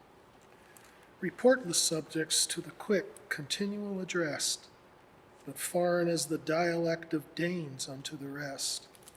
Reportless measures to the ear susceptive, stimulus, but like an oriental tale to others, fabulous. The definition of beauty is, that definition is none. Of heaven easing analysis, since heaven and he are one. Pain has but one acquaintance, and that is death. Each one unto the other, society enough. Pain is the junior party by just a second's right. Death tenderly assists him and then absconds from sight. Gratitude is not the mention of a tenderness, but its still appreciation out of plumb of speech. When the sea returned no answer by the line and lead, proves that there's no sea, or rather a remoter bed. Of Paul and Silas it is said, they were in prison laid, but when they went to take them out, they were not there instead. Security the same ensures. To our assaulted minds, the staple must be optional, that an immortal binds. The voice that stands for floods to me is sterile born to some. The face that makes the morning mean glows impotent on them. What difference in substance lies that what is some to me by other fanciers be deemed exclusive poverty? Remember me, implored the thief. O hospitality, my guest today in paradise, I give thee guarantee. That courtesy will fair remain when the delight is dust, with which we cite this mightiest case of compensated trust. Of all we are allowed to hope, but affidavit stands, that this was due where most we fear, be unexpected friends. Somehow myself survived the night and entered with the day, that it be saved, the save suffice without the formula. Henceforth I take my living place as one commuted led, a candidate for morning chance, but dated with the dead. Because he loves her, we will pry and see if she is fair. What difference is on her face from features others wear? It will not harm her magic pace that we so far behind. Her distances propitiate as forests touch the wind. Not hoping for his notice vast but near to adore, 'tis glory's far sufficiency that makes our trying poor. Some we see no more, tenements of wonder, occupy to us, though perhaps to them. Simpler are the days than the supposition. Their removing manners leave us to presume. That oblique belief, which we call conjecture, grapples with a theme stubborn as sublime, able as the dust to equip its feature, adequate as drums to elicit the tune. Its hour with itself, the spirit never shows. What terror would enthrall the street could countenance disclose. The subterranean freight, the cellars of the soul, thank God the loudest place he made is licensed to be still.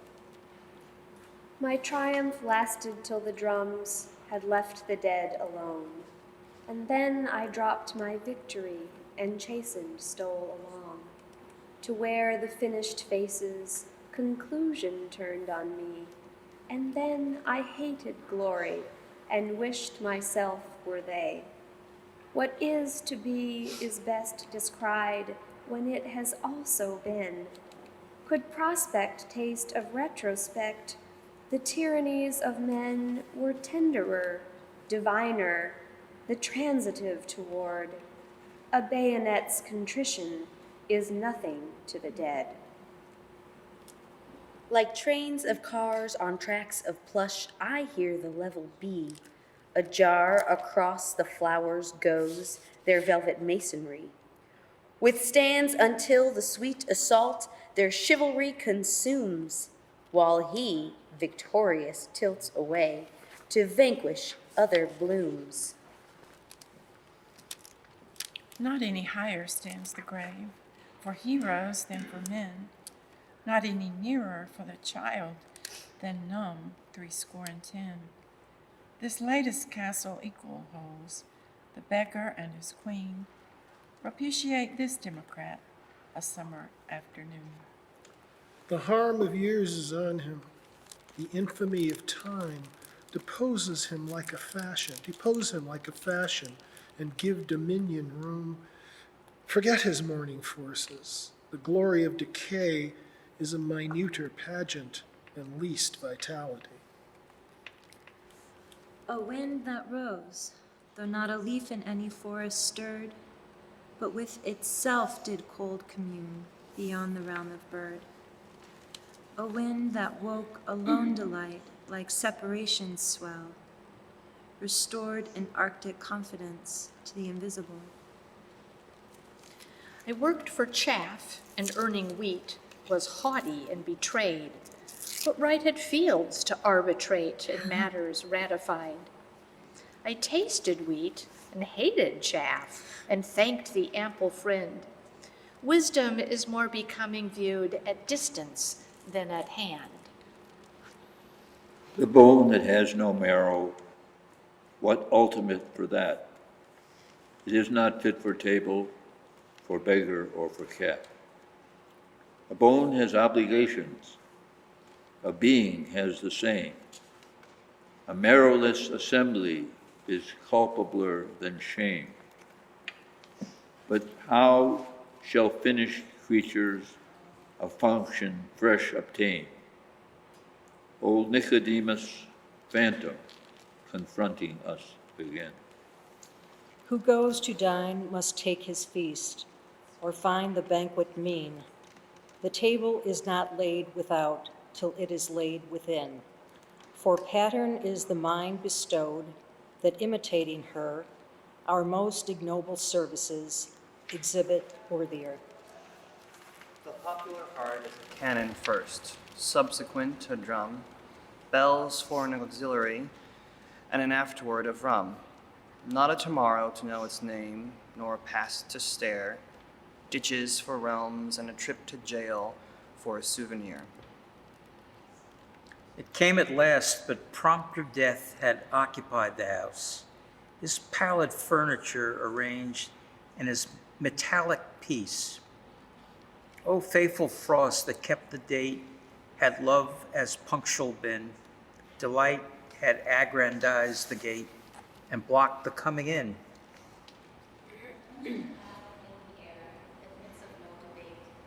All that is named of summer days, relinquished our estate.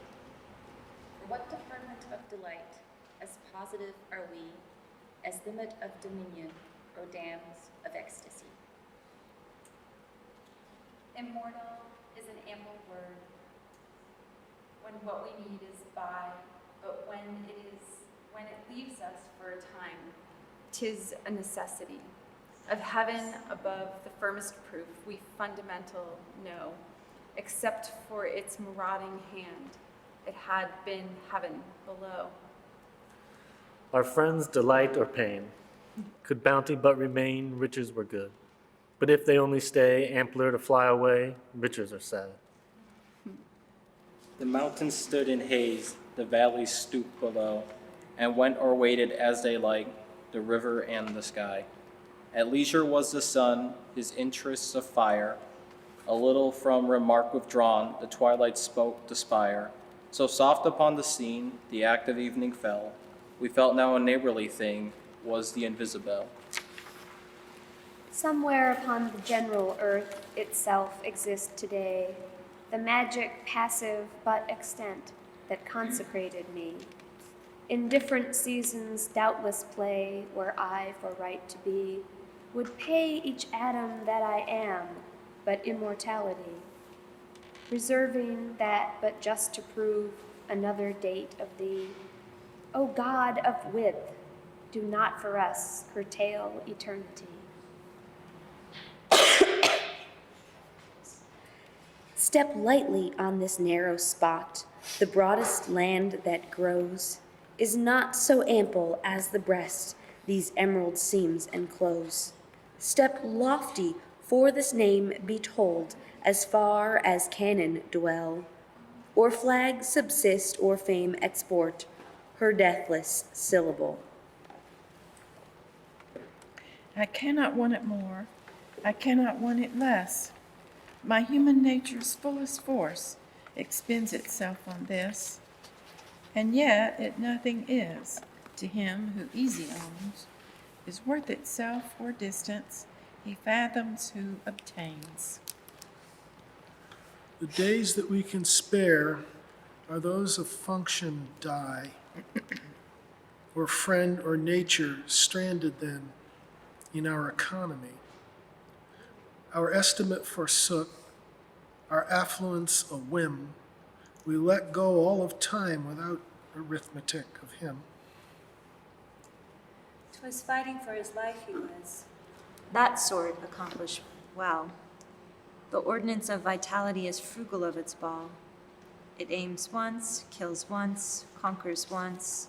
There is no second war in that campaign inscrutable of the interior. Frigid and sweet her parting face, frigid and fleet my feet, alien and vain whatever clime, acrid whatever fate, given to me without the suit, riches and name and realm. Who was she to withhold from me penury and home? An honest tear is durabler than bronze. The cenotaph may each that dies. Reared by itself, no deputy suffice. Gratitude bears when obelisk decays. I should not dare to be so sad, so many years again. A load is first impossible when we have put it down. The superhuman then withdraws, and we who never saw the giant at the other side begin to perish now. Remembrance has a rear and front. 'Tis something like a house. It has a garret also, for refuse and the mouse. Besides the deepest cellar that ever mason laid, leave me not ever there alone, O thou almighty God. Because my brook is fluent, I know 'tis dry. Because my brook is silent, it is the sea. And startled at its swelling, I try to flee to where the strong assure me is no more sea. A little dog that wags his tail and knows no other joy, of such a little dog am I reminded by a boy, who gambols all the living day without an earthly cause, because he is a little boy, I honestly suppose. The cat that in the corner dwells, her martial day forgot, the mouse but a tradition now of her desireless lot. Another class remind me, who neither please nor play, but not to make a bit of noise, beseech each little boy. O shadow on the grass, art thou a step or not? Go make thee fair, my candidate, my nominated heart. O shadow on the grass, while I delayed to dress, some other thou didst consecrate, O unelected face. To make routine a stimulus, remember it can cease. Capacity to terminate is a specific grace. Of retrospect, the arrow, that power to repair, departed with the torment become, alas, more fair. To disappear enhances the man who runs away, is gilded for an instant with immortality.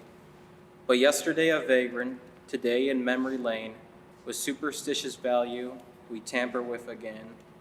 But never, far as honor, removes the paltry thing, and impotent to cherish, we hasten to adorn.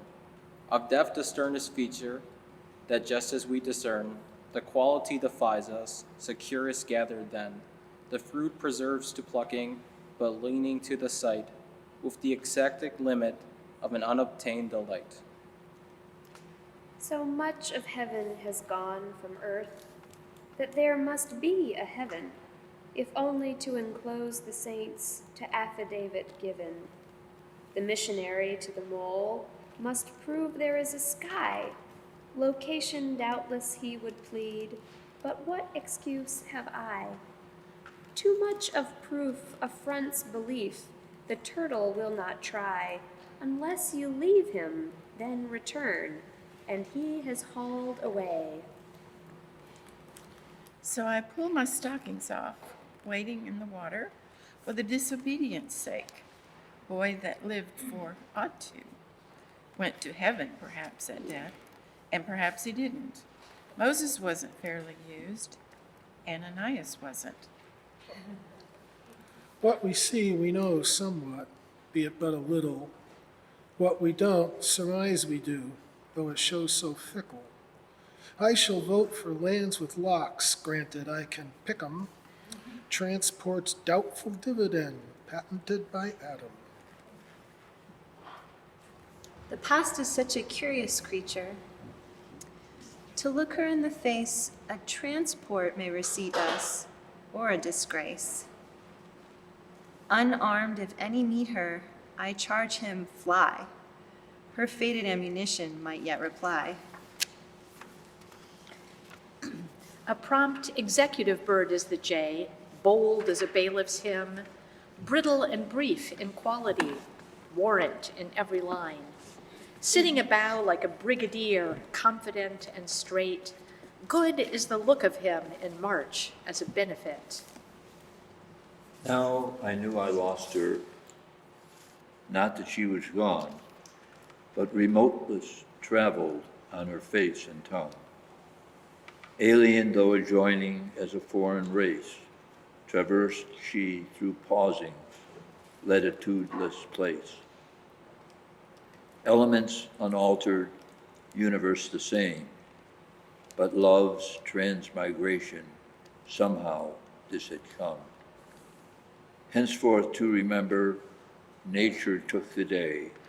I had paid so much for her, his is penury. Not who toils for freedom or for family, but the restitution of idolatry. The sea said, "Come to the brook." The brook said, "Let me grow." The sea said, "Then you will be a sea. I want a brook. Come now," the sea said. "Go to the sea." The sea said, "I am he you cherished.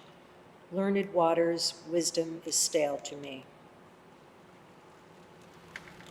September's baccalaureate, a combination is of crickets, crows, and retrospects, and a dissembling breeze that hints without assuming, an innuendo seer that makes the heart put up its fun and turn philosopher. Way to know the bobolink from every other bird, precisely as the joy of him, obliged to be inferred. Of impudent habiliment, attired to defy, impertinence subordinate at times to majesty, of sentiments seditious, amenable to law as heresies of transport or Puck's apostasy, extrinsic to attention, too intimate with joy, he complements existence until allured away by seasons or as children, adult and urgent grown, or unforeseen aggrandizement, or happily renowned, by contrast certifying the bird of birds is gone, how nullified the meadow, her sorcerer withdrawn. Not with a club the heart is broken, nor with a stone. A whip so small you could not see it, I've known. To lash the magic creature till it fell, yet that whip's name too noble then to tell. Magnanimous as bird, by boy descried, sing unto the stone of which it died. Shame need not crouch in such an earth as ours. Shame, stand erect, the universe is yours. The mushroom is the elf of plants. At evening, it is not. At morning, in a truffled hat, its stop upon a spot. as if it tarried away, and yet its whole career is shorter than a snake's delay and fleeter than a tear. 'Tis vegetation's juggler, the germ of alibi, doth like a bubble antedate, and like a bubble high. I feel as if the grass was pleased to have it intermit, this surreptitious scion of summer's circumspect. Had nature any supple face, or could she one condemn? Had nature an apostate, that mushroom, it is him. A bee his burnished carriage drove boldly to a rose, combining, alighting, himself, his equipage. The rose received his visit with frank tranquility, withholding not a crescent to his cupidity. Their moment consummated, remained for him to flee, remained for her of rapture, but the humility. A dew sufficed itself, and satisfied a leaf, and felt how vast a destiny, how trivial is life. The sun went out to work, the day went out to play, but not again the dew be seen by physiognomy. Whether by day abducted or emptied by the sun, into the sea, in passing, eternally unknown. Attested to this day, that awful tragedy, by transport's instability and doom's celerity. The spider as an artist has never been employed, though his surpassing merit is freely certified. By every Broom and Bridget, throughout a Christian land, neglected son of genius, I take thee by the hand.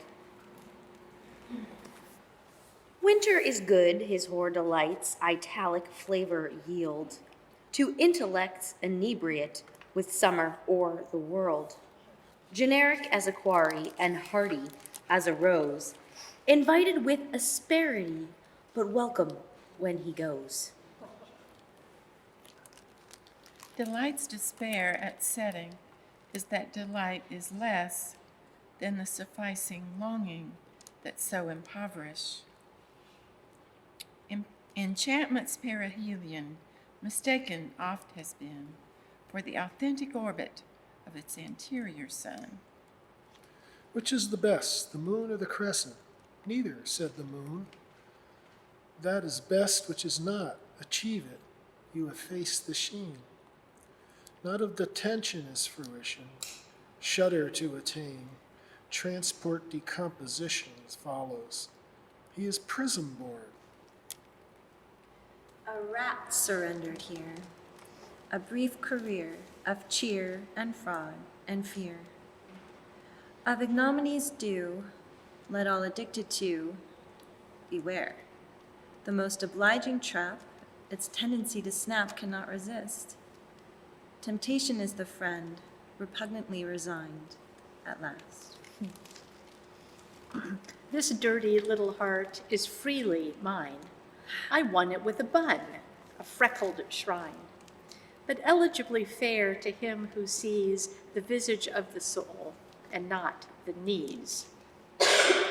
How news must feel when traveling, if news have any heart, alighting at the dwelling, 'twill enter like a dart. What news must think when pondering, if news have any thought, concerning the stupendousness of its perceiveless freight. What news will do when every man shall comprehend as one, and not at all the universe, a thing to tell remain. The last of summer is delight, deterred by retrospect. 'Tis ecstasy's revealed review, enchantment's syndicate. To meet it, nameless as it is, without celestial mail, audacious as without a knock, to walk within the veil. The heart is the capital of the mind. The mind is a single state. The heart and the mind together make a single continent. One is the population, numerous enough. This ecstatic nation, seek, it is yourself. Not any more to be lacked, not any more to be known, denizen of significance for a span so worn. Even nature herself has forgot it is there, seduced for multitudes, notwithstanding despair, of the ones that pursued it, suing it is not to go. Some have solaced the longing to accompany, some rescinded the wrench, others, shall I say, plated the residue of ads with monotony. After all birds have been investigated and laid aside, nature imparts the little bluebird, assured her conscientious voice will soar unmoved above ostensible vicissitude. First at the march, competing with the wind, her zealous note delights it to ascend. Last at the scene, when summer swerves away, fortitude flanked with melody. The mind lives on the heart, like any parasite. If that is full of meat, the mind is fat. But if the heart emaciate the wit, the aliment of it, so absolute. That sacred closet when you sweep, entitled memory, select a reverential broom and do it silently. 'Twill be a labor of surprise, besides identity, of other interlocutors of probability. August the dust of that domain, unchallenged let it lie. You cannot supersede itself, but it can silence you. Mute thy coronation, meek my vive le roi. Fold a tiny courtier in thine ermine, sir, there to rest revering till the pageant by. I can murmur broken, master, it was I. Did the harebell lose her girdle to the lover bee? Would the bee the harebell hollow, much as formerly? Did the paradise persuaded yield her mote of pearl? Would the Eden be an Eden, or the Earl an Earl?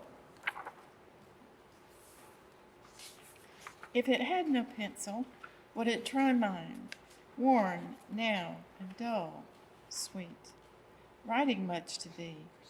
If it had no word, would it make the daisy most as big as I was when it plucked me?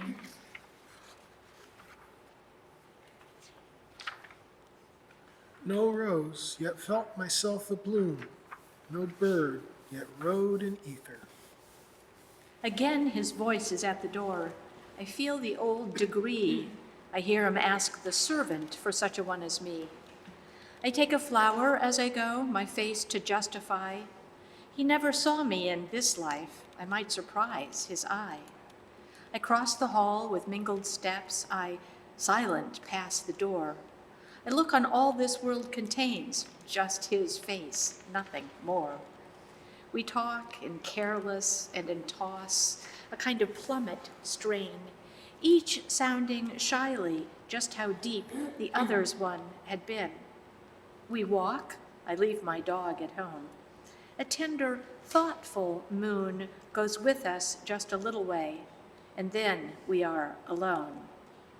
Alone if angels are alone, first time they try the sky. Alone if those veiled faces be we cannot count on high.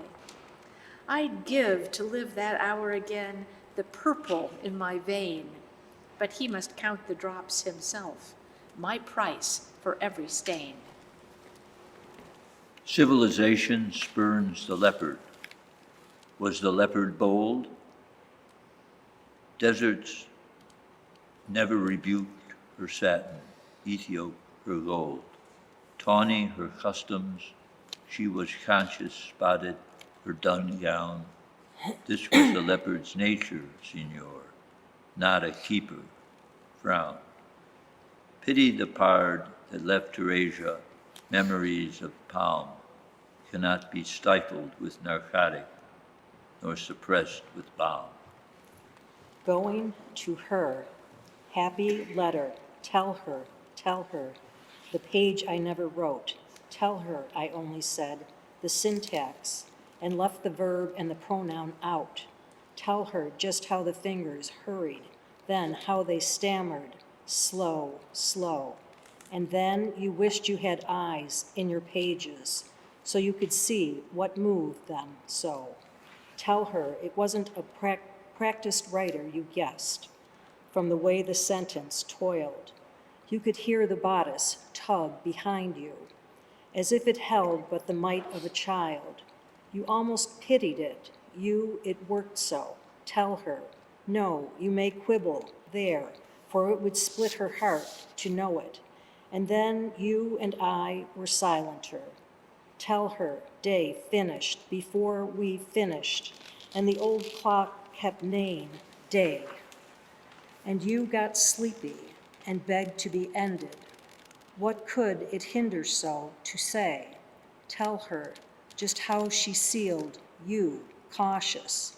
But if she asks where you are hid until the evening, be bashful, gesture coquette, and shake your head. Of all the souls that stand create, I have elected one.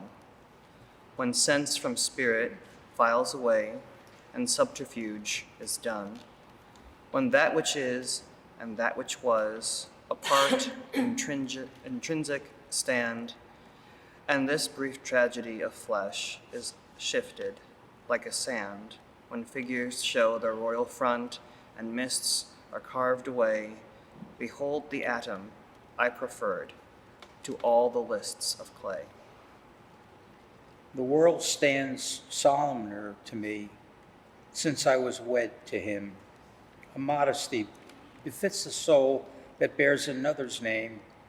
A doubt if it be fair indeed to wear that perfect pearl the man upon the woman binds, to clasp her soul for all, a prayer that is more angel, prove a whiter gift, within to that munificence that chose so unadorned a queen, a gratitude that such be true, it had esteemed the dream too beautiful for shape to prove or posture to redeem. Me change, me alter, then I will, when on the everlasting hill a smaller purple grows at sunset, or a lesser glow flickers upon Cordillera at day's superior close.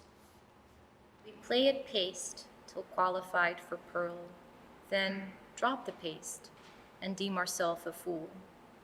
The shapes, though, were similar, and our new hands learned gem tactics, practicing sands. The wind begun to rock the grass with threatening tunes, and lo, he threw a menace at the sky, a menace at the sky.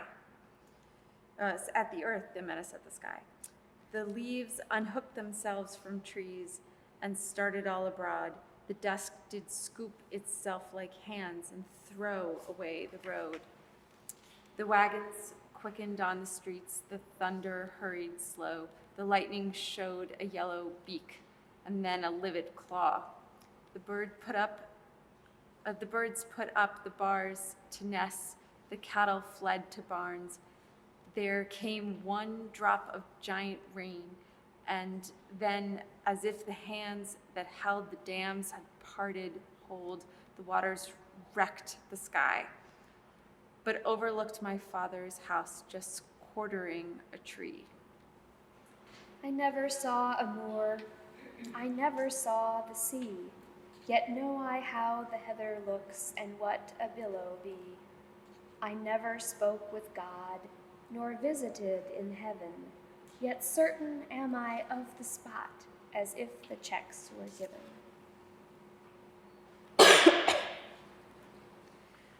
As sleigh bells seem in summer, or bees at Christmas show, so fairy, so fictitious, the individuals do, repealed from observation, a party that we knew, more distant in an instant than dawn in Timbuktu.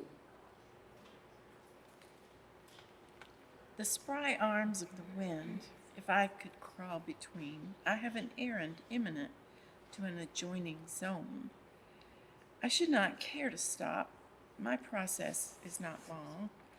The wind could wait without the gate, or stroll the town among, to ascertain the house, and is the soul at home, and hold the wick of mine to it, to light, and then return.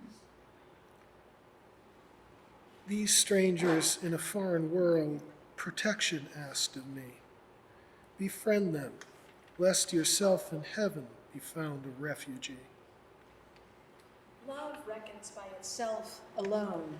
As large as I relate the sun to one who never felt it blaze, itself is all the like it has. Fame's boys and girls who never die and are too seldom born. The overtakelessness of those who have accomplished death, majestic is to me beyond the majesties of earth. The soul heard not at home inscribes upon the flesh and takes a fine aerial gait beyond the writ of touch. Further in summer than the birds, pathetic from the grass, a minor nation celebrates its unobtrusive mass. No ordinance be seen, so gradual the grace, a pensive custom it becomes, enlarging loneliness. Antiquest felt at noon, when August burning low, arise the spectral canticle, repose to typify. Remit as yet no grace, no furrow on the glow, yet a druidic deference enhances nature now. Purple is fashionable twice this season of the year, and when a soul perceives itself to be an emperor. She sped as petals of a rose, offended by the wind, a frail aristocrat of time, indemnity defined, leaving on nature a default as cricket or as a bee, but Andes in the bosoms where she had begun to lie. The sky is low, the clouds are mean, a traveling flake of snow across a barn or through a rut, debates if it will go. A narrow wind complains all day how someone treated him. Nature, like us, is sometimes caught without her diadem. I cannot meet the spring unmoved. I feel the old desire, a hurry with a lingering mixed, a warrant to be fair. A competition in my sense with something hid in her. And as she vanishes, remorse, I saw no more of her. Between the form of life and life, the difference is as big as liquor at the lip between and liquor in the jug. The latter, excellent to keep, but for ecstatic need. The cork is superior, I know, for I have tried.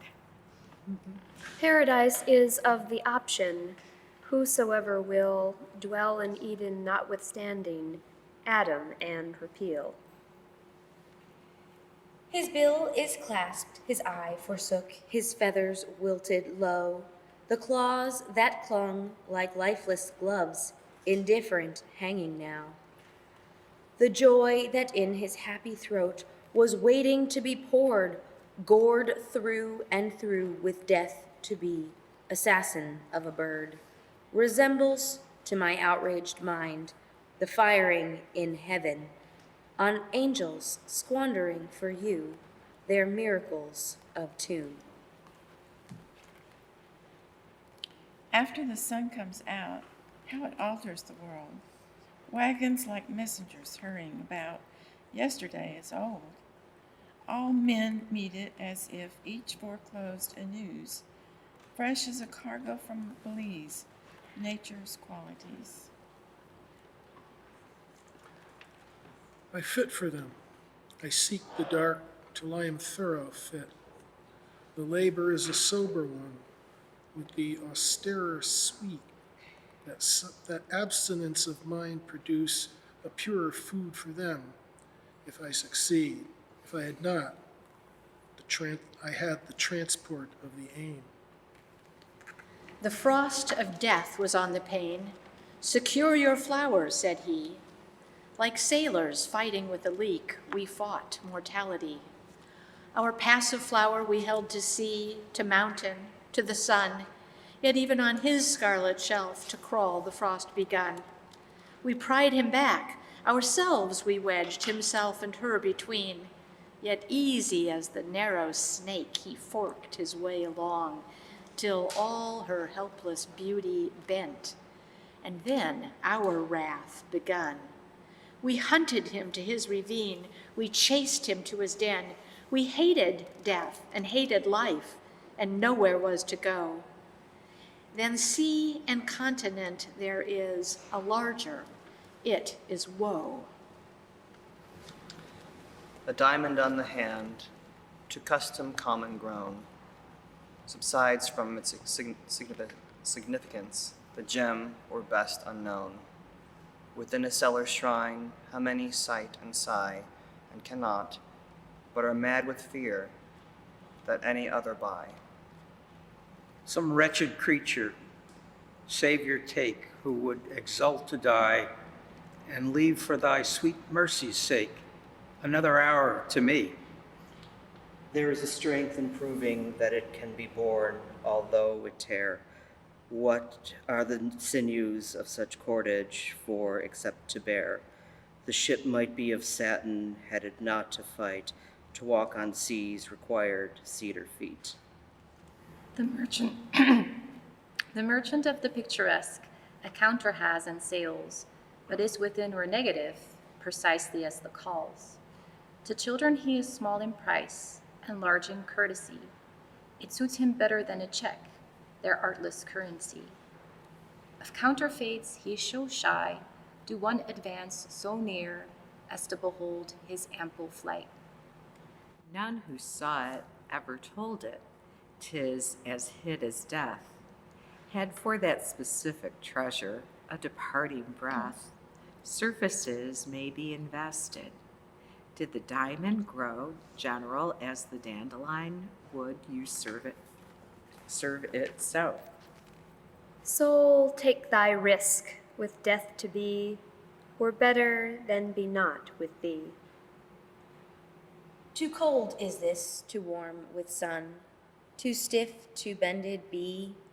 To joint this agate were a work, outstaring masonry.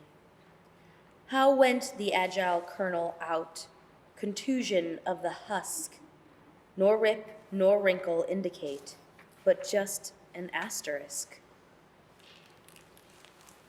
There is another loneliness that many die without, not want of friend occasion it, or circumstance of lot, but nature sometimes thought, and whoso it befall, is richer than could be revealed by mortal numeral. We do not know the time we lose. The awful moment is and takes its fundamental place among the certainties. A firm appearance still inflates the card, the chance, the friend, the specter of solidities whose substances are sand.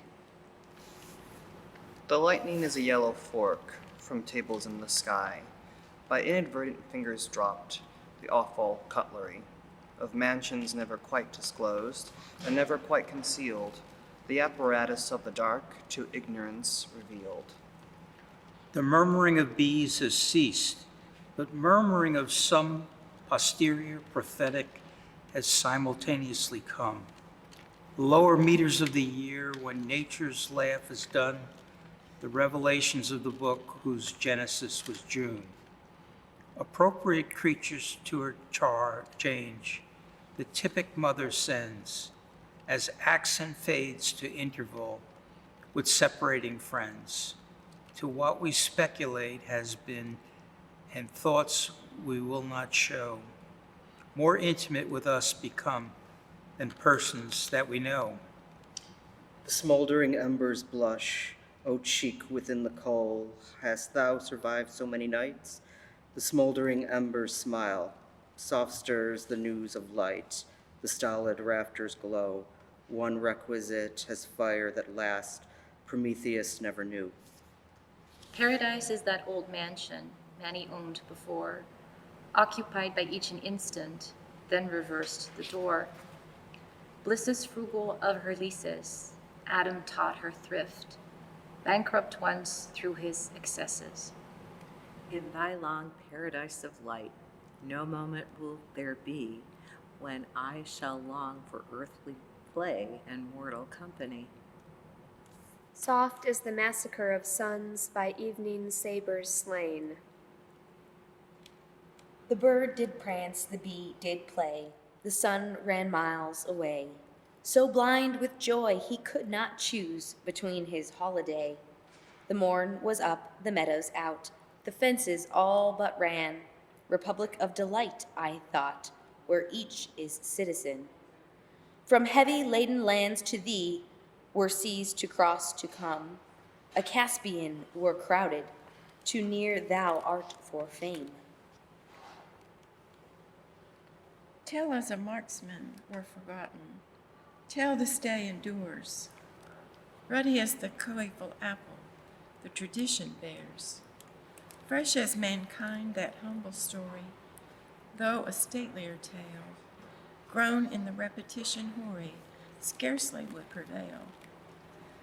Tell had a son, the ones that knew it, need not linger here. Those who did not to human nature will subscribe a tear. Tell would not bare his head in presence of the ducal hat, threatened for that with death by Gessler, tyranny bethought. Make of his only boy a target that surpasses death, stolid to love's supreme entreaty, not forsook of earth, of faith. Mercy of the Almighty begging, tell his arrows sent. God is said, replies in person, when the cry is meant. After 100 years, nobody knows the place, agony that enacted there, motionless as peace. Weeds triumphant ranged, strangers strolled and spelled at the lone orthography of the elder dead. Winds of summer fields recollect the way, instinct picking up the key dropped by memory. These are the nights that beetles love. From eminence remote drives ponderous, perpendicular, his figure intimate, the terror of the children, the merriment of men. Depositing his thunder, he hoists aboard again. A bomb upon the ceiling is an improving thing. It keeps the nerves progressive, conjecture flourishing. Too dear the summer evening, without discreet alarm, supplied by entomology with its remaining charm. 'Tis my first night beneath the sun, if I should spend it here. Above him is too low a height for his barometer, who airs of expectation breathes, and takes the wind at prime, but distance his delights confides to those who visit him. The wind took up the northern things and piled them in the south, then gave the east unto the west, and opening his mouth, the four divisions of the earth did make as to devour, while everything to corners slunk behind the awful power. The wind unto his chamber went, and nature ventured out, her subjects scattered into place, her systems ranged about. Again the smoke from dwellings rose, the day abroad was heard. How intimate a tempest passed, the transport of the bird. I noticed people disappeared when but a little child. Suppose they visited remote or settled regions wild. Now know I, they both visited and settled regions wild, but did because they died, a fact withheld the little child. The snow that never drifts, the transient, fragrant snow that comes a single time a year, is slowly driving now. So through in the tree at night beneath the star, that it was February's foot, experience would swear. Like winter has a face, we stern and former knew, prepared of all but loneliness by nature's alibi, where every storm so spice the value could not be. We buy with contrast, pang is good, as near as memory. That odd old man is dead a year. We miss his stated hat. 'Twas such an evening bright and stiff, his faded lamp went out. Who missed his antiquated wick, are any horror for him? Waits any indurated mate his wrinkled coming home? O life begun in fluent blood and consummated dull, achievement contemplating thee feels transitive and cool. Exhilaration is the breeze that lifts us from the ground and leaves us in another place whose statement is not found. Returns us not, but after time we soberly descend, a little newer for the term, upon enchanted ground. Best witchcraft is geometry to the magician's mind. His ordinary acts are feats to thinking of mankind. The duties of the wind are few: to cast the ships at sea, establish march, the floods escort, and usher liberty.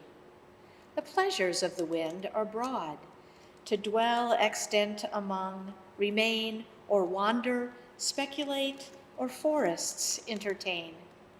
The kinsmen of the wind are peaks, as of the equinox, also with bird and asteroid a bowing intercourse. The limitations of the wind: do he exist or die? Too wise he seems for wakelessness, however, know not I. The day grew small, surrounded tight by early, stooping night. The afternoon and evening deep, its yellow shortness dropped. The winds went out their martial ways, the leaves obtained excuse. November hung his granite hat upon a nail of plush. Great streets of silence led away to neighborhoods of pause. Here was no notice, no dissent, no universe, no laws. By clocks 'twas morning, and for night the bells at distance called. But epoch had no basis here, for period exhaled. Some days retired from the rest in soft distinction lie, the day that a companion came or was obliged to die. Of nature I shall have enough when I have entered these, entitled to a bumblebee's familiarities. The suburbs of a secret a strategist should keep, better than on a dream interlude to scrutinize the sleep. In truth, to scrutinize the sleep. The incidents of love are more than its events. Investment's best expositor is the minute percents.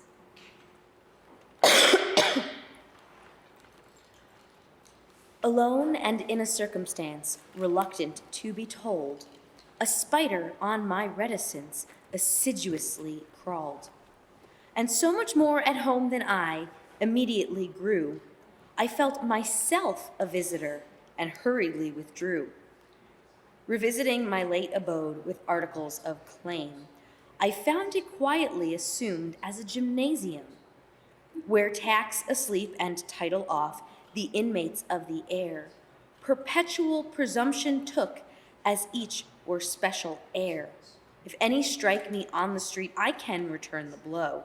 If any take my property according to the law, the statute is my learned friend. But what redress can be? For an offense nor here nor there, so not in equity. That larceny of time and mind, the marrow of the day, by spider, or forbid it, Lord, that I should specify. Contained in this short life are magical extents, the soul returning soft at night to steal securer thence. As children strictest kept, turn soonest to the sea, whose nameless fathoms slink away beside infinity. Nature affects to be sedate, upon occasion grand, but let our observation shut, her practices extend to necromancy and the trades remote to understand. Behold our spacious citizen unto a juggler turned. Where every bird is bold to go and bees a bachelor's play, the foreigner before he knocks must thrust the tears away. The riddle that we guess, we speedily despise. Not anything is stale so long as yesterday's surprise. Experiment escorts us last. His pungent company will not allow an axiom an opportunity.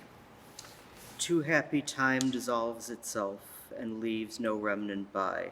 'Tis anguish not a feather hath, or too much weight to fly. We introduce ourselves to planets and to flowers, but with ourselves have etiquettes, embarrassments, and awes. Had we known the ton she bore, we had helped the terror, but she straighter walked for freight, so be hers the error. O sumptuous moment, slower go, that I may gloat on thee. 'Twill never be the same to starve, now I abundance see. Which was to famish then or now, the difference of day. Ask him unto the gallows led, with morning in the sky. A great hope fell, you heard no noise. The ruin was within. O cunning wreck that told no tale and let no witness in. The mind was built for mighty freight, for dread occasion planned. How often foundering at sea, ostensibly on land. And not admitting of the wound until it grew so wide that all my life had entered it, and there were troughs beside. A closing of the simple lid that opened to the sun until the tender carpenter perpetual nail it down. That this should feel the need of death, the same as though that lived, is such a feat of irony as never was achieved. Not satisfied to ape the great in his simplicity, the small must die, the same as he. Oh, the audacity. The frost was never seen, if met too rapid past, or in too unsubstantial team. The flowers notice first a stranger hovering round, a symptom of alarm in villages remotely set. But search effaces him, till some retrieveless night, our vigilance at waste, the garden gets the only shot that never could be traced. Unproved is much we know, unknown the worst we fear. Of strangers is the earth the inn, of secrets is the air. To analyze, perhaps, a Philip would prefer, but labor vaster than myself, I find it to infer. We like March, his shoes are purple, he is new and high. Makes he mud for dog and peddler, makes he forest dry. Knows the addered tongue his coming and begets her spot. Stands the sun so close and mighty that our minds are hot. News is he of all the others, bold it were to die, with the bluebirds buccaneering on his British sky. Society for me, my misery, since gift of thee. Safe despair it is that raves. Agony is frugal, puts itself severe away for its own perusal. Garrison, no soul can be in front of trouble. Love is one, not aggregate, nor is dying double. We never know how high we are till we are asked to rise, and if we are true to plan, our statures touch the skies. The heroism we recite would be a normal thing, did not ourselves the cubits warn, for fear to be a king. The slow day moved along. I heard its axles go, as if they could not hoist themselves. They hated motion so. I told my soul to come. It was no use to wait. We went and played and came again, and it was out of sight. A soft sea washed around the house, a sea of summer air, and rose and fell the magic planks that sailed without a care. For captain was the butterfly, for helmsman was the bee, and an entire universe for the delighted crew. Whatever it is, she has tried it. Awful Father of love, is not ours the chastising? Do not chastise the dove. Not for ourselves petition, nothing is left to pray. When a subject is finished, words are handed away. Only lest she be lonely in thy beautiful house, give her for her transgression license to think of us. On the world you colored, morning painted rose, idle his vermilion, aimless crept the glows. Over realms of orchards, I the day before conquered with the robin, misery how fair, till your wrinkled finger shoved the sun away, midnight's awful pattern in the goods of day. Lest they should come is all my fear, when sweet incarcerated here. All men for honor hardest work, but are not known to earn, paid after they have ceased to work in infamy or earn. Shall I take thee, the poet said to the propounded word, be stationed with the candidates till I have finer tried. The poet searched philology and was about to ring for the suspended candidate. There came unsummoned in that portion of the vision the word applied to fill. Not unto nomination the cherubim reveal. Fly, fly, but as you fly, remember the second pass you by. The second is pursuing the century is chasing eternity. Ah, the responsibility, no wonder that the little second flee out of its frightened way. Like rain it sounded till it curved, and then I knew 'twas wind. It walked as wet as any wave, but swept as dry as sand. When it had pushed itself away to some remotest plain, a coming as of hosts was heard, that was indeed the rain. It filled the wells, it pleased the pools, it warbled in the road. It pulled the spigot from the hills and let the floods abroad. It loosened acres, lifted seas, the sights of centuries stirred. Then, like Elijah, rode away upon a wheel of cloud. The clouds, their backs together laid, the north begun to push, the forest galloped till they fell. The lightning played like mice, the thunder crumbled like a stuff. How good to be in tombs, where nature's temper cannot reach, nor missile ever comes. We like a hairbreadth scape, it tingles in the mind, far after fact or accident, like paragraphs of wind. If we had ventured less, the gale were not so fine, that reaches to our utmost hair, its tentacles divine. The sun and fog contested the government of day. The sun took down his yellow whip and drove the fog away. Had I not seen the sun, I could have borne the shade. But light a newer wilderness my wilderness has made. If my bark sink, 'tis to another sea. Mortality's ground floor is immortality. Look back on time with kindly eyes. He doubtless did his best. How softly sinks that trembling sun in human nature's west. Risk is the hair that holds the tune, seductive in the air.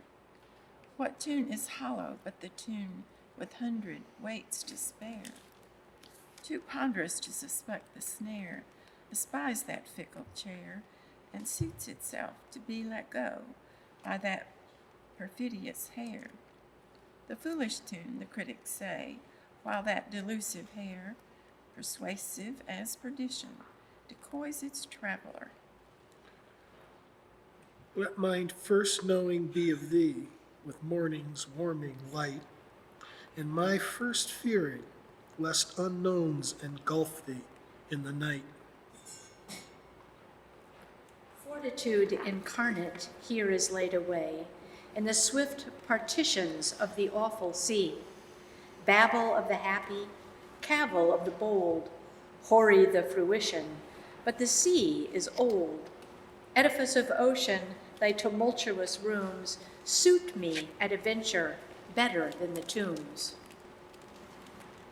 The clover's simple fame remembered of the cow is better than enameled realms of notability. Renown perceives itself, and that degrades the flower. The daisy that has looked behind has compromised its power. A sparrow took a slice of twig and thought it very nice, I think, because his empty plate was handed nature twice. Invigorated fully, sprang lightly to the sky as an accustomed stirrup, and boldly rode away. A stagnant pleasure like a pool that lets its rushes grow until they heedless tumble in and make the water slow. Impeding navigation bright of shadows going down, yet even this shall rouse itself when freshets come along. As old as woe, how old is that? Some 8,000 years. As old as bliss, how old is that? They are of equal years. Together chiefest they are found, but seldom side by side. From neither of them, though he try, can human nature hide. Is heaven a physician? They say that he can heal, but medicine posthumous is unavailable. Is heaven an exchequer? They speak of what we owe, but that negotiation I'm not a party to. The lilac is an ancient shrub, and ancienter than that, the fermental lilac. Upon the hill tonight, the sun subsiding on its course bequeaths the spinal plant to contemplation, not to touch the flower of Occident. Of one corolla is the west, the calyx is the earth, the capsule's burnished seeds the stars, the scientist of faith. His research has just begun, but his synthesis, the flora unimpeachable, to time's analysis, eye hath not seen, may possibly be current with the blind, but let not revelation by these be detained. Until the desert knows that water grows, his sands suffice. But let him once suspect that Caspian fact, Sahara dies. Utmost is relative, have not or have, adjacent sums enough. The first abode on the familiar road galloped in dreams. Tell all the truth, but tell it slant. Success in circuit lies, too bright for our infirm delight. The truth's superb surprise, as lightning to the children eased with explanation kind, the truth must dazzle gradually, or every man be blind. Like time's insidious wrinkle on a beloved's face, we clutch the grace the tighter, though we resent the crease. The frost himself so calmly dishevels every prime, asserting from his prism that none can punish him. Through what transports of patience I reached the stolid bliss, to breathe my blank without thee, attest me this and this. By that bleak exultation I won as near as this thy privilege of dying. Abbreviate me this. He preached about breath till it argued him narrow, the broad are too broad to define, and of truth until it proclaimed him a liar, the truth never flaunted sign. Simplicity fled from his counterfeit presence, as gold the pyrites would shun. What confusion would cover the innocent Jesus to meet so religious a man? A word dropped careless on a page may stimulate an eye when folded in perpetual seam, the wrinkled maker lie, Infection in the sentence breeds we may inhale despair at distances of centuries from the malaria. I thought that nature was enough till human nature came, but that the other did absorb as parallax of flame. Of human nature just aware, there added the divine, brief struggle for capacity. The power to contain is always as the contents, but give a giant room, and you will lodge a giant and not a smaller man. The show is not the show, but they that go. Menagerie to me, my neighbor be. Fair play, both went to sea. Was not, was all the statement. The unpretentious stuns, perhaps. The comprehension, they wore no lexicons. But lest our speculation in a nation die, because God took him, mention, that was philology. So proud she was to die, it made us all ashamed, that what we cherished so unknown to her desire seemed. So satisfied to go where none of us should be, immediately that anguish stooped, almost to jealousy. The things we thought that we should do, we other things have done. But those peculiar industries have never been begun. The lands we thought that we should seek, when large enough to run, by speculations ceded to speculation's son. The heaven in which we hoped to pause, when discipline was done, untenable to logic, but possibly the one. Who were the Father and the Son? We pondered when a child. And what had they to do with us? And when portentous told, with inference appalling, by childhood fortified, we thought, at least they are no worse than they have been described. Who are the Father and the Son? Did we demand today? The Father and the Son himself would doubtless specify. But had they the felicity when we desired to know, we better friends had been, perhaps, than time ensued to be. We start to learn that we believe, but once entirely, belief it does not fit so well when altered frequently. We blush that heaven, if we achieve event ineffable, we shall have shunned until ashamed to own the miracle. Could hope inspect her basis, her craft were done, as a fictitious charter, or as none, balked in the vastest instance, but to renew, felled by but one assassin, prosperity. I know suspense, it steps so terse and turns so weak away. Besides, suspense is neighborly when I am riding by, is always at the window, though lately I decry, and mention to my horses the need is not of me. The most triumphant bird I ever knew or met embarked upon a twig today. Until dominion set, I perished to behold another such a might, and sang for nothing in the world but competent delight. Retired and resumed his transitive estate. To what delicious accident does finest glory fit? There is no frigate like a book to take us lands away, nor any coursers like a page of prancing poetry. This travel may the poorest take, without offense of toll. How frugal is the chariot that bears the human soul. Power is a familiar growth, not distant, not to be. Beside us like a bland abyss, in every company. Escape it, there is but a chance. Unconsciousness and clay lean forward for a final glance. Disprove that, and you may. Elijah's wheel had no fill, was innocent of wheel.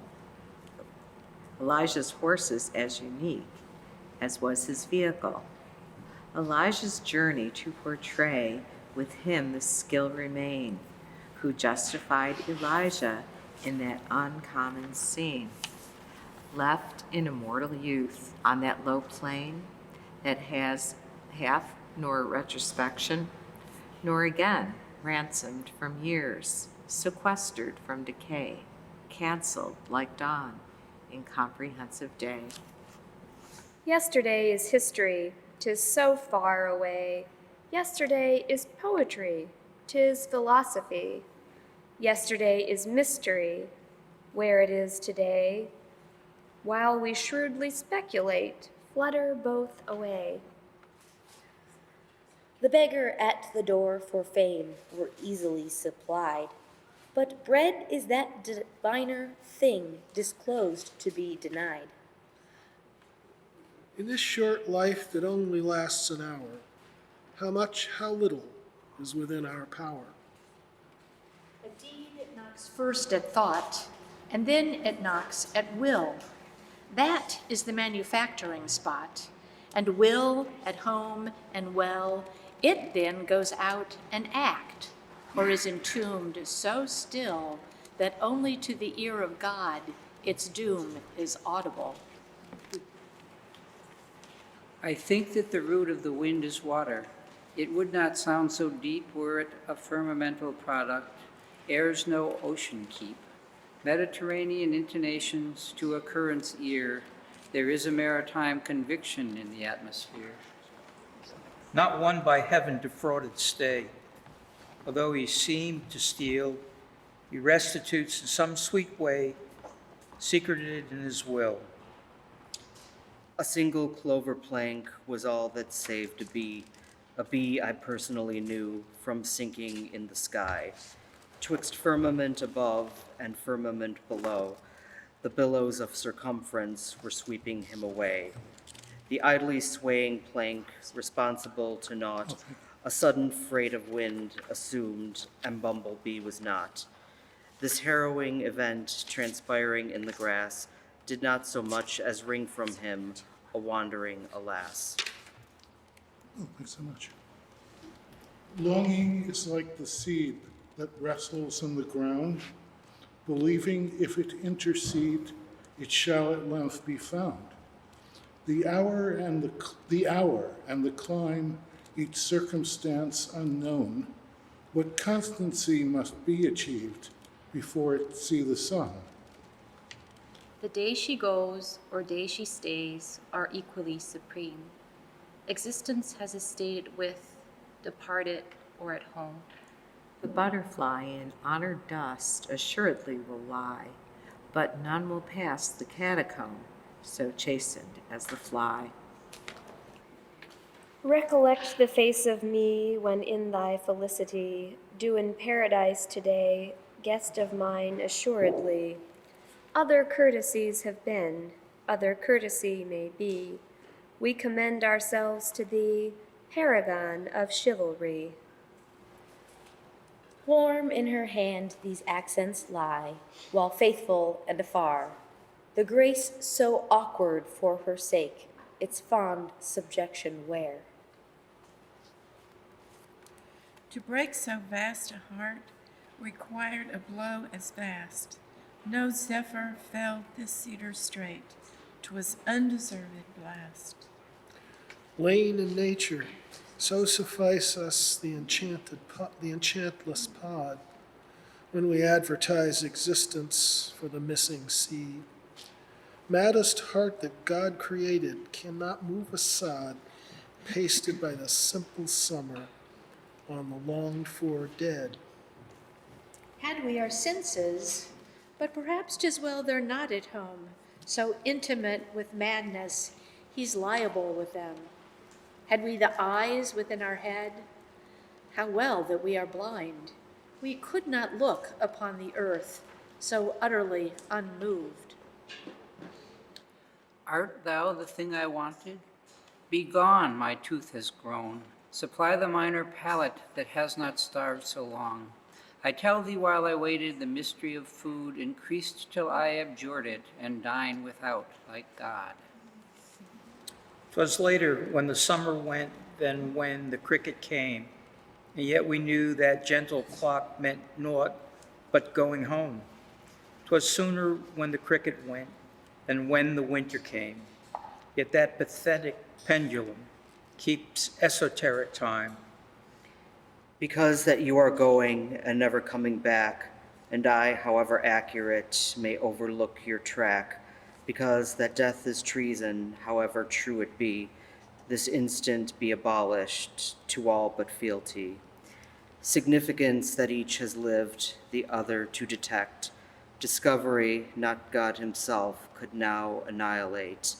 Eternity, presumption, the instant I perceive that you who were existence yourself forgot to live. The life that is will then have been a thing I never knew, as paradise fictitious until the realm of you. The life that is to be, to me, a residence too plain, unless in my Redeemer's face I recognize your own. Of immortality who doubts, he may exchange with me, curtailed by your obscuring face of everything but he. Of heaven and hell I also yield the right to reprehend, to whoso would commute this face for his less priceless friend. If God is love, as he admits, we think that he must be, because he is a jealous God, he tells us certainly. If all is possible with him, as he besides concedes, he will refund us finally our confiscated gods. There's the Battle of Burgoyne over every day. By the time that man and beast put their work away, sunset sounds majestic, but that solemn war, could you comprehend it, you would chasten stare. While we were fearing it, it came, but came with less of fear, because that fearing it so long had almost made it fair. There is a fitting, a dismay, a fitting, a despair. 'Tis harder knowing it is due than knowing it is here.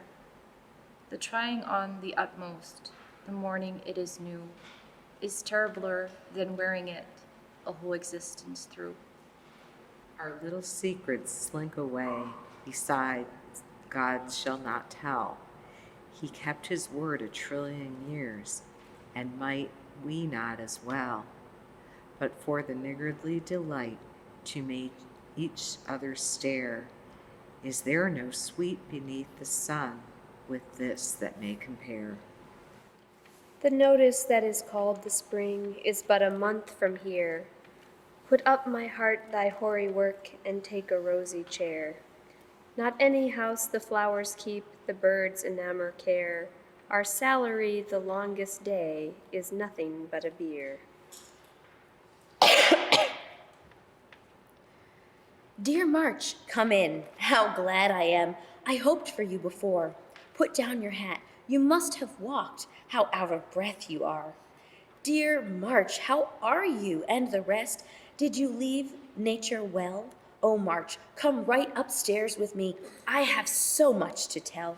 I got your letter and the birds. The maples never knew that you were coming. I declare how red their faces grew. But March, forgive me, all those hills you left for me to hew. There was no purple suitable. You took it all with you. Who knocks? That April? Lock the door. I will not be pursued. He stayed away a year to call when I am occupied. But trifles look so trivial as soon as you have come. That blame is just as dear as praise, and praise as mere as blame. Go slow, my soul, to feed thyself upon his rare approach. Go rapid, lest competing death prevail upon the coach. Go timid, lest his final eye determine thee amiss. Go boldly, for thou paidst his price, redemption for a kiss. The vastest earthly day is shrunken small by one defrauding face behind a pall. Surprise is like a thrilling pungent upon a tasteless meat, alone too acrid, but combined an edible delight. I never hear that one is dead without the chance of life, of fresh annihilating me, that mightiest belief. Too mighty for the daily mind that tilling its abyss has madness, had it once or twice, the yawning consciousness. Beliefs are bandaged like the tongue when terror were it told, in any tone commensurate would strike us instant dead. I do not know the man so bold he dare in lonely place that awful stranger consciousness deliberately face. How many schemes may die in one short afternoon, entirely unknown to those they most concern? The man that was not lost because by accident he varied by a ribbon's width from his accustomed route. The love that would not try because beside the door some unsuspecting horse was tied, surveying his despair. The symptom of the gale, the second of dismay, between its rumor and its face, is almost revelry. The house's firmer root, the heavens cannot be found. The upper surfaces of things take covert in the ground. The memory of the sun not any can recall, although by nature's sterling watch so scant an interval. And when the noise is caught and nature looks around, we dream it, she interrogates, good morning, we propound. The butterfly's assumption gown in Chrysoprase apartments on this afternoon put on. How condescending to descend and be of buttercups the friend in a New England town. When a lover is a beggar, abject is his knee. When a lover is an owner, different is he. What he begged is then the beggar, O disparity. Bread of heaven presents bestowal like an obloquy. My heart ran so to thee, it would not wait for me. And I affronted grew and drew away. And whatsoe'er my pace, he first achieved thy face. How general a grace, allotted too. Not in malignity mentioned I this to thee. Had he so obliquely, soonest to share. For through the greed of him, boasting my premium, basking in Bethlehem, ere I be there. Abraham to kill him was distinctly told. Isaac was an urchin, Abraham was old. Not a hesitation, Abraham complied. Flattered by obeisance, tyranny demurred. Isaac to his children lived to tell the tale. Moral with a mastiff, manners may prevail. Knock with tremor. These are Caesar's. Should they be at home? Flee as if you trod unthinking on the foot of doom. These seceded from your summons centuries ago. Should they rend you with, how are you? What have they you to show? Whether they have forgotten or are forgetting now, or never remembered, safer not to know. Miseries of conjecture are a softer woe than a fact of iron hardened with I know. Floss won't save you from an abyss, but a rope will. Notwithstanding a rope for a souvenir is not beautiful. But I tell you, every step is a trough, and every stop a well. Now, will you have the rope or the floss? Price is reasonable. Elizabeth told Essex that she could not forgive the clemency of deity, however might survive. That secondary succor we trust that she partook when suing like her Essex for a reproving look. The pile of years is not so high as when you came before, but it is rising every day from recollection's floor. And while by standing on my heart I can still reach the top, efface the burden with your face and catch me ere I drop. Time does go on. I tell it gay to those who suffer now. They shall survive. There is a sun. They don't believe it now. From his slim palace in the dust, he relegates the realm, more loyal for the exody that has befallen him. Without a smile, without a throw, a summer's soft assemblies go to their entrancing end unknown. For all the times we met, estranged, however intimate, what a dissembling friend. As summer into autumn slips, and yet we sooner say, the summer than the autumn, lest we turn the sun away, and count it almost an affront, the presence to concede of one however lovely, not the one that we have loved. So we evade the charge of years, on one attempting shy, the circumvention of the shaft of life's declivity. To flee from memory, had we the wings, many would fly. Inured to slower things, birds with dismay would scan the mighty van of men escaping from the mind of man. The infinite a sudden guest has been assumed to be, but how can that stupendous come which never went away? The most pathetic thing I do is play I hear from you. I make believe until my heart almost believes it too. But when I break it with the news, you knew it was not true. I wish I had not broken it. Goliath, so would you. I send you a decrepit flower that nature sent to me. At parting, she was going south, and I designed to stay. Her motive for the souvenir, if sentiment for me, or circumstance prudential, withheld invincibly. Wonder is not precisely knowing, and not precisely knowing not. A beautiful but bleak condition he has not lived who has not felt. Suspense is his maturer sister. Whether adult delight is pain, or of itself a new misgiving, this is the gnat that mangles men. How soft this prison is, how sweet these sullen bars. No despot, but the king of down invented this repose. Of fate, if this is all, has he no added realm? A dungeon, but a kinsman is, incarceration, home. His mansion in the pool the frog forsakes. He rises on a log and statements makes. His auditors 2 worlds deducting me. The orator of April is hoarse today. His mittens at his feet no hand hath he. His eloquence a bubble as fame should be. Applaud him to discover to your chagrin Demosthenes has vanished in waters green. A little madness in the spring is wholesome, even for the king. But God be with the crown who ponders this tremendous scene, the sudden legacy of green, as if it were his own.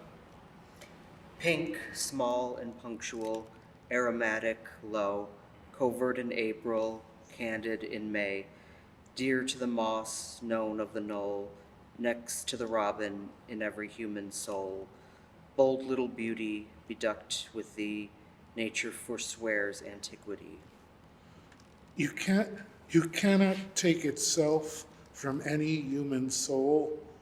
That indestructible estate enable him to dwell, impregnable as light, that every man behold, but take away as difficult an undiscovered gold. Luck is not chance, it's toil. Fortune's expensive smile is earned. The father of the mine is that old-fashioned coin we spurned. Let me not mar that perfect dream by auroral stain, but so adjust my daily night that it will come again. Not when we know the power it costs, the garment of surprise was all our timid mother wore at home in paradise.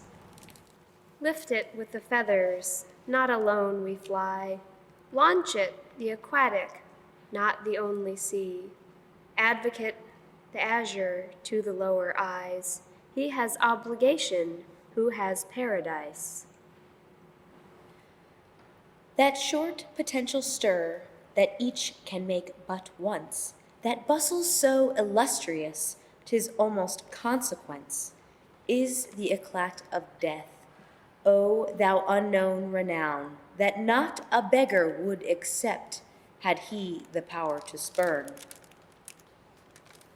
Escape is such a thankful word. I often, in the night, consider it unto myself, no spectacle in sight. Escape, it is the basket in which the heart is caught, when down some awful battlement the rest of life is dropped. 'Tis not to sight the Savior, it is to be the saved, and that is why I lay my head upon this trusty word. Crisis is sweet, and yet the heart upon the hither side has dowers of perspective surrendered by the tried. Inquire of the proudest rose which rapture she preferred, and she will tell you, sighing, the transport of the bud. I'd rather recollect a setting than own a rising sun. The one is beautiful forgetting, and true the other one. Because in going is a drama staying cannot confer. To die divinely once at twilight, then wane is easier. An antiquated grace becomes that cherished face as well as prime, enjoying us to part, we and our plodding heart, good friends with time. On a lilac sea to toss incessantly his plush alarm, who fleeing from the spring avenging fling, to dooms of balm. The rat is the concisest tenant. He pays no rent, repudiates the obligation on schemes intent. Balking our wit to sound or circumvent, hate cannot harm a foe so reticent. Neither decree prohibit him, lawful as equilibrium. Unto the whole, how add? Has all a further realm, or utmost an ulterior? O subsidy of balm! Faithful to the end amended, from the heavenly clause, constancy with a proviso, constancy abhors. Crowns of life are servile prizes to the stately heart, given for the giving solely, no emolument. I suppose the time will come, aid it in the coming, when the bird will crowd the tree and the bee will be booming. I suppose the time will come, hinder it a little, when the corn in silk will dress and in chintz the apple. I believe the day will be when the jay will jiggle at his new White House the earth, that too halts a little.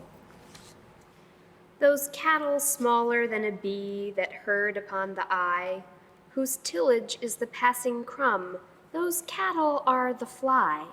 Of barns for winter, blameless, extemporaneous stalls, they found to our objection uneligible walls, reserving the presumption to suddenly descend and gallop on the furniture, or odioser offend.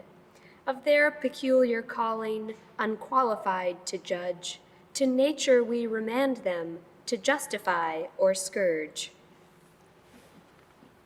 The butterfly's Numidian gown, with spots of burnish roasted on, is proof against the sun, but prone to shut its spotted fan, and panting on a clover lean, as if it were undone.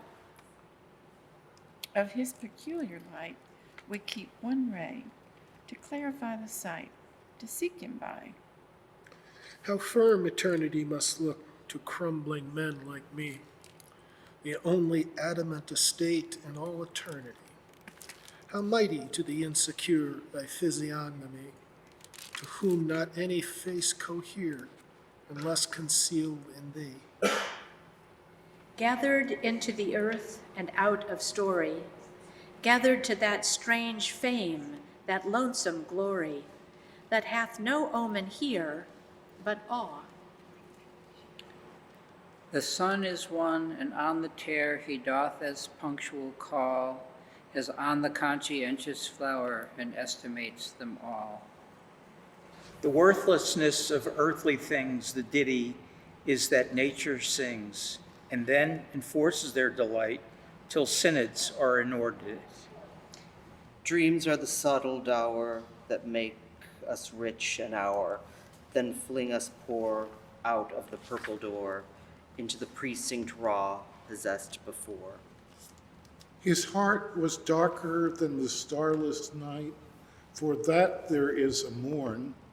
But in this black receptacle can be no bode of dawn, can be no bode of dawn.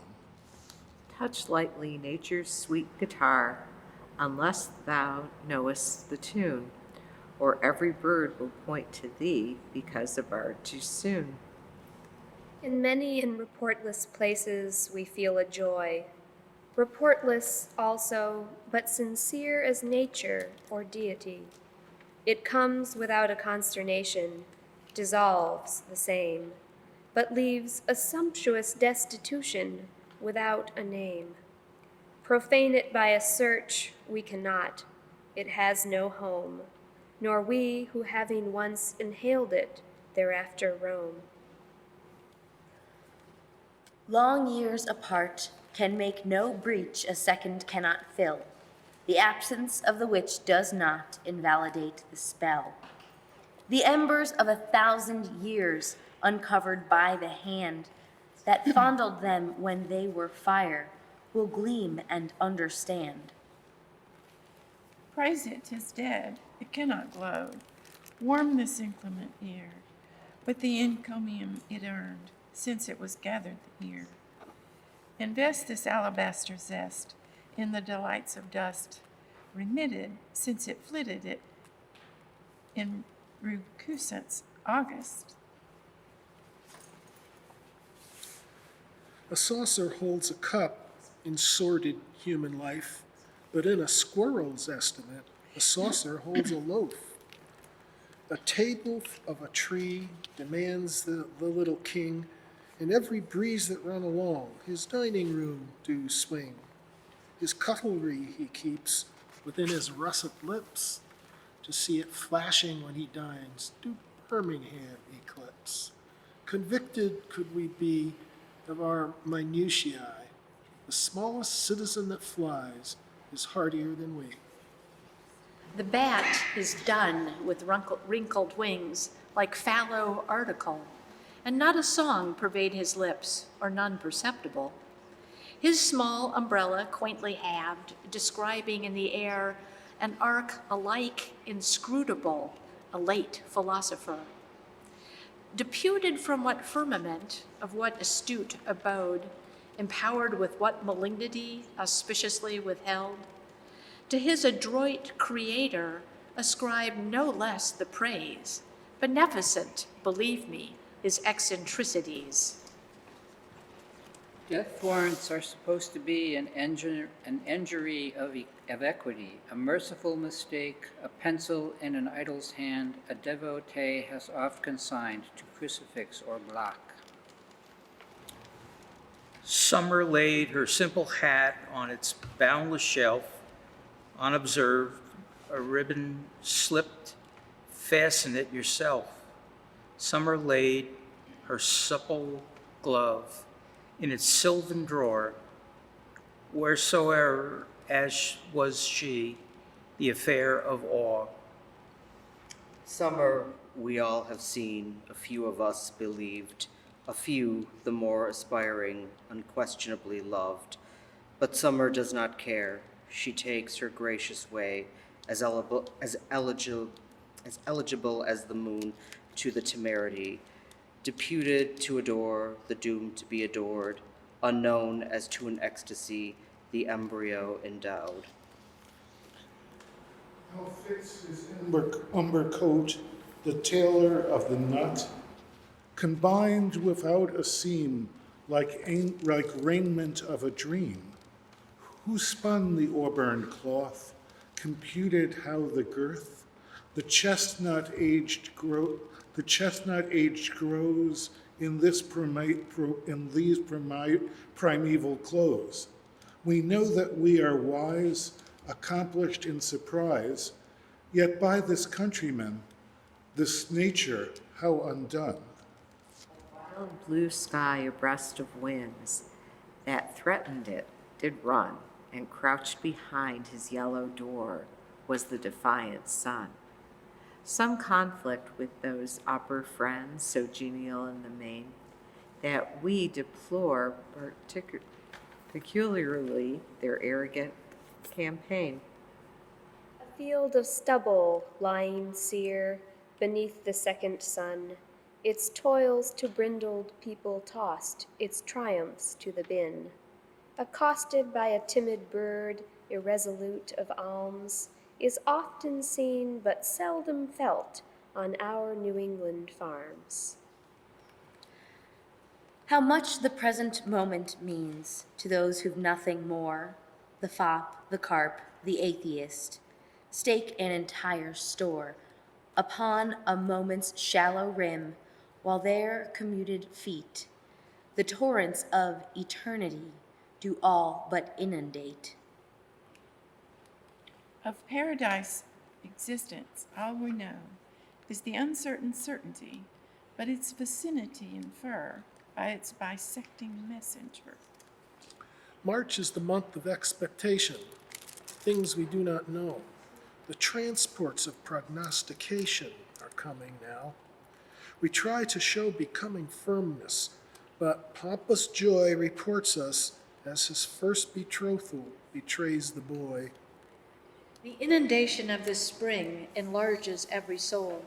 It sweeps the tenement away, but leaves the water whole, in which the soul, at first estranged, seeks faintly for its shore, but acclimated pines no more for that peninsula.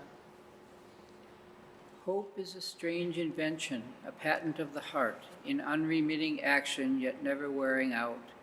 Of this electric adjunct not anything is known, but its unique momentum embellish all we own.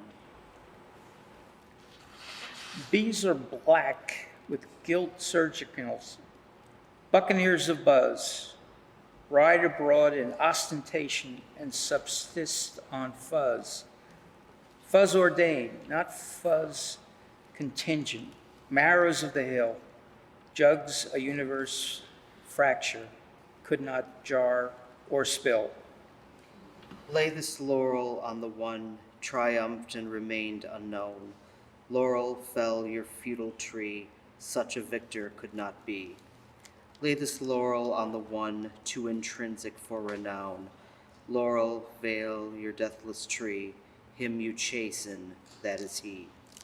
I shall not murmur if at last the ones I loved below permission have to understand for what I shun them so, divulging it would rest my heart, but it would ravage theirs.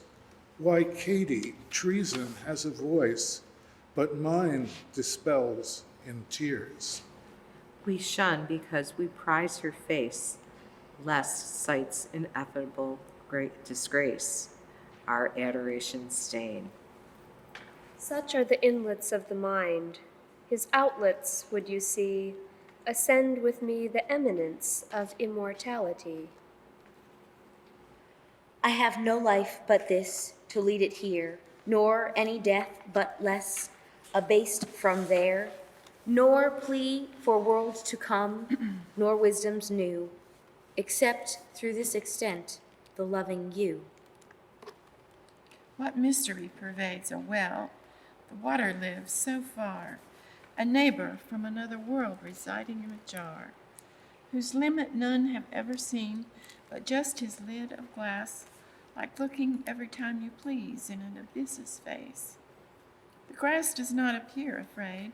I often wonder he can stand so close and look so bold at what is awe to me. Related somehow they may be. The sedge stands next the sea, where he is floorless and does no timidity betray. But nature is a stranger yet.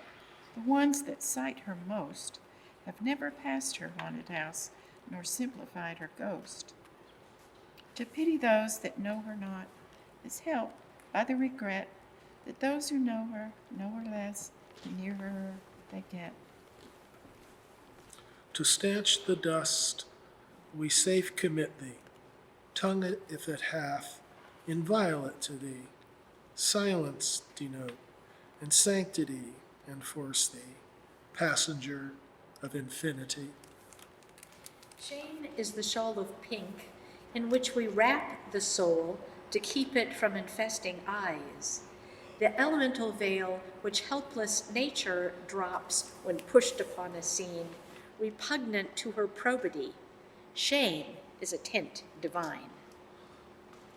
Sweet skepticism of the heart that knows and does not know and tosses like a feet of balm affronted by the snow, invites and then retards the truth lest certainty be sere, compared with that delicious throe of transport filled with fear. Unworthy of her breast, though by that scathing test, what soul survive? By her exacting light, how counterfeit the white we chiefly have. How human nature dotes on what it can't detect. The moment that a plot is plumbed, its meaning is extinct. Perspective is the friend reserved for us to know when constancy is clarified of curiosity, of subjects that resist. Redoubtable blessed is this, where go we? Go we anywhere, creation after this? How lonesome the wind must feel nights when people have put out the lights, and everything that has an inn closes the shutter and goes in. How pompous the wind must feel nights, stepping to incorporeal tunes, correcting errors of the sky and clarifying scenery. How mighty the wind must feel morns, encamping on 1,000 dawns, espousing each and spurning all, then soaring to his temple tall. It was quite a seeming day. There was no harm in earth or sky, till with the setting sun there strayed an accidental red, a strolling hue, one would have said, to westward of the town. But when the earth begun to jar, and houses varnished with the roar, and human nature hid, we comprehended by the awe, as those that dissolution saw, the poppy in the cloud. The fairest home I ever knew was founded in an hour by parties also that I knew, a spider and a flower, a man's of Mechlin and of Floss. The pretty rain from those sweet eaves, her unintending eyes, took her own heart, including ours, by innocent surprise, to wrestle in her simple throat, to hold the feeling down that vanquished her defeated feet, was fervor's sudden crown. To earn it by disdaining it is fame's consummate fee. He loves what spurns him. Look behind, he is pursuing thee. So let us gather every day, the aggregate of life's bouquet, be honor and not shame. Water makes many beds for those averse to sleep. Its awful chamber open stands, its curtains blandly sweep. Abhorrent is the rest in undulating rooms, whose amplitude no end invades, whose axis never comes. Who never wanted, maddest joy remains to him unknown. The banquet of abstemiousness defaces that of wine. Within its reach, though yet ungrasped, desire's perfect goal, no nearer, lest the actual should disenthrall thy soul. With pinions of disdain, the soul can farther fly than any feather specified in ornithology. It wafts the sordid flesh beyond its dull control, and soaring its electric gale, the body is a soul, instructing by the same how little work it be to put off filaments like this for immortality. One joy of so much anguish sweet nature has for me, I shun it as I do despair or dear iniquity. Why birds a summer morning before the quick of day should stab my ravished spirit with dirks of melody is part of an inquiry that will receive reply when flesh and spirit sunder in deaths immediately. No passenger was known to flee that lodged a night in memory. That wily subterranean inn contrives that none go out again. Incredible the lodging, but limited the guest. She laid her docile crescent down, and this mechanic stone still states the dates that have forgot the news that she is gone. So constant to its stolid trust, the shaft that never knew, it shames the constancy that fled before its emblem flew. It sounded as if the streets were running, and then the street stood still. Eclipse was all we could see at the window, and awe was all we could feel. By and by, the boldest stole out of his covert to see if time was there. Nature was in an opal apron, mixing fresher air. Perhaps they do not go so far, as we who stay suppose, perhaps come closer for the lapse of their corporeal close. It may be, know so certainly, how short we have to fear, that comprehension antedates and estimates us there.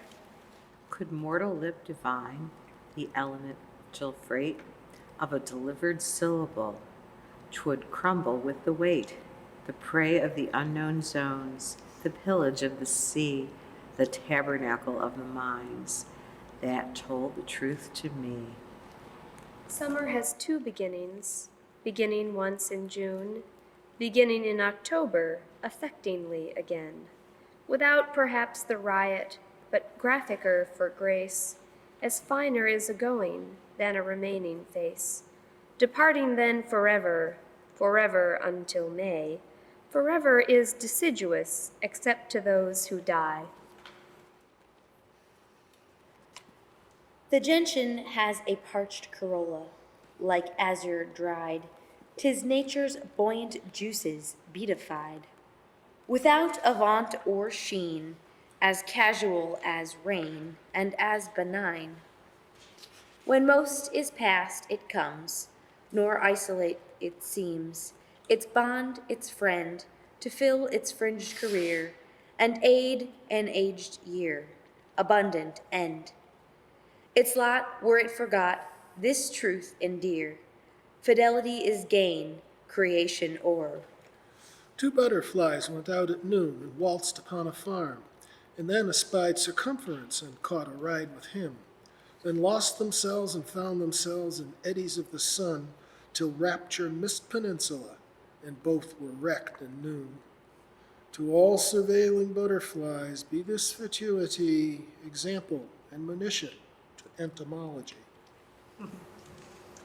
Upon what brittle piers our faith doth daily tread, no bridge below doth daughter so, yet none hath such a crowd. It is as old as God, indeed 'twas built by him. He sent his son to test the plank, and he pronounced it firm. Brother of ingots, Peru, empty the hearts that purchased you. My Maker, let me be a world or two from thee, but nearer this I more should miss. Behold this little bane, the boon of all alive. As common as it is unknown, the name of it is love. The lack of it is woe, to own of it is wound. Not elsewhere, if in paradise, its tantamount be found. How ruthless are the gentle, how cruel are the kind. God broke his contract to his lamb to qualify the wine. Those fevered days, to take them to the forest, where waters cool around the mosses crawl, and shade is all that devastates the stillness, seems it sometimes this would be all. To mend each tattered faith, there is a needle fair, though no appearance indicate 'tis threaded in the air, and though it do not wear, as if it never tore, 'tis very comfortable indeed, and spacious as before. A chilly peace infests the grass, the sun respectful lies. Not any trance of industry these shadows scrutinize, whose allies go no more astray for service or for glee, but all mankind deliver here from whatsoever see. Death is the supple suitor that wins at last. It is a stealthy wooing, conducted first by pallid innuendos and dim approach, but brave at last with bugles and a bisected coach.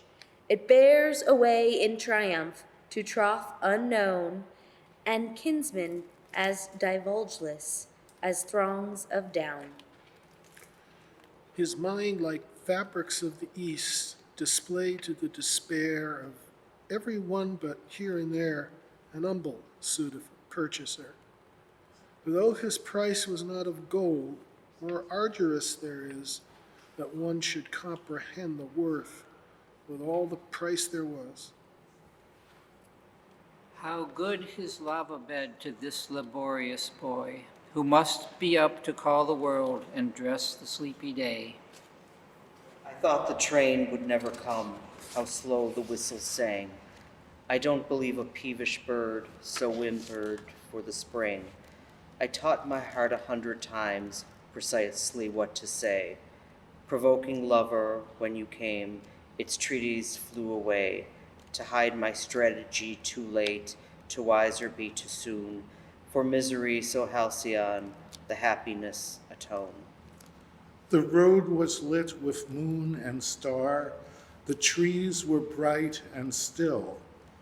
Descried I by the distant light, a traveler on a hill.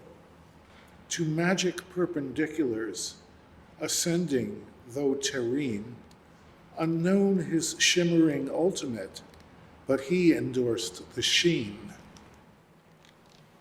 Whoever disenchants a single human soul by failure or irreverence is guilty of the whole. As guileless as a bird, as graphic as a star, till the suggestion sinister, things are not what they are. Your thoughts don't have words every day. They come a single time, like signal esoteric sips of the communion wine, which while you taste so native seems, so easy so to be, you cannot comprehend its price, nor its infrequency. One note from one bird is better than a million word. A scabbard has but one sword. A little snow was here and there, disseminated in her hair. Since she and I had met and played, decade had hastened to decade.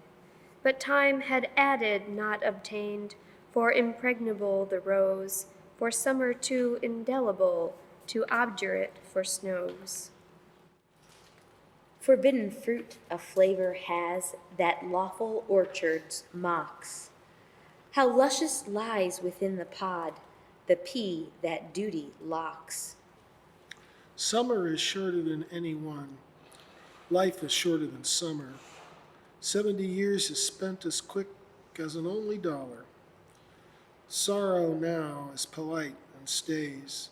See how well we spurn him. Equally to abhor delight, equally retain him. Bluebird, before you thought of spring except as a surmise, you see, God bless his suddenness, a fellow in the skies, of independent hues, a little weather-worn, inspiriting habiliments of indigo and brown, with specimens of song as if for you to choose, discretion in the interval. With gay delays he goes to some superior tree without a single leaf, and shouts for joy to nobody but his seraphic self. Belshazzar had a letter. He never had but one. Belshazzar's correspondent concluded and begun, in that immortal copy the conscience of us all can read without its glasses on Revelation's wall. One of the ones that Midas touched, who failed to touch us all, was that confiding prodigal, the reeling Oriole. So drunk he disavows it with bandage divine, so dazzling we mistake him for an alighting mind. A pleader, a dissembler, an epicure, a thief, betimes an Horatio, an ecstasy in chief. The Jesuit of orchids, he cheats as he enchants, of an entire attar for his decamping wants. The splendor of a Burma, the meteor of birds, departing like a pageant of ballads and of bards. I never thought that Jason sought for any golden fleece, but then I am a rural man with thoughts that make for peace. But if there were a Jason, tradition bear with me, behold his lost aggrandizement upon the apple tree. A rout of evanescence with a delusive wheel, a resonance of emerald, a rush of cochineal, and every blossom of the bush adjusts its tumbled head, the mail from Tunis, probably an easy morning's ride.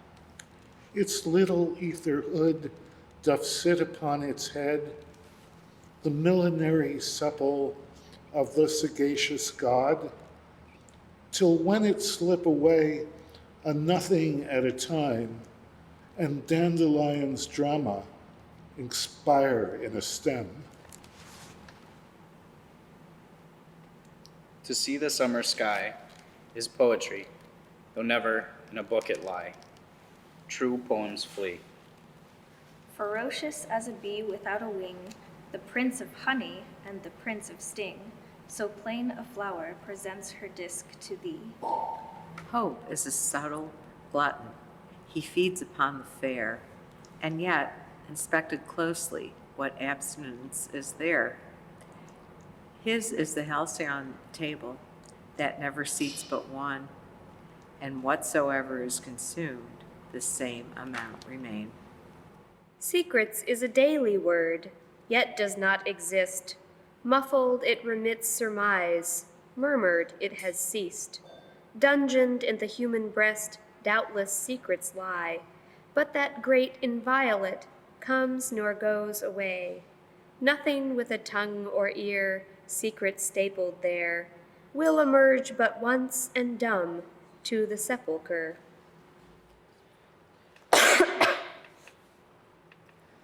A winged spark doth soar above, I never met it near. For lightning it is oft mistook when nights are hot and sere. Its twinkling travels, it pursues above the haunts of men, a speck of rapture first perceived, by feeling it is gone. If wrecked upon the shoal of thought, how is it with the sea? The only vessel that is shunned is safe simplicity. The sweets of pillage can be known by no one but the thief. Compassion for integrity is his divinest grief. Their barricade against the sky, the martial trees withdraw, and with a flag at every turn, their armies are no more. What russet halts in nature's march, they indicate or cause an inference of Mexico, effaces the surmise. Recurrent to the aftermind, that massacre of air, the wound that was not wound nor scar, but holidays of war. We talked with each other about each other, though neither of us spoke. We were listening to the seconds, races, and the hoofs of the clock. Pausing in front of our palsied faces, time compassion took. Arcs of reprieve he offered to us, Ararats we took. Fame is the one that does not stay. Its occupant must die, or out of sight of estimate, ascend incessantly, or be that most insolvent thing, a lightning in the germ, electrical the embryo, but we demand the flame. His voice decrypt was with joy, her words did totter so. How the old news of love must be to make lips elderly, that pearled with a moment since with glee. Is it delight or woe or terror that do decrete this livid interview? How destitute is he, whose gold is firm, who finds it every time, the same stale sum, when love with but a pence will so display, as he has no esteem for India. The devil, had he fidelity, would be the best friend, because he has ability, but devils cannot mend. Perfidy is the virtue that would but he resign. The devil, without question, were thoroughly divine. The fascinating chill that music leaves is earth's corroboration of ecstasy's impediment. 'Tis rapture's germination in timid and tumultuous soil, a fine, estranging creature to something upper wooing us, but not to our Creator. The way hope builds his house, it is not with a sill, nor after has that edifice, but only pinnacle. Aboden as supreme this superficies, as if it were of lead smit, or mortised with the laws. 'Tis whiter than an Indian pipe, 'tis dimmer than a lace. No stature has it, like a fog, when you approach the place. Not any voice imply it here, or intimate it there. A spirit, how doth it accost? What function hath the air? This limitless hyperbole, each one of us shall be. 'Tis drama if hypothesis, it be not tragedy. Estranged from beauty, none can be, for beauty is infinity, and power to be finite ceased before identity was creased. One thing of thee I covet, the power to forget, the pathos of the avarice, to phrase the dross of it. One thing of thee I borrow and promise to return, the booty and the sorrow, thy sweetness to have known. Glass was in the street. In tinsel peril, tree and traveler stood, filled with the air, with merry venture, hardy with boys the road. Shot the lithe sleds like shod vibrations, emphasized and gone. It is the past supreme italic makes the present mean. It came his turn to beg. The begging for the life is different from another alms. 'Tis penury in chief. I scanned his narrow realm. I gave him leave to live, lest gratitude revive the snake, though smuggled my reprieve. The face in Evanescence Lane is more distinct than ours, and ours surrendered for its sake, as capsules are for flowers? Or is it the confiding sheen, dissenting to be one, consenting to enamor us of detriment divine? How soft a caterpillar steps, I find one on my hand. From such a velvet world it comes, such pluses at command. Its soundless travels, just a rest, my slow terrestrial eye, intent upon its own career. What use has it for me? The road to paradise is plain, and holds scarce one. Not that it has not the room, but we presume a florid road is more preferred. The guests of paradise are few, not me nor you, but unsuspected things. Minds have no wings. Her spirit rose to such a height, her countenance it did inflate, like one that fed on awe. more prudent to assault the dawn than merit the ethereal scorn that effervesced from her. The thrill came slowly, like a boon for centuries delayed, its fitness growing like the flood and sumptuous solitude. The dissolution only messed, while rapture changed its dress, and stood arrayed before the change in ravished holiness. All that I do is in review to his enamored mind. I know his eye, where'er I fly, is pushing close behind. Not any port, not any flight, but he doth there preside. What omnipresence lies in wait for her to be a bride? Facts by our side are never sudden until they look around, and then they scare us like a specter protruding from the ground. The height of our portentous neighbor we never know till summoned to his recognition by an adieu. Adieu for whence the sage cannot conjecture. The bravest die as ignorant of their resumption as you or I. I saw the wind within her, I knew it blew for me, but she must buy my shelter, I asked humility. I watched the fluttering spirit that would not intercede. Gibraltar could surrender, but not this little maid. Precisely how it ended, redemption is the one, of whom the explanation is hitherto unknown. The saved have no remembrance in our competing days, 'tis still an assistance, but theirs forget in praise. More than the grave is close to me, the grave in that eternity to which the grave adheres.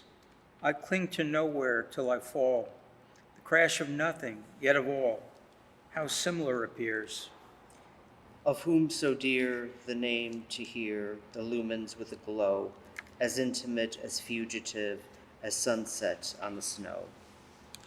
I do not care, why should I care? And yet I fear I'm caring, to rock a fretting truth to sleep in short security. The terror it would wake, persistent as perdition, is harder than to face the frank adversity. There is an awful yes in every constitution. She could not live upon the past, the present did not know her, and so she sought the sweet at last, and nature gently owned her, the mother that has not a knell for either Duke or Robin. You cannot make remembrance grow when it has lost its root, the tightening the soil around, and setting it upright deceives perhaps the universe, but not retrieves the plant. Real memory, like cedar feet, is shod with adamant, nor can you cut remembrance down when it shall once have overgrown. Its iron buds will sprout anew. However, overthrow, disperse it, slay it. And with what body do they come? Then they do come, rejoice. What door, what hour? Run, run, my soul, illuminate the house. Body, then real, a face and eyes, to know that it is them. Paul knew the man that knew the news. He passed through Bethlehem. The Savior must have been a docile gentleman to come so far, so cold a day for little fellow men. The road to Bethlehem, since he and I were boys, was level, but for that 'twould be a rugged billion miles. Mine enemy is growing old. I have at last revenge. The palate of the hate departs, if any would avenge. Let him be quick, the end flits. It is a fated meat. Anger, as soon as fed, is dead. 'Tis starving makes it fat. An antiquated tree is cherished by the crow because a junior foliage is disrespectful now to venerable birds whose corporation coat would decorate oblivion's fantastic consulate. A pang is more conspicuous in spring in contrast with the things that sing, not birds entirely, but minds and winds' minute effulgencies. When what they sung for is undone, who cares about a bluebird's tune? Why, resurrection had to wait until they had removed a stone. We never know we go when we are going. We jest and shut the door. Fate following behind us bolts it, and we accost no more. His little hearse-like figure unto itself a dirge, to a delusive lilac the vanity divulge, of industry and ethics and every founded thing, for the divine perdition of idleness in spring. A faded boy in sallow clothes who drove a lonesome cow to pastures of oblivion, a statesman's embryo. The boys that whistled are extinct. The cows that fed and thanked, remanded to a ballad's barn or Clover's retrospect. Oh, give it motion, deck it sweet, with artery and vein. Upon its fastened lips lay words, affiance it again. To that pink stranger we call dust, acquainted more with that than with this horizontal one that will not lift its hat. 'Tis seasons since the dimpled war, in which we each were conqueror, and each of us were slain, and centuries 'twill be and more, another massacre before, so modest and so vain. Without a formula we fought, each was to each the thing we doubt. Above oblivion's tide there is a pier, and a faceless few are lifted there. Nay, lift themselves. Fame has no arms, and but one smile, that negress bombs. From all the jails the boys and girls ecstatically leap, beloved only afternoon that prison doesn't keep. They storm the earth and stun the air, a mob of solid bliss. Alas, that frowns should lie in wait for such a foe as this.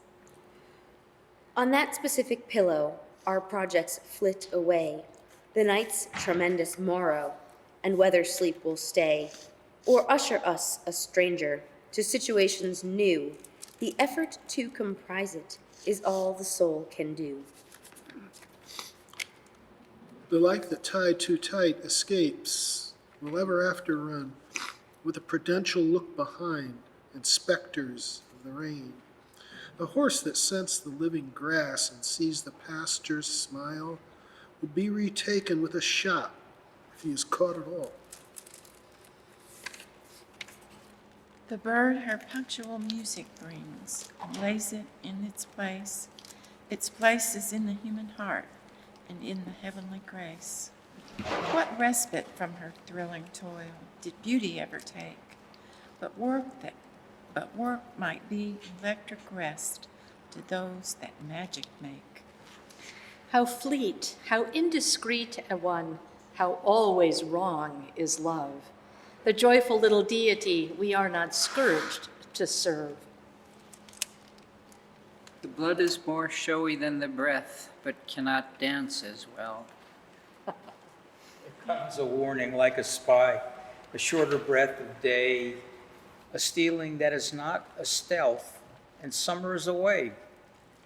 His oriental heresies exhilarate the bee, and filling all the earth and air with gay apostasy.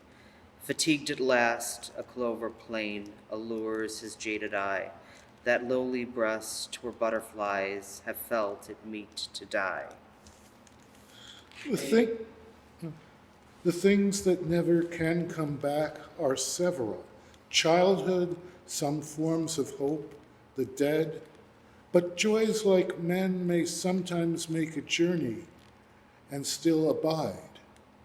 We do not mourn for traveler or sailor, their roots are fair, but think enlarged of all that they will tell us, returning here. Here there are foretold locations. The spirit does not stand himself at whatsoever fathom his native land. Echo has no magistrate, catch a drop of dew, and the sun will free it with a sneer at you.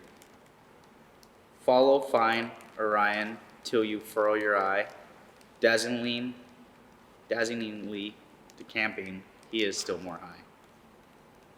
How happy is the little stone that rambles in the road alone and doesn't care about careers and exigencies never fears, whose coat of elemental brown a passing universe put on, and independent as the sun associates or basks alone, fulfilling absolute decree in casual simplicity.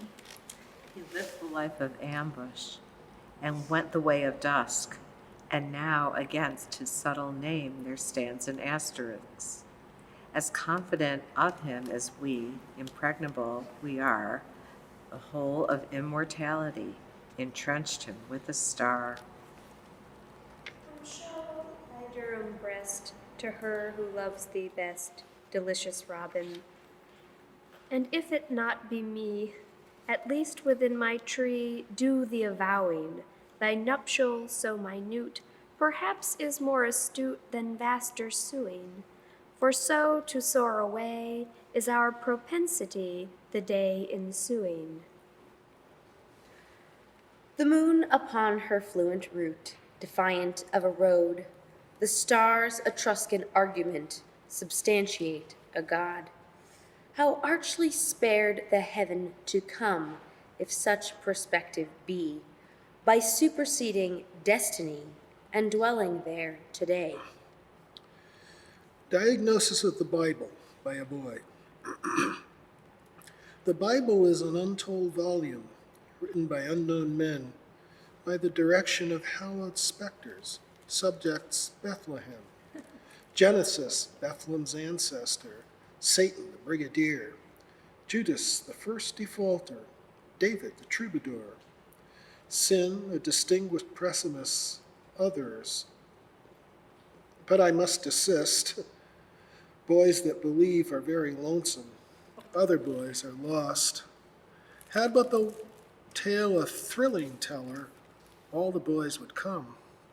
Orpheus' sermon captivated, it did not condemn. Meeting by accident, we hovered by design. As often as a century, an error so divine is ratified by destiny. But destiny is old and economical of bliss, as Midas is of gold. My wars are laid away in books. I have one battle more. A foe whom I have never seen, but oft has scanned me o'er, and hesitated me between and others at my side, but chose the best, neglecting me till all the rest have died. How sweet if I am not forgot by chums that passed away, since playmates at 70 are such a scarcity. The pattern of the sun can fit but him alone, for sheen must have a disk to be a sun. Those dying then knew where they went. They went to God's right hand. That hand is amputated now, and God cannot be found. The abdication of belief makes the behavior small. Better an ignis fatuus than no illum at all. Within thy grave, oh no, but on some other flight, thou only camest to mankind to rend it with good night. Bliss is the plaything of the child, the secret of the man, the sacred stealth of boy and girl. Rebuke it if we can. Rebuke it if we can.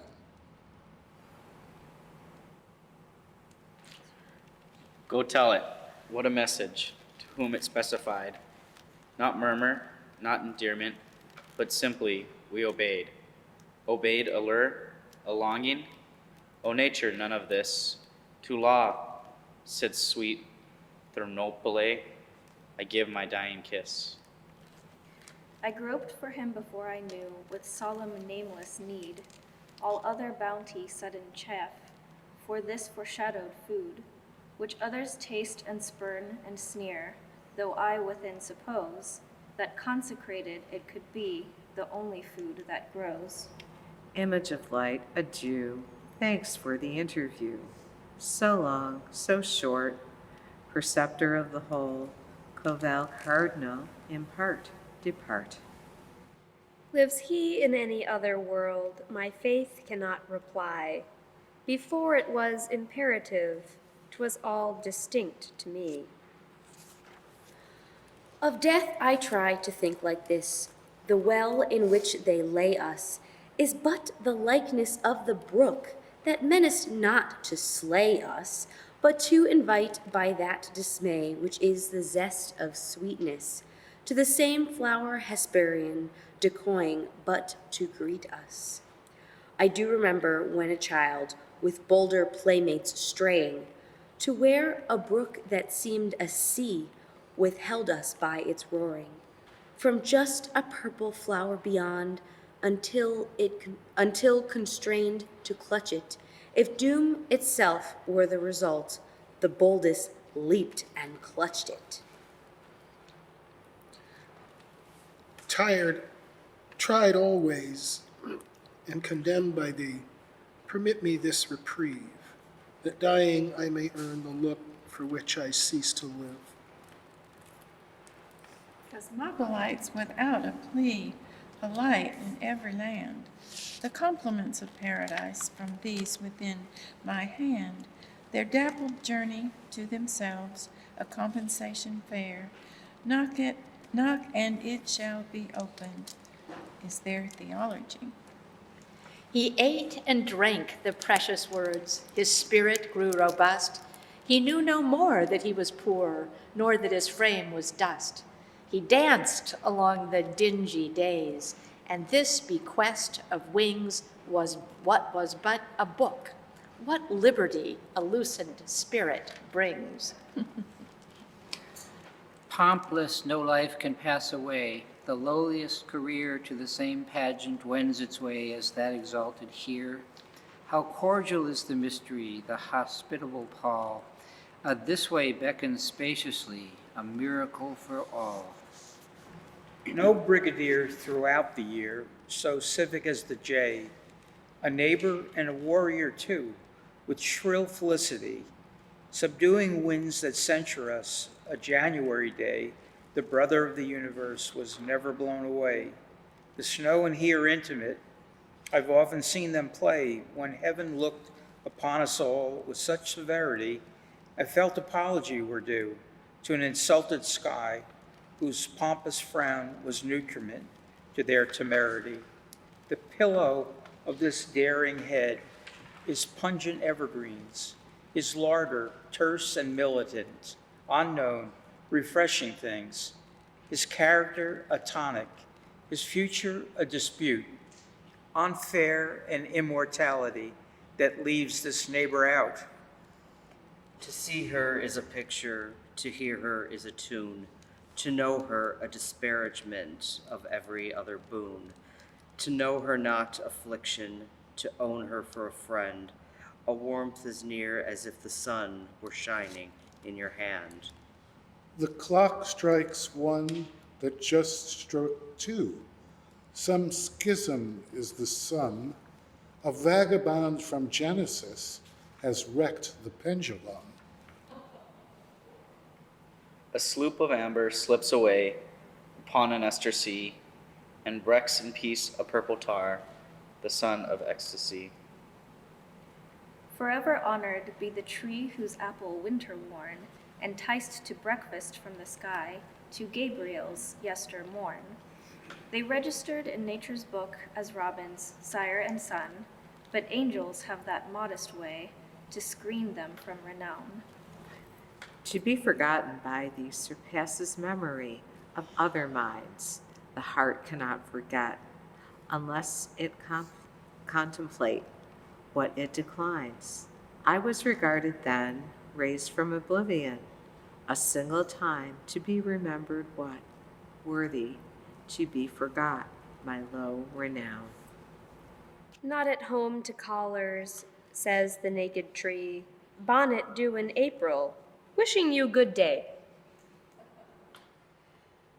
Lad of Athens, faithful be to thyself and mystery. All the rest is perjury. Who have not found the heaven below will fail of it above. For angels rent the house next ours, wherever we remove. Where roses were not fair to go, what heart would risk the way? So I send my crimson scouts to sound the enemy. Witchcraft was hung in history, but history and I find all the witchcraft that we need around us every day. The lassitudes of contemplation beget a force. They are the spirit's still vacation that him refresh. The dreams consolidate in action what metal fair.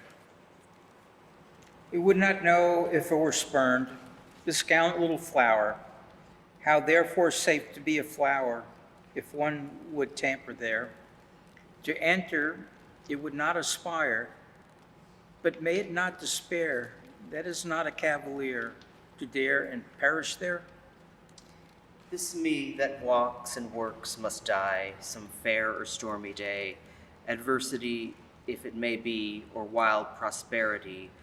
The rumor's gate was shut so tight before my mind was born, not even a prognostic's push can make a dent thereon.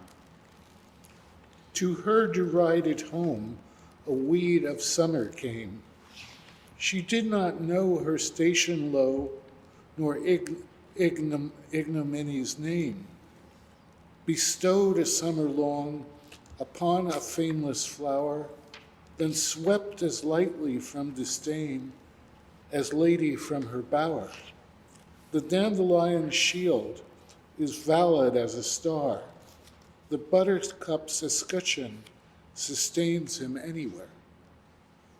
There came a wand like a bugle, it quivered through the grass, and a green chill upon the heat, so ominous did pass. We barred the windows and the doors as from an emerald ghost, the doom's electric moccasin that very instant passed. On a strange mob of panting trees and fences fled away, and rivers where the houses ran, those looked that lived that day. The bell within the steeple wild, the flying tidings told, how much can come and much can go, and yet abide the world. The bobolink is gone, the rowdy of the meadow, and no one swaggers now but me. The Presbyterian birds can now resume the meeting.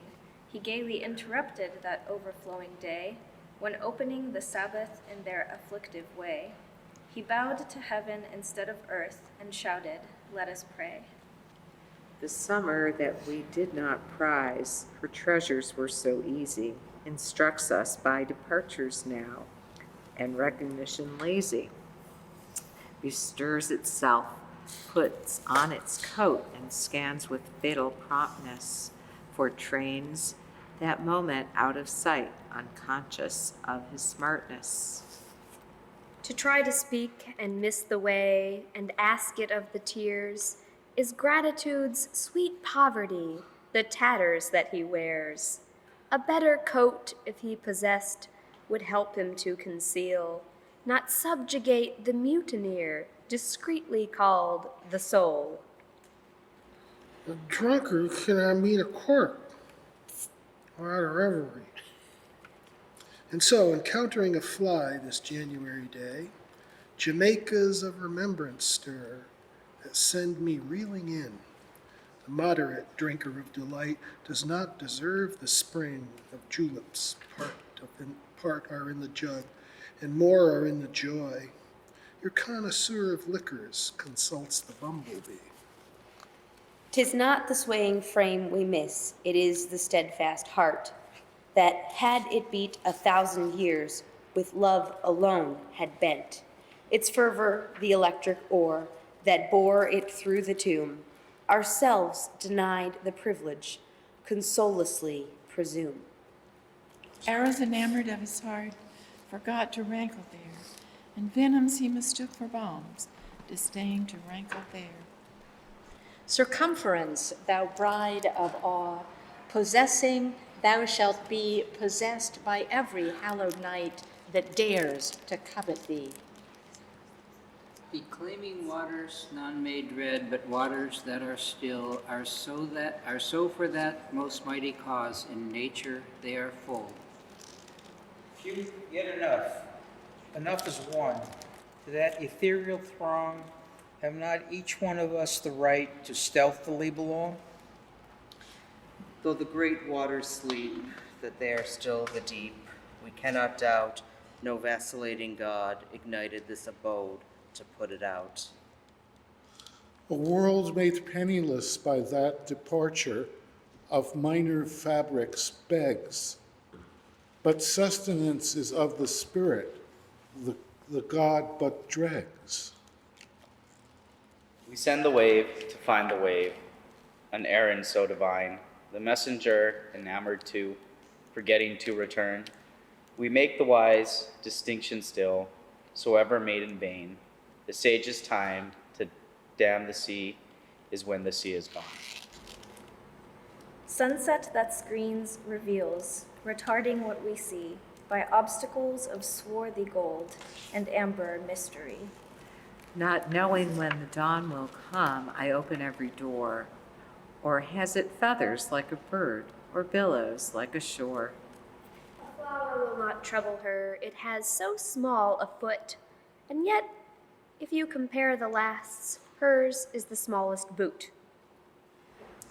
Back from the cordial grave I drag thee, he shall not take thy hand, nor put his spacious arm around thee that none can understand.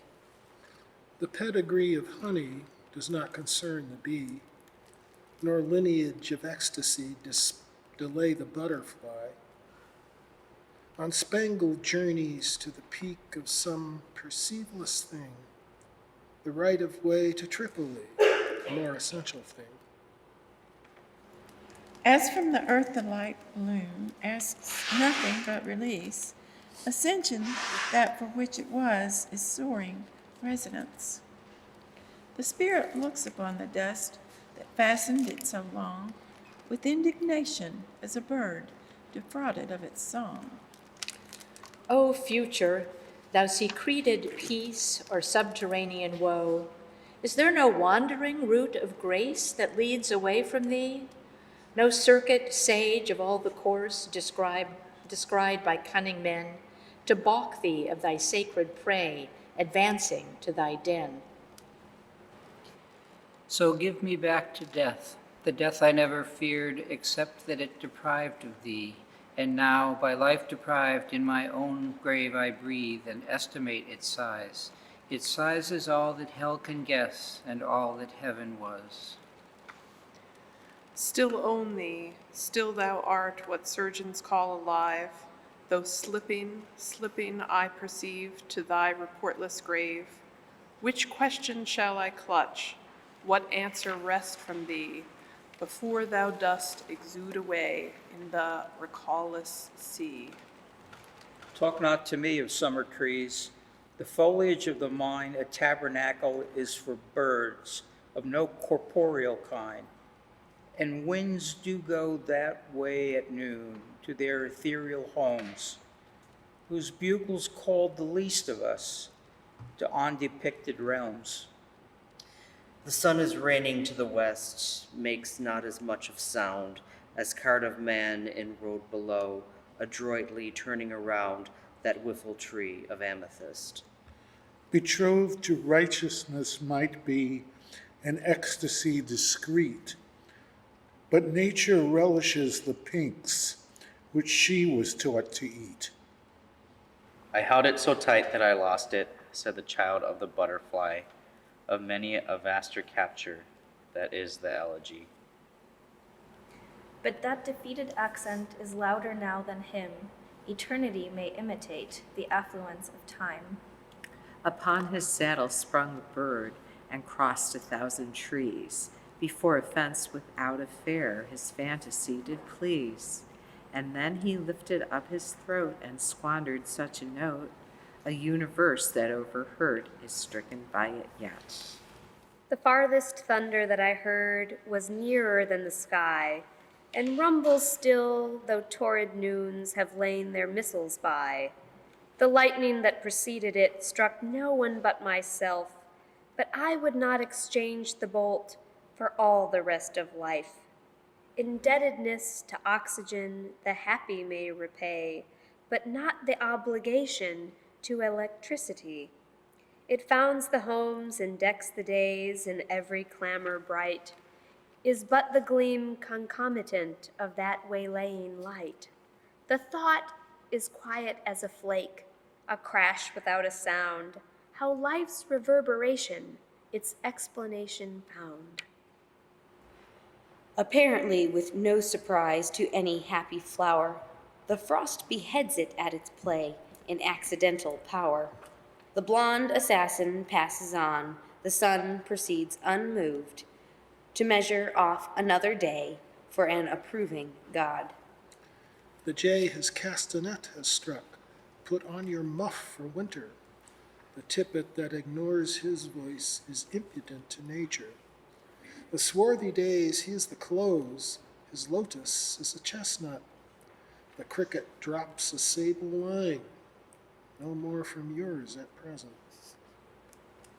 Take all away from me, but leave me ecstasy, and I am richer then than all my fellow men. Is it becoming me to dwell so wealthily, when at my very door are those possessing more in abject poverty? Of God we ask one favor, that we may be forgiven. For what he is presumed to know, the crime from us is hidden. Immured the whole of life within a magic prison, we reprimand the happiness that too competes with heaven. Someone prepared this mighty show, to which without a ticket go the nations and the days, displayed before the simplest door, that all may examine them and more. The ditch is dear to the drunken man, for is it not his bed, his advocate, his edifice? How safe his fallen head in her disheveled sanctity. Above him is the sky, oblivion bending over him, and honor leagues away. The ecstasy to guess were a receded bliss if grace could talk. Red Sea indeed, talk not to me of purple Pharaoh. I have a navy in the west, would pierce his columns through. Guileless, yet of such glory fine, that all along the line, is it or is it not marine? Is it or not divine? The eye inquires with a sigh that earth should be so big. What exaltation in the woe, what wine in the fatigue.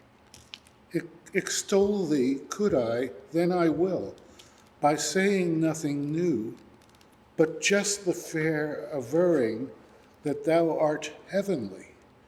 Perceiving thee is evidence that we are of the sky, partaking thee a guarantee of immortality.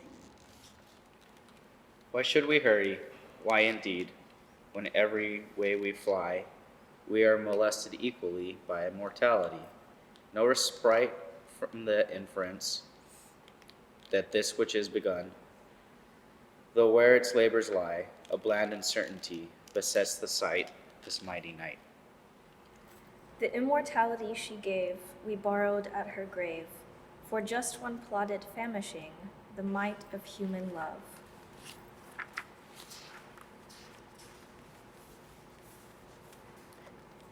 No man saw awe, nor to his house admitted he a man, though by his awful residence has human nature been, not deeming of his dread abode, till laboring to flee, a grasp on comprehension laid, detained vitality.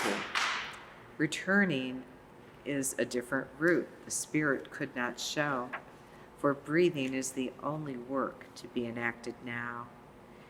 Am not consumed, old Moses wrote, yet saw him face to face.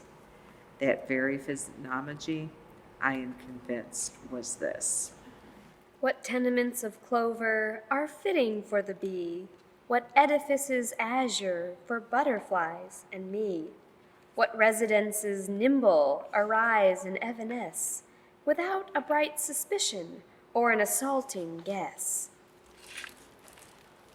My country need not change her gown, her triple suit as sweet as when 'twas cut at Lexington and first pronounced a fit. Great Britain disapproves the stars' disparagement discreet. There's something in their attitude that taunts her bayonet. Drowning is not so pitiful as the attempt to rise.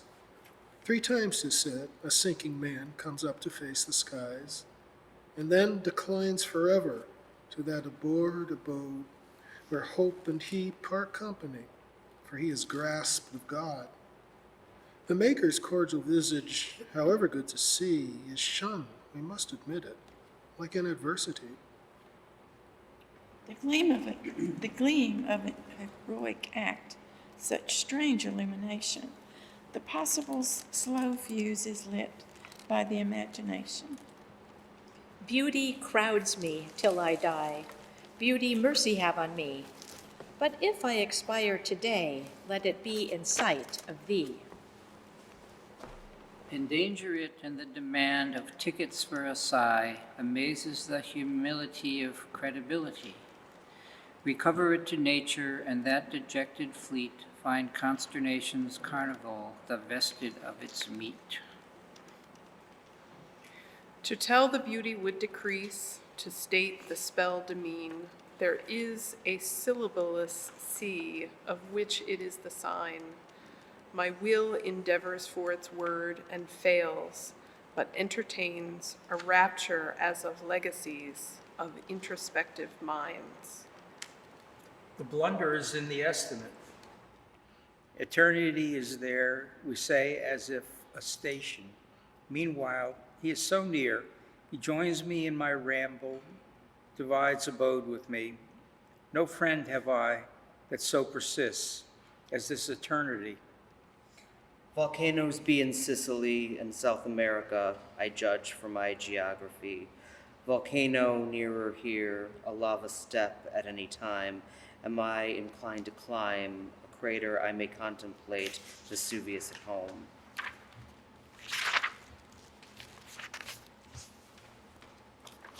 Okay, that is the end.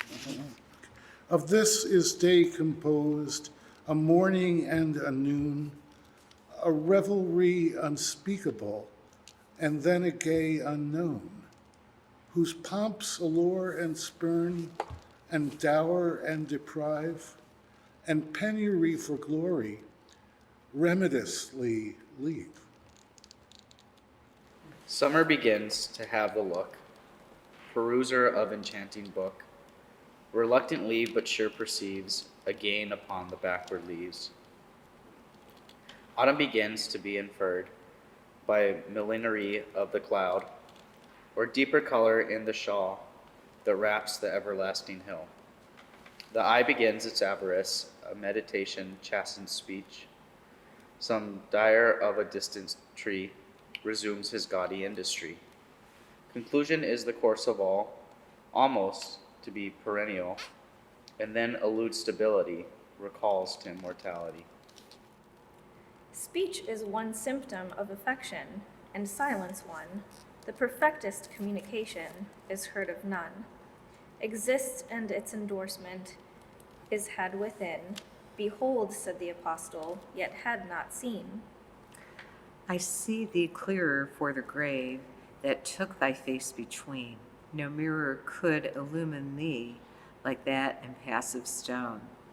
I know thee better for the act that made thee first unknown. The statue of the empty nest attests the birds that's gone. There's a solitude of space, a solitude of sea, a solitude of death, but these society shall be, compared with that profounder sight, that polar privacy, a soul admitted to itself. The ones that disappeared are back, the phoebe and the crow, precisely as in March is heard the curtness of the jay. Be this an autumn or spring, my wisdom loses way. One side of me the nuts are ripe, the other side is May. Lightly step the yellow star to its lofty place. Loose the moon her silver hat from her lustral face. All of evening softly lit as an astral hall. Father, I observe to heaven, you are punctual. Peril as a possession 'tis good to bear. Danger disintegrates satiety. There's basis there, begets an awe that searches human nature's creases as clean as fire. Glory is that bright tragic thing that for an instant means dominion, warms some poor name that never felt the sun, gently replacing in oblivion. The butterfly obtains but little sympathy, though favorably mentioned in entomology. Because he travels freely and wears a proper coat, the circumspect are certain that he is dissolute. Had he the homely scutcheon of modest industry, 'twere fitter certifying for immortality.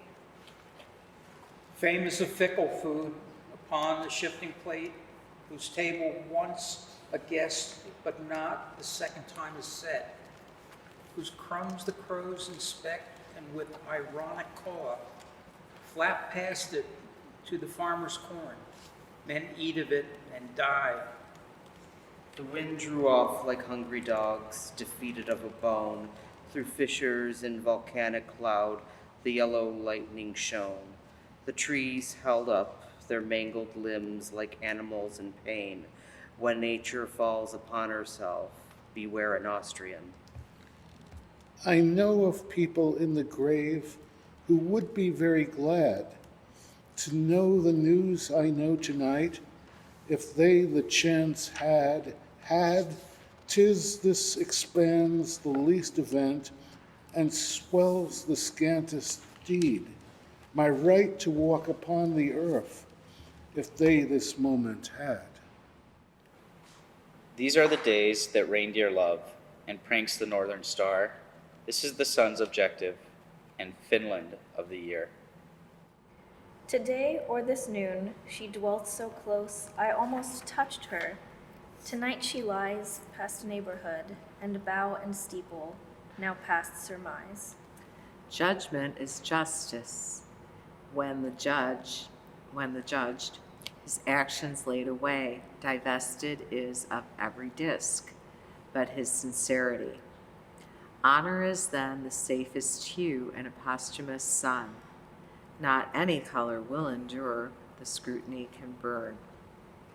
I did not reach thee, but my feet slip nearer every day. 3 rivers and a hill to cross, 1 desert and a sea. I shall not count the journey won when I am telling thee. 2 deserts, but the year is cold, so that will help the sand. 1 desert crossed, the second one will feel as cool as land. Sahara is too little price to pay for thy right hand. The sea comes last. Step, merry feet, so short we have to go. To play together we are prone, but we must labor now. The last shall be the lightest load that we have had to draw. The sun grows crooked, that is night. Before he makes the bend, we must have passed the middle sea. Almost we wish the end. We're further off, too great it seems, so near the hole to stand. We step like plush, we stand like snow, the water murmur new. 3 rivers and the hill are past, 2 deserts and the sea. Now death usurps my premium and gets the look at thee. The sun retired to a cloud, a woman's shawl as big, and then he sulked in Mercury upon a scarlet log. The drops on nature's forehead stood, home flew the loaded bees. The south unrolled a purple fan and handed to the trees. I watched her face to see which way she took the awful news, whether she died before she heard, or in protracted bruise remained a few slow years with us, each heavier than the last, a further afternoon to fail, as flower at fall or frost. He went by sleep that drowsy route to the surmising inn, at daybreak to begin his race, or ever to remain. Witchcraft has not a pedigree. 'Tis early as our breath, and mourners meet it going out the moment of our death. With sweetness unabated, informed the hour had come, with no remiss of triumph the autumn started home. Her home to be with nature as competition done, by influential kinsmen invited to return, in supplements of purple and adequate repast, the heavenly reviewing her residue be past. In snow thou comest, thou shalt go with the resuming ground, the sweet derision of the crow and glee's advancing sound.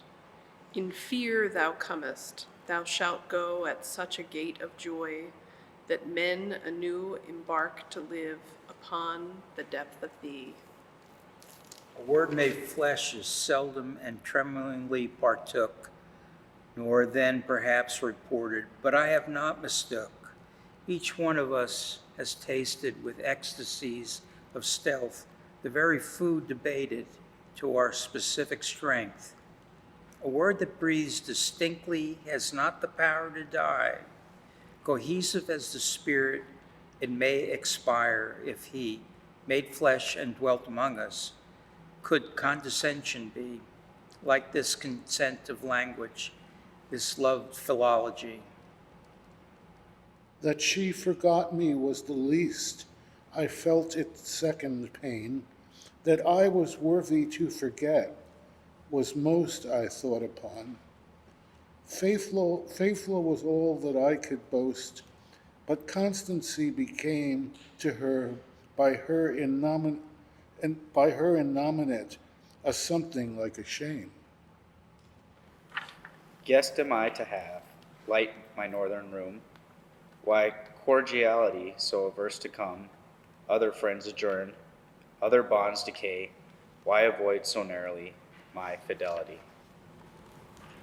Rather arid to delight, if contentment accrue, make an abstemious ecstasy, not so good as joy.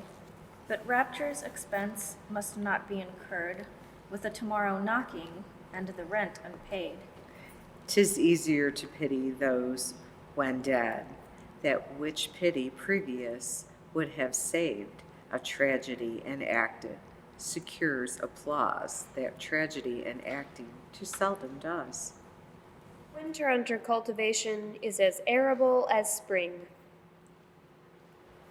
Down time's quaint stream without an oar, we are enforced to sail, our port a secret, our perchance a gale. What skipper would incur the risk? What buccaneer would ride without a surety from the wind or schedule of the tide? Nature can do no more. She has fulfilled her dyes. Whatever flower fail to come of other summer days, her crescent reimburse, if other summers be, nature's imposing negative nulls opportunity.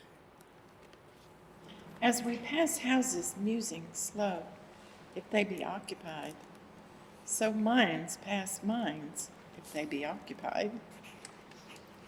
The event was directly behind him, yet he did not guess, fitted itself to himself like a robe, relished his ignorance, motioned itself to drill, loaded and leveled, and let his flesh centuries from his soul. If I could tell how glad I was, I should not be so glad. But when I cannot make the force nor mold it into word, I know it is a sign that new dilemma be from mathematics further off than from eternity. The right to perish might be thought an undisputed right, attempted, and the universe upon the opposite will concentrate its officers. You cannot even die, but nature and mankind must pause to pay you scrutiny. Sometimes with the heart, seldom with the soul, Scarcer once with the might, few love it all. The hills erect their purple heads, the rivers lean to sea, yet man has not of all the throng a curiosity.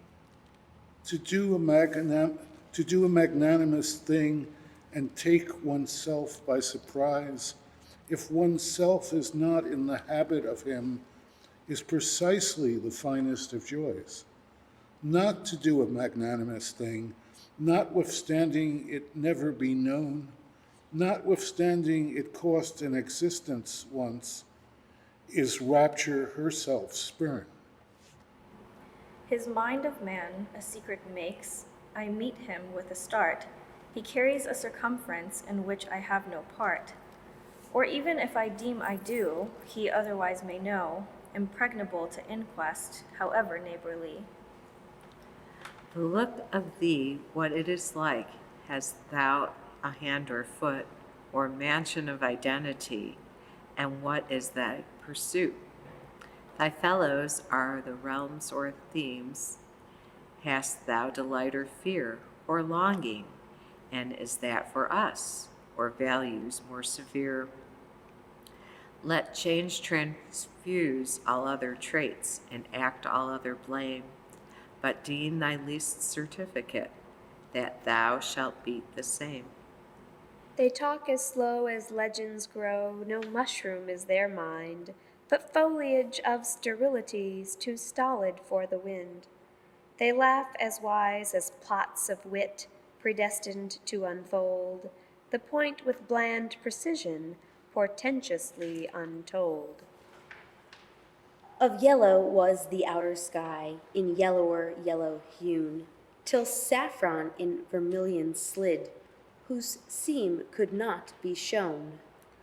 Eden is that old-fashioned house we dwell in every day, without suspecting our abode until we drive away. How fair on looking back the day we sauntered from the door, unconscious our returning, but discover it no more. A cap of lead across the sky, with tight and surly drawn. We could not find the mighty face, the figure was withdrawn. A chill came up as from a shaft, our noon became a well. A thunderstorm combines the charms of winter and of hell. Advance is life's condition, the grave but a relay, supposed to be a terminus. That makes it hated, so. The tunnel is not lighted, existence with a wall is better we consider than not exist at all. When we have ceased to care, the gift is given for which we gave the earth and mortgaged heaven. But so declined in worth, 'tis ignominy now to look upon. Not any sunny tone from any fervent zone find entrance there. Better a grave of balm toward human nature's home, and robins near, than a stupendous tomb proclaiming to the gloom how dead we are. Conferring with myself, my stranger disappeared. Though first upon a berry fat miraculously fared, how paltry looked my cares, my practice how absurd, superfluous my whole career, beside this traveling bird. 'Twas comfort in her dying room to hear the living clock, a short relief to have the wind walk boldly up and knock, diversion from the dying theme to hear the children play, but wrong the more that these could live, and this of ours must die. A lane of yellow led the eye unto a purple wood, whose soft inhabitants to be surpasses solitude. If bird the silence contradict, or flower presume to show, in that low summer of the West, impossible to know. In winter and Maryland, it came upon all, heat, late, and warm. But as he was a worm, and worms presume, not quite with him at home, secured him by a string to something neighboring, and went along. A trifle afterward, a thing occurred. I'd not believe it if I'd heard, but state with creeping blood, a snake with models rare, surveyed my chamber floor, in feature as the worm before, but ringed with power the very string that which I tied him to. When he was mean and knew that string was there, I shrank. How fair you are! Propitation's claw. Afraid, he hissed, of me? No, cordiality. He fathomed me. Then to a rhythm slim, secreted in his form, as patterned swim, projected him. That time I flew both eyes his way, lest he pursue, nor ever cease to run, till in a distant towns on from mine, I set him down. This was a dream. On my volcano grows the grass, a meditative spot. An acre for a bird to choose would be the general thought. How red the fire rocks below, how insecure the sod, did I disclose, would populate with awe my solitude. To their apartment deep, no ribaldry may creep, untumble this abode by any man but God. Unto a broken heart no other one may go, without the high prerogative itself hath suffered too. As subtle as tomorrow, that never came, a warrant, a conviction, yet but a name. By a departing light, we see acuter quite, and by a wick that stays, there's something in the flight that clarifies the sight and decks the rays. Consulting summer's clock, but half the hours remain. I ascertain it with a shock. I shall not look again. The second half of joy is shorter than the first. The truth I do not dare to know, I muffle with a jest. Did life's penurious length italicize its sweetness, the men that daily live would stand so deep in joy that it would clog the cogs of that revolving reason whose esoteric belt protects our sanity. God is indeed a jealous God. He cannot bear to see that we had rather not with him, but with each other play. Had I known that the first was the last, I should have kept it longer. Had I known that the last was the first, I should have mixed it stronger. Cup, it was your fault. Lip was not the liar. No, lip, it was yours. Bliss was most to blame. He was my host. He was my guest. I never to this day, if I invited him, could tell, or he invited me. So infinite our intercourse, so intimate. Indeed, analysis as capsules seem to keeper of the seed. Her face was in a bed of hair, like flowers in a plot. Her hand was whiter than the sperm that feeds the sacred light, her tongue more tender than the tune that totters in the leaves. Who hears may be incredulous, who witnesses believes. If all the griefs I am to have would only come today, I am so happy I believe they'd laugh and run away. If all the joys I am to have would only come today, they could not be so big as this that happens to me now. Is immortality a bane that men are so oppressed? Love can do all but raise the dead. I doubt if even that from such a giant were withheld, were flesh equivalent. But love is tired and must sleep, and hungry and must graze, and so abets the shining fleet till it is out of gaze. One crown that no one seeks, and yet the highest head, is insulation coveted, its stigma defied.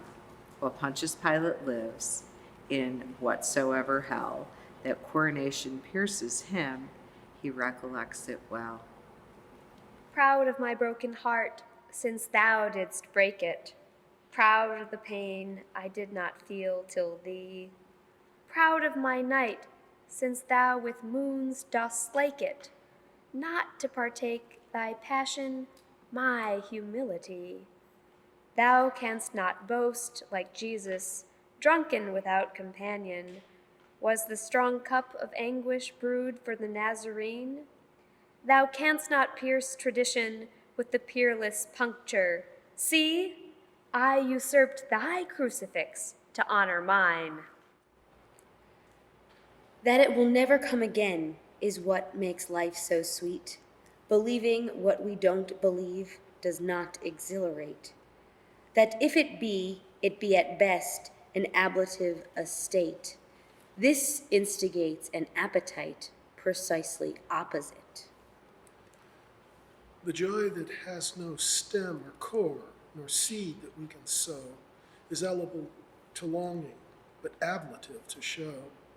By fundamental palates, those products are preferred, impregnable to transit, and patented by pod. The mob within the heart, police cannot suppress. The riot given at the first is authorized as peace, uncertified of scene or signified of sound, but growing like a hurricane in a congenial ground. The most important population unnoticed dwell. They have a heaven each instant, not any hell. Their names, unless you know them, 'twere useless tell. Of bumblebees and other nations, the grass is full. The parasol is the umbrella's daughter and associates with a fan, while her father abuts the tempest and abridges the rain.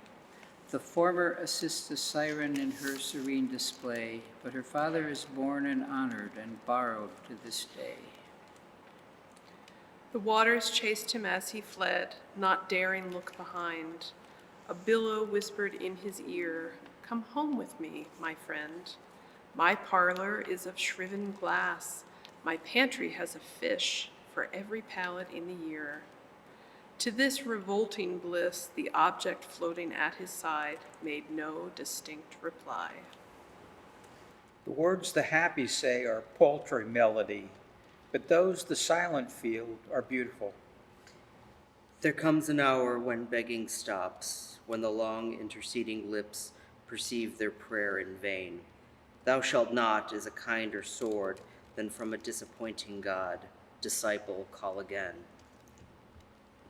This docile one inter, while we who dare to live arraign the sunny brevity that sparkled to the grave. Of her departing span no wilderness remain, as dauntless in the house of death as if it were her own. Through those old grounds of memory, the sauntering alone is a divine intemperance. A prudent man would shun. Of liquors that are vended, 'tis easy to beware, but statues do not meddle with the internal bar. Pernicious as the sunset, permitting to pursue, but impotent to gather, the tranquil perfidy allows our firmer moments with that severus gold, convenient to the longing, but otherwise withheld. 'Twas here my summer paused, what ripeness after then? To other scene or other soul my sentence had begun. To winter to remove, with winter to abide, go manacle your icicle against your tropic bride. Softened by time's consummate flush, how sleek the woe appears that threaten the childhood's citadel, and undetermined the years, undermine the years. Bisected now by bleaker griefs, we envy the despair that devastated childhood's realm, so easy to repair. My life closed twice before its close, it yet remains to see if immortality unveil a third event to me, so huge, so hopeless to conceive, as these that twice befell. Parting is all we know of heaven, and all we need of hell. A face devoid of love or grace, a hateful, hard, successful face, a face with which a stone would feel as thoroughly at ease as were they old acquaintances, first time together thrown. Upon the gallows hung a wretch too sullied for the hell to which the law entitled him. As nature's curtain fell, the one who bore him tottered in. For this was woman's son. 'Twas all I had, the stricken gasped. Oh, what a livid boom. The reticent volcano keeps his never slumbering plan. Confided are his projects pink to no precarious man. If nature will not tell the tale Jehovah told to her, can human nature not proceed without a listener? Admonished by her buckled lips, let every prater be. The only secret neighbors keep is immortality. To lose thee, sweeter than to gain all other hearts I knew. 'Tis true the drought is destitute, but then I had the dew. The Caspian has its realms of sand, its other realm of sea. Without the sterile perquisite, no Caspian could be. High from the earth I heard a bird. He trod upon the trees as he esteemed them trifles, and then he spied a breeze, and situated softly upon a pile of wind, which in a perturbation nature had left behind. A joyous going fellow I gathered from his talk, which both of benediction and badinage partook. Without apparent burden, I subsequently learned he was the faithful father of a dependent brood, and this untoward transport his remedy for care, a contrast to our respites, how different we are. To make a prairie, it takes a clover and one bee, one clover and a bee, and reverie. The reverie alone will do if bees are few. Sweet is the swamp with its secrets until we meet a snake. 'Tis then we sigh for houses and our departure take at that enthralling gallop that only childhood knows. A snake is nature's treason, and awe is where it goes. The distance that the dead have gone does not at first appear. Their coming back seems possible for many an ardent year. And then that we have followed them, we more than half suspect, so intimate have we become with their dear retrospect. How dare the robins sing when men and women hear, who since they went to their account have settled with the year, paid all that life that earned in one consummate bill, and now what life or death can do is immaterial. Insulting is the sun to him whose mortal light, beguiled of immortality, bequeath him to the night. Extinct be every hum in deference to him whose garden rustled with the dew as daybreak overcome. Death is like the insect menacing the tree, competent to kill it, but decoyed may be. Bait it with the balsam, seek it with the saw, baffle if it cost you everything you are. Then if it hath burrowed out of reach of skill, wring the tree and leave it, 'tis the vermin's will. The grave my little cottage is, where keeping house for thee, I make my parlor orderly, and lay the marble tea. For two divided, briefly, a cycle it may be, till everlasting life unite in strong society. Sweet hours have perished here. This is a timid room. Within its precincts hopes have played, now fallow in the tomb. Where nature, mortal lady, who has so little time to pack her trunk in order to the great exchange of climb. How rapid, how momentous, what exigencies were, but nature will be ready and have an hour to spare to make some trifle fairer that was too fair before, enchanting by remaining and by departure more. Fame is a bee. It has a song. It has a sting. Ah, too, it has a wing. The saddest noise, the sweetest noise, the maddest noise that grows. The birds, they make it in the spring, at night's delicious close. Between the March and April line, that magical frontier, beyond which summer hesitates, almost too heavenly near. It makes us think of all the dead that sauntered with us here, by separation's sorcery, made cruelly more dear. It makes us think of what we had and what we now deplore. We almost wish those siren throats would go and sing no more. An ear can break a human heart as quickly as a spear. We wish the ear had not a heart so dangerously near.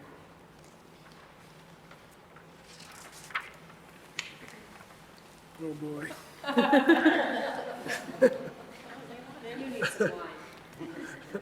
Awake, ye muses mine, sing me a strain divine, unwind the solemn twine, and tie my valentine.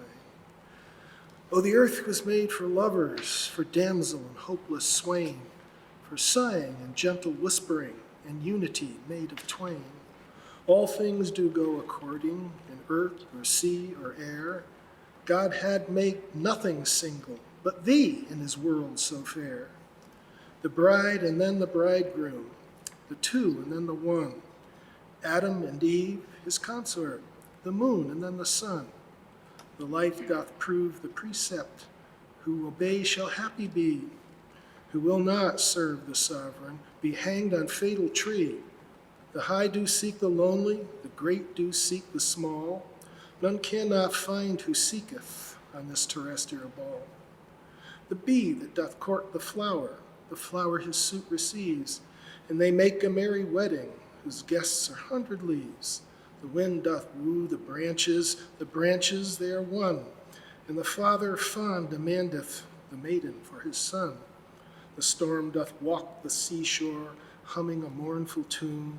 The wave with eye so pensive looketh to see the moon.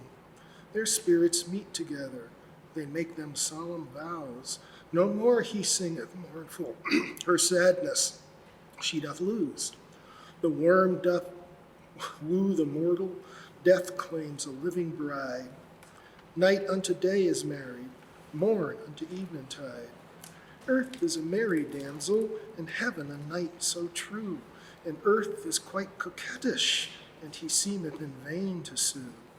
Now to the application, to the reading of the roll, to bringing thee to justice and marshalling thy soul. Thou art a human solo, being cold and lone. Wilt have no companion, thou reapest what thou hast sown. Hast never sullen hours and minutes all too long, and a deal of sad reflection and wailing instead of song. There's Sarah and Eliza and Emmeline so fair, and Harriet and Susan, and she with the curling hair. Thine eyes are sadly blinded, but yet thou mayest see 6 true and comely maidens sitting upon the tree. Approach that tree with caution, then up it boldly climb, and seize the one thou lovest, nor care for space or time. Then bear her to the greenwood, and build for her a bower, and give her what she asketh, jewel or bird or flower, and bring the fife and trumpet, and beat upon the drum, and bid the world good morrow, and go to glory home. Sic transit gloria mundi, how doth the busy bee? Dum vivamus, I stay, mine enemy. O veni, vidi, vici, o caput capipi, and o memento mori, when I am far from thee. Hurrah for Peter Parley, hurrah for Daniel Boone. 3 cheers, sir, for the gentleman who first observed the moon. Peter, put up the sunshine. Patty, arrange the stars. Tell Luna tea is waiting, and call your brother Mars. Put down the apple, Adam, and come away with me. So shalt thou have a pippin from off my father's tree. I climbed the hill of science. I view the landscape o'er. Such transcendental prospect I ne'er beheld before. Unto the legislature my country bids me go. I'll take my India rubbers in case the wind should blow. During my education, it was announced to me that gravitation stumbling fell from an apple tree. The earth upon its axis was once supposed to turn by way of a gymnastic in honor to the sun. It was the brave Columbus, a sailing o'er the tide, who notified the nations of where I would reside. Mortality is fatal, gentility is fine, rascality heroic, insolvency sublime. Our fathers, being weary, lay down on Bunker Hill, and though full many a morning, yet they are sleeping still. The trumpet, sir, shall wake them. In streams I see them rise, each with a solemn musket, a-marching to the skies. A coward will remain, sir, until the fight is done, but an immortal hero will take his hat and run. Goodbye, sir, I am going, my country calleth me. Allow me, sir, at parting to wipe my weeping ee. In token of our friendship, accept this bonny dune, and when the hand that plucked it hath passed beyond the moon, the memory of my ashes will consolation be. Then farewell, Tuscarora, and farewell, sir, to thee.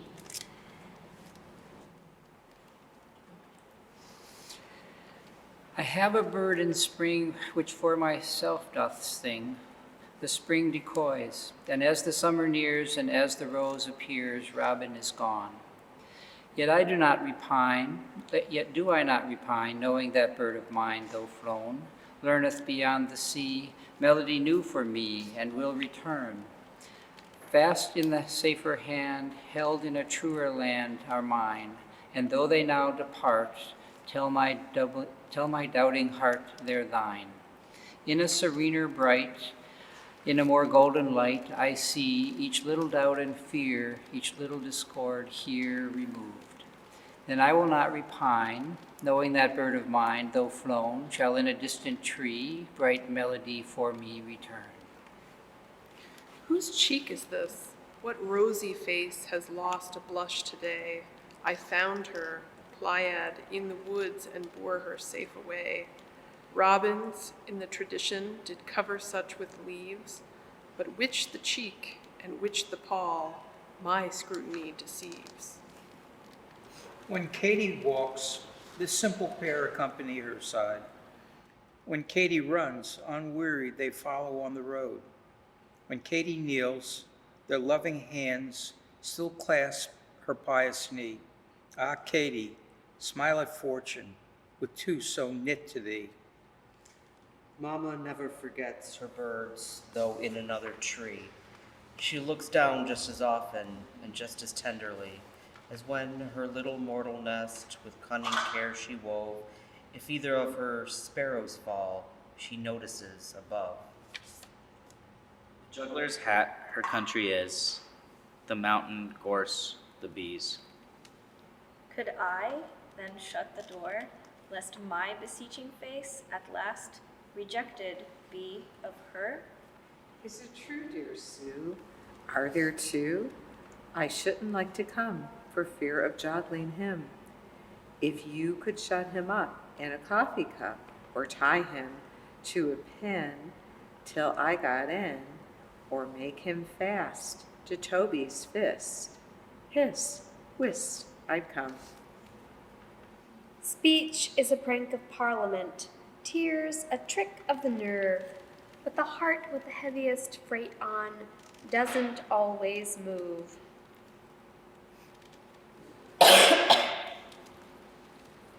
Title divine is mine, the wife without the sign, acute degree conferred on me, empress of cavalry, royal all but the crown, betrothed without the swoon. God sends us women when you hold garnet to garnet, gold to gold, born, bridled, shrouded in a day. My husband, women say, stroking the melody. Is this the way? I send the feather from my hat. Who knows but at the sight of that my sovereign will resent his trinket worn by faded child, confronting eyes long comforted, blisters the adamant. Baby, teach him when he makes the names. Such an one to say, on his babbling, very lips, as should sound to me, were my ear as near as his nest, as my thought today, as should sound, forbid us not, some like Emily. Would you like summer, taste of ours, spices by here? Ill, we have berries for the parching, weary furloughs of down. Perplexed, estates of violet, trouble ne'er looked on. Captive, we bring reprieve of roses, fainting, flasks of air, even for death, a fairy medicine. But which is it, sir? Should you but fail at sea, in sight of me, or doomed lie, next son to die, or rap at paradise unheard, I'd harass God until he let you in. A word is dead when it is said, some say. I say it just begins to live that day. Let others show this Surrey's grace. Myself assist his cross. Best gains must have the losses test to constitute them gains. Not revelation 'tis that waits, but our unfurnished eyes. Life is death, we're lengthy at. Death, the hinge to life. The lovely flowers embarrass me. They make me regret I am not a bee. Her sovereign people, nature knows us well, and is as fond of signifying as of fallible. An hour is a sea between a few and me, with them would harbor be. Count not that far that can be had, though sunset lie between, nor that adjacent that beside is further than the sun. Distance is not the realm of fox, nor by relay of bird. Abated distance is until thyself, beloved. A full-fed rose on meals of tent, a dinner for a bee. In process of the noon became each bright mortality. The forfeit is of creature fair, itself adored before, submitting for our unknown sake to be esteemed no more. The longest day that God appoints will finish with the sun. Anguish can travel to its stake, and then it must return. The work of her that went, the toil of fellows done, in ovens green our mother bakes by fires of the sun. When Etna basks and purrs, Naples is more afraid than when she shows her garnet tooth. Security is loud. Mine there is no man would own, but must it be conferred, demeaning by exclusive wealth a universe beside. Potosi never to be spent, but hoarded in the mind. What misers wring their hands tonight for Indies in the ground. A spider sewed at night without a light upon an arc of white. If rough it was of dame or shroud of gnome, himself in form of immortality, his strategy was physiognomy. Were it to be the last, how infinite would be what we did not suspect was marked our final interview. I bet with every wind that blew, till nature in chagrin employed a fact to me and scuttle my balloon. My God, he sees thee, shine thy best, fling up thy balls of gold, till every cubit play with thee, and every crescent hold. Elate the acre at his feet, upon his atom swim. O sun, but just a second's right in thy long race with him. He is alive this morning. He is alive and awake. Birds are resuming for him, blossoms dress for his sake, bees to their loaves of honey. Add an amber crumb, him to regale, me only, motion, and am done. Trust adjusts her peradventure, phantoms entered, and not you. The life we have is very great. The life that we shall see surpasses it, we know, because it is infinity. But when all space has been beheld and all dominion shown, the smallest human heart's extent reduces it to none.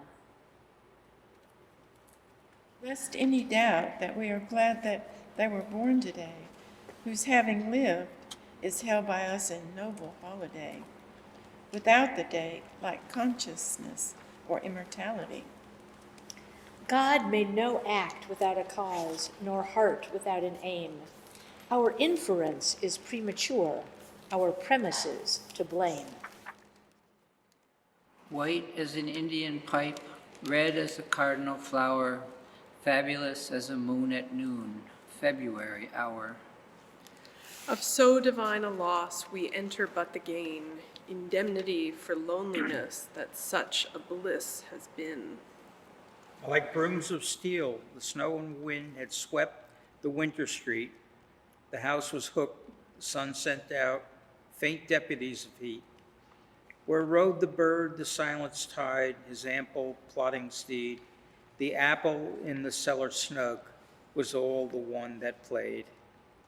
The stars are old that stood for me, the west a little worn, yet newer glows the only gold I ever care to earn, presuming on that lone result her infinite disdain, but vanquished her with my defeat, 'twas victory was slain.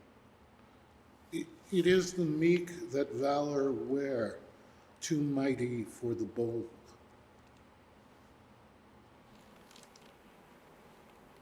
It is the meek that valor wear, too mighty for the bold. Our own possessions, though our own, 'tis well to hoard anew, remembering the dimensions of possibility. I cannot see my soul, but know 'tis there, nor ever saw his house, nor furniture. Who has invited me with him to dwell, but a confiding guest consult as well?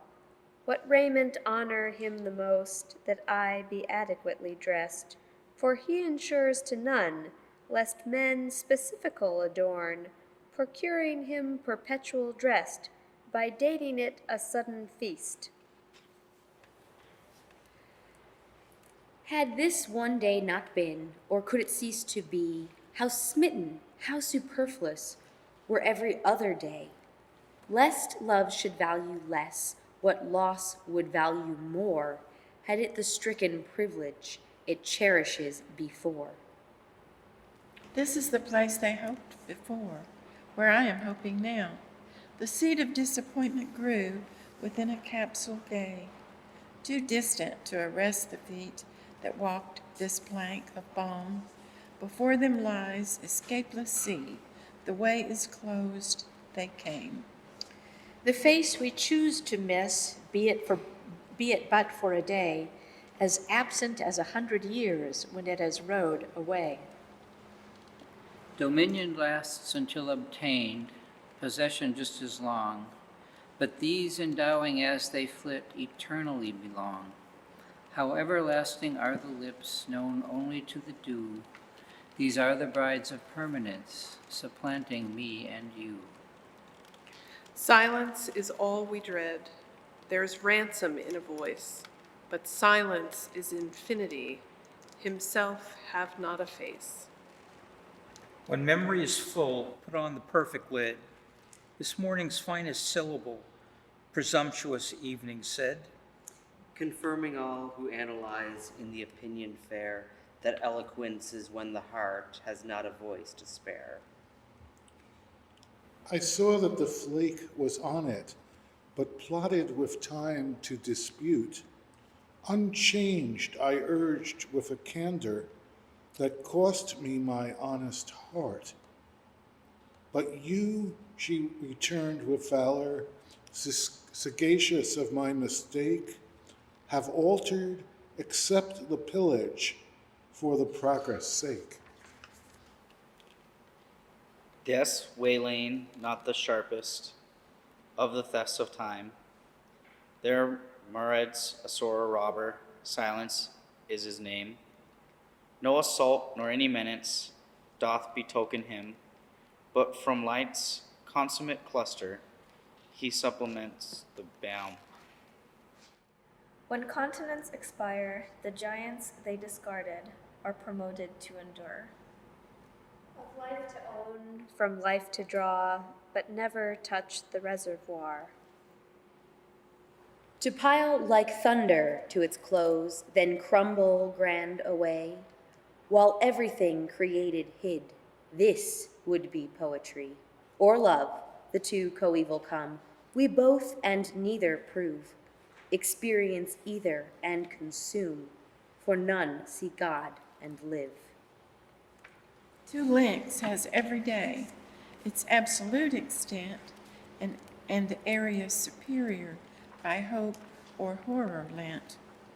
Eternity will be velocity or pause at fundamental signals from fundamental laws. To die is not to go on doom's consummate chart. No territory new is staked. Remain thou as thou art. Nature assigns the sun. That is astronomy. Nature cannot enact a friend. That is astrology.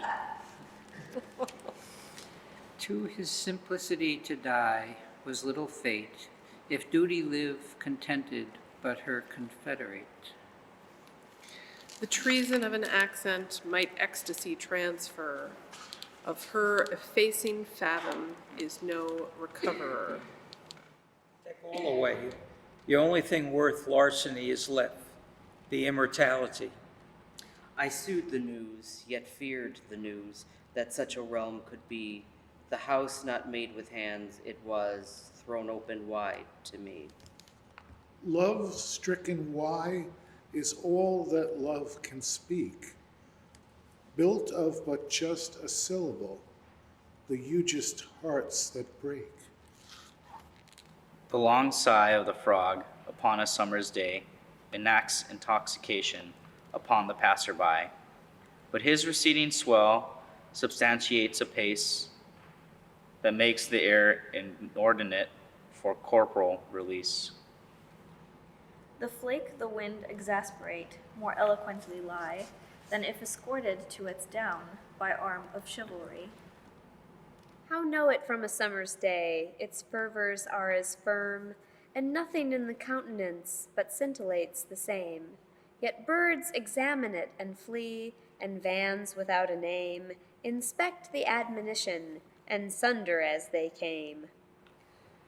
Trusty as the stars who quit their shining working, prompt as when I lit them in Genesis' new house, durable as dawn, whose antiquated blossom makes a world's suspense perish and rejoice. These held their wick above the west, till when the red declined, or how the amber aided it, defied to be defined, then waned without disparagement in a dissembling hue that would not let the eye decide, did it abide or no? Tomorrow, whose location the wise deceives, though its hallucination is last that leaves. Tomorrow, thou retriever of every tear, of alibi art thou, our ownest where. They might not need me, yet they might. I'll let my heart be just in sight. A smile so small as mine might be precisely their necessity. Whose pink career may have a close, portentous as our own, who knows? To intimate these neighbors fleet, in awe and innocence were meet. The fact that earth is heaven, whether heaven is heaven or not, if not an affidavit of that specific spot. not only must confirm us that it is not for us, but that it would affront us to dwell in such a place. To own a Susan of my own is of itself a bliss. Whatever realm I forfeit, Lord, continue me in this. Ourselves we do inter with sweet derision the channel of the dust, who once achieves invalidates the balm of that religion that doubts as fervently as it believes. Then heaven more remote, for heaven is the root. But these the flitted seed, more flown indeed, than ones that never were, or those that hide and are. What madness by their side, a vision to provide, of future days they cannot praise. My soul to find them come, they cannot call, they're dumb, nor prove, nor woo, but that they have abode is absolute as God, and instant too. Not that he goes, we love him more who led us while he stayed, beyond earth's trafficking frontier, for what he moved he made. The healed heart shows its shallow scar with confidential moan, not mended by mortality, are fabrics truly torn. To go its convalescent way, so shameless is to see, more genuine were perfidy than such fidelity. Though not too near a house of rose, the depredation of a breeze, or inundation of a dew, alarm its walls away, nor try to tie the butterfly, nor climb the bars of ecstasy, in insecurity to lie is joy's ensuring quality. We knew not that we were to live, nor when we are to die. Our ignorance our cuirass is, we wear mortality, as lightly as an option gown, till asked to take it off. By his intrusion, God is known. It is the same with life. Spurn the temerity, rashness of Calvary. Gay were Gethsemane, knew we of thee. Those not live yet, who doubt to live again is of a twice, but this is one. The ship beneath the draw, aground is he, death so the hyphen of the sea. Deep is the schedule of the disk to be, costumeless consciousness, that is he. Opinion is a flitting thing, but truth outlasts the sun. If then we cannot own them both, possess the oldest one. So gay a flower bereaves the mind as if it were a woe. Is beauty an affliction then? Tradition ought to know.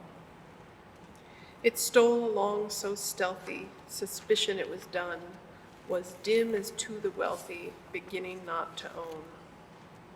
Time's wily chargers will not wait at any gate but woes, but they're so gloat to hesitate, they will not stir for blows. His cheek is his biographer, as long as he can blush. Perdition is opprobrium, past that he sins in peace. Heavenly Father, take to thee the supreme iniquity, fashioned by thy candid hand, in a moment contraband, though to trust us seem to us more respectful, we are dust. We apologize to thee for thine own duplicity. A little overflowing word that any hearing had inferred for ardor or for tears. Though generations pass away, traditions ripen and decay, as eloquent appears. A counterfeit, a plated person, I would not be. Whatever strata of iniquity my nature underlie, truth is good health and safety and the sky. How meager what an exile is a lie, and vocal when we die. We shall find the cube of the rainbow, of that there is no doubt, but the arc of a lover's conjecture eludes the finding out. The robin is a Gabriel, in humble circumstances. His dress denotes him socially, of transport's working classes. He has the punctuality of the New England farmer, the same oblique integrity, a vista vastly warmer, a small but sturdy residence, a self-denying household. The guests of perspicacity are all that cross his threshold. As covert as a fugitive, cajoling consternation, by ditties to the enemy, and sylvan punctuation. A dimple in the tomb makes that ferocious room a home.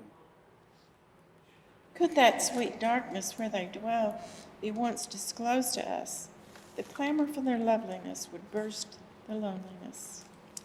Love is done when love's begun, sages say. But have sages known? Truth adjourn your boon without day. Birthday of but a single pang, that there are less to come. Afflictive is the adjective, but affluent the doom. The stem of a departed flower has still a silent rank, the bearer from an emerald court of a dispatch of pink. All things swept soul away, this is immensity. The butterfly upon the sky that doesn't know its name and hasn't any tax to pay and hasn't any home is just as high as you and I, and higher, I believe. So soar away and never sigh, and that's the way to grieve. Go traveling with us. Her travels daily be, by routes of ecstasy to evening's sea. No autumn's intercepting chill appalls this topic breast, but African exuberance and Asiatic rest. The dandelion's pallid tube astonishes the grass, and winter instantly becomes an infinite alas. The tube uplifts a signal bud, and then a shouting flower, the proclamation of the suns that sepulture is o'er.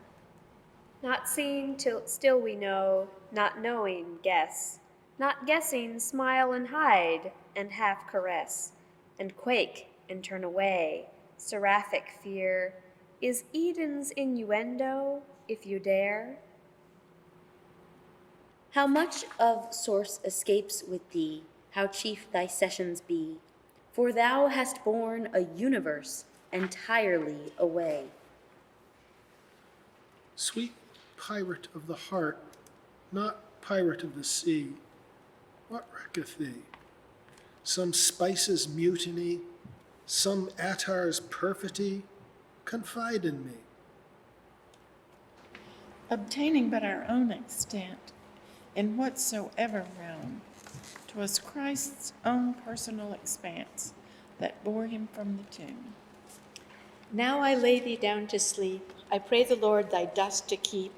And if thou live before thou wake, I pray the Lord thy soul to make. No matter where the saints abide, they make their circuit fair. Behold how great a firmament accompanies a star. Elysium is as far as to the very nearest room, if in that room a friend await felicity or doom. What fortitude the soul contains that it can so endure, the accent of a coming foot, the opening of a door. We shun it ere it comes, afraid of joy, then sue it to delay and lest it fly. Beguile it more and more. May not this be old suitor heaven, like our dismay at thee? Her losses make our gains ashamed. She bore life's empty pack as gallantly as if the east were swinging at her back. Life's empty pack is heaviest, as every porter knows. In vain to punish honey, it only sweeter grows. To the bright east she flies, brothers of paradise, remit her home without a change of wings or love's convenient things enticed to come.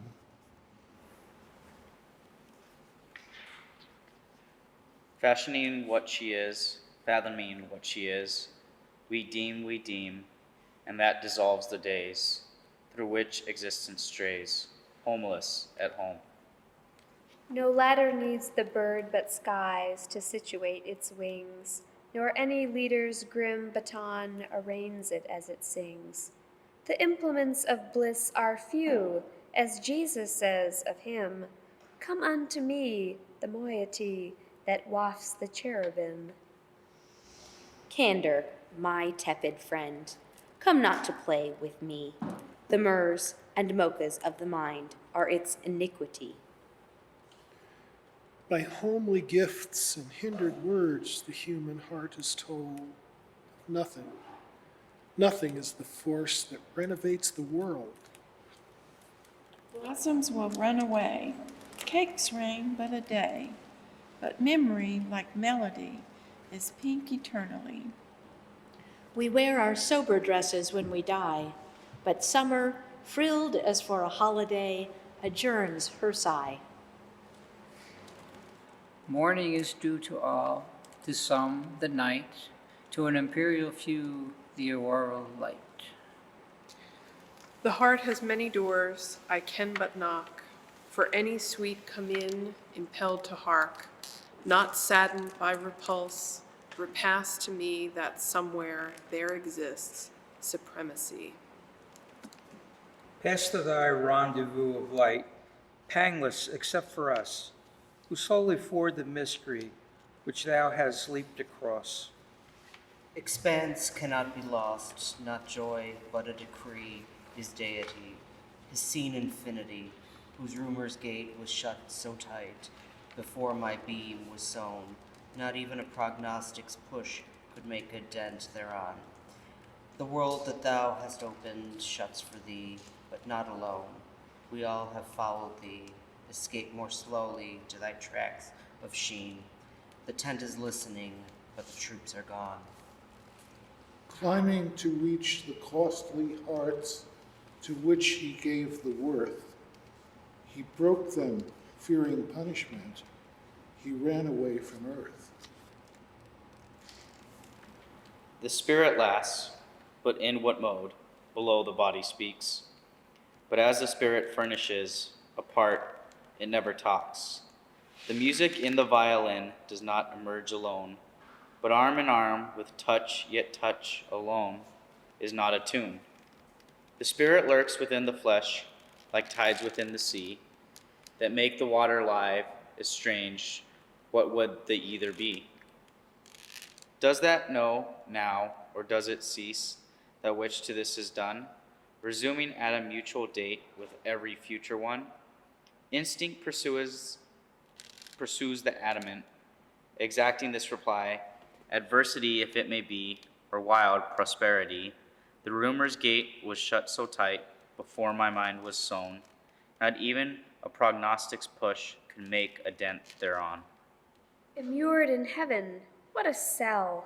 Let every bondage be, thou sweetest of the universe, like that which ravished thee. Quite empty, quite at rest, the robin locks her nest and tries her wings. She does not know a route, but puts her craft about for rumored springs. She does not ask for noon, she does not ask for boon, crumbless and homeless, of but one request, the birds she lost. Within that little hive, such hints of honey lay, as made reality a dream, and dreams reality. Each that we lose takes part of us. A crescent still abides, which, like the moon, some turbid night is summoned by the tides. There are 2 mays and then a must, and after that, a shall. How infinite the compromise that indicates I will. Who is it seeks my pillow nights with plain inspecting face? Did you or did you not, to ask? 'Tis conscience, childhood's nurse. With martial hand she strokes the hair upon my wincing head. All rogues shall have their part in what? The phosphorus of God. Morning that comes but once, considers coming twice. Two dawns upon a single morn make life a sudden price.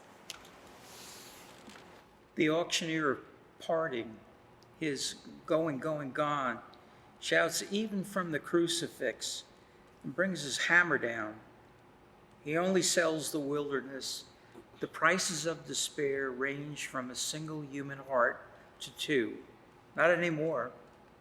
Show me eternity, and I will show you memory, both in one package lane and lifted back again.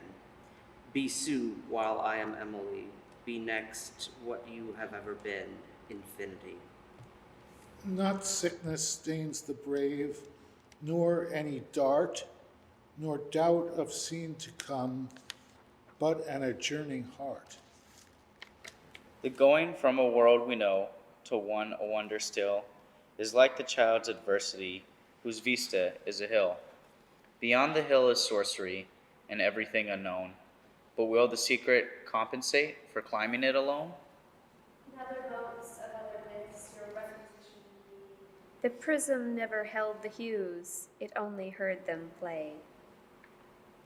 Some arrows slay but whom they strike, but this slew all but him, who so apparelled his escape, too trackless for a tomb. Parting with thee reluctantly, that we have never met, a heart sometimes a foreigner remembers it forgot. Oh, what a grace is this, what majesty's of peace, that having breathed the fine ensuing right, without diminuet proceed. A letter is a joy of earth. It is denied the gods. Go thy great way. The stars thou meet'st are even as thyself. For what are stars but asterisks to point a human life?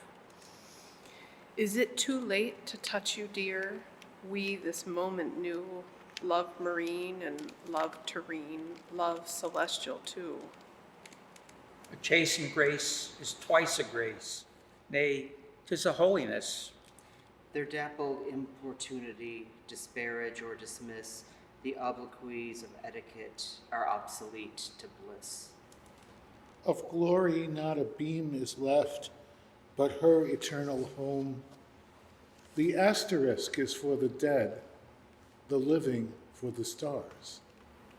Those final creatures, who are they, that faithful to the close, administer her ecstasy, but just the summer knows. That love is all there is all we know of love. It is enough, the fright should be, proportioned to the groove.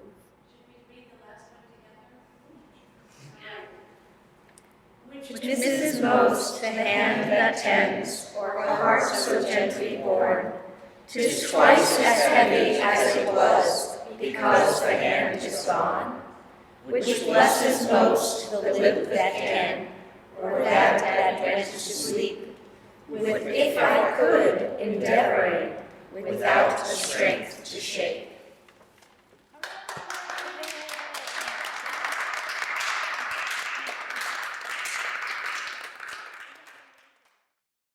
The marathon was organized and led by Professor Kristan Miller of the State University of New York at Buffalo. The sponsors of the marathon include the English Department at SUNY Buffalo, Just Buffalo Literary Center, Talking Leaves Books, and Security Credit Systems. The marathon was conducted at the Westminster Presbyterian Church in Buffalo, New York. Reverend Thomas Yorty was our host. The readers and observers were, for the most part, members of the community of Western New York. Video by Jeff Mace Maciejewski. Audio by Benjamin Jura. Editing and captioning by John Padgett. Voiceover by Robin Padgett. Funding for the marathon video was provided by Adele and George Titita. All poems by Emily Dickinson, as collected by Kristan Miller in Emily Dickinson's Poems as She Preserved Them.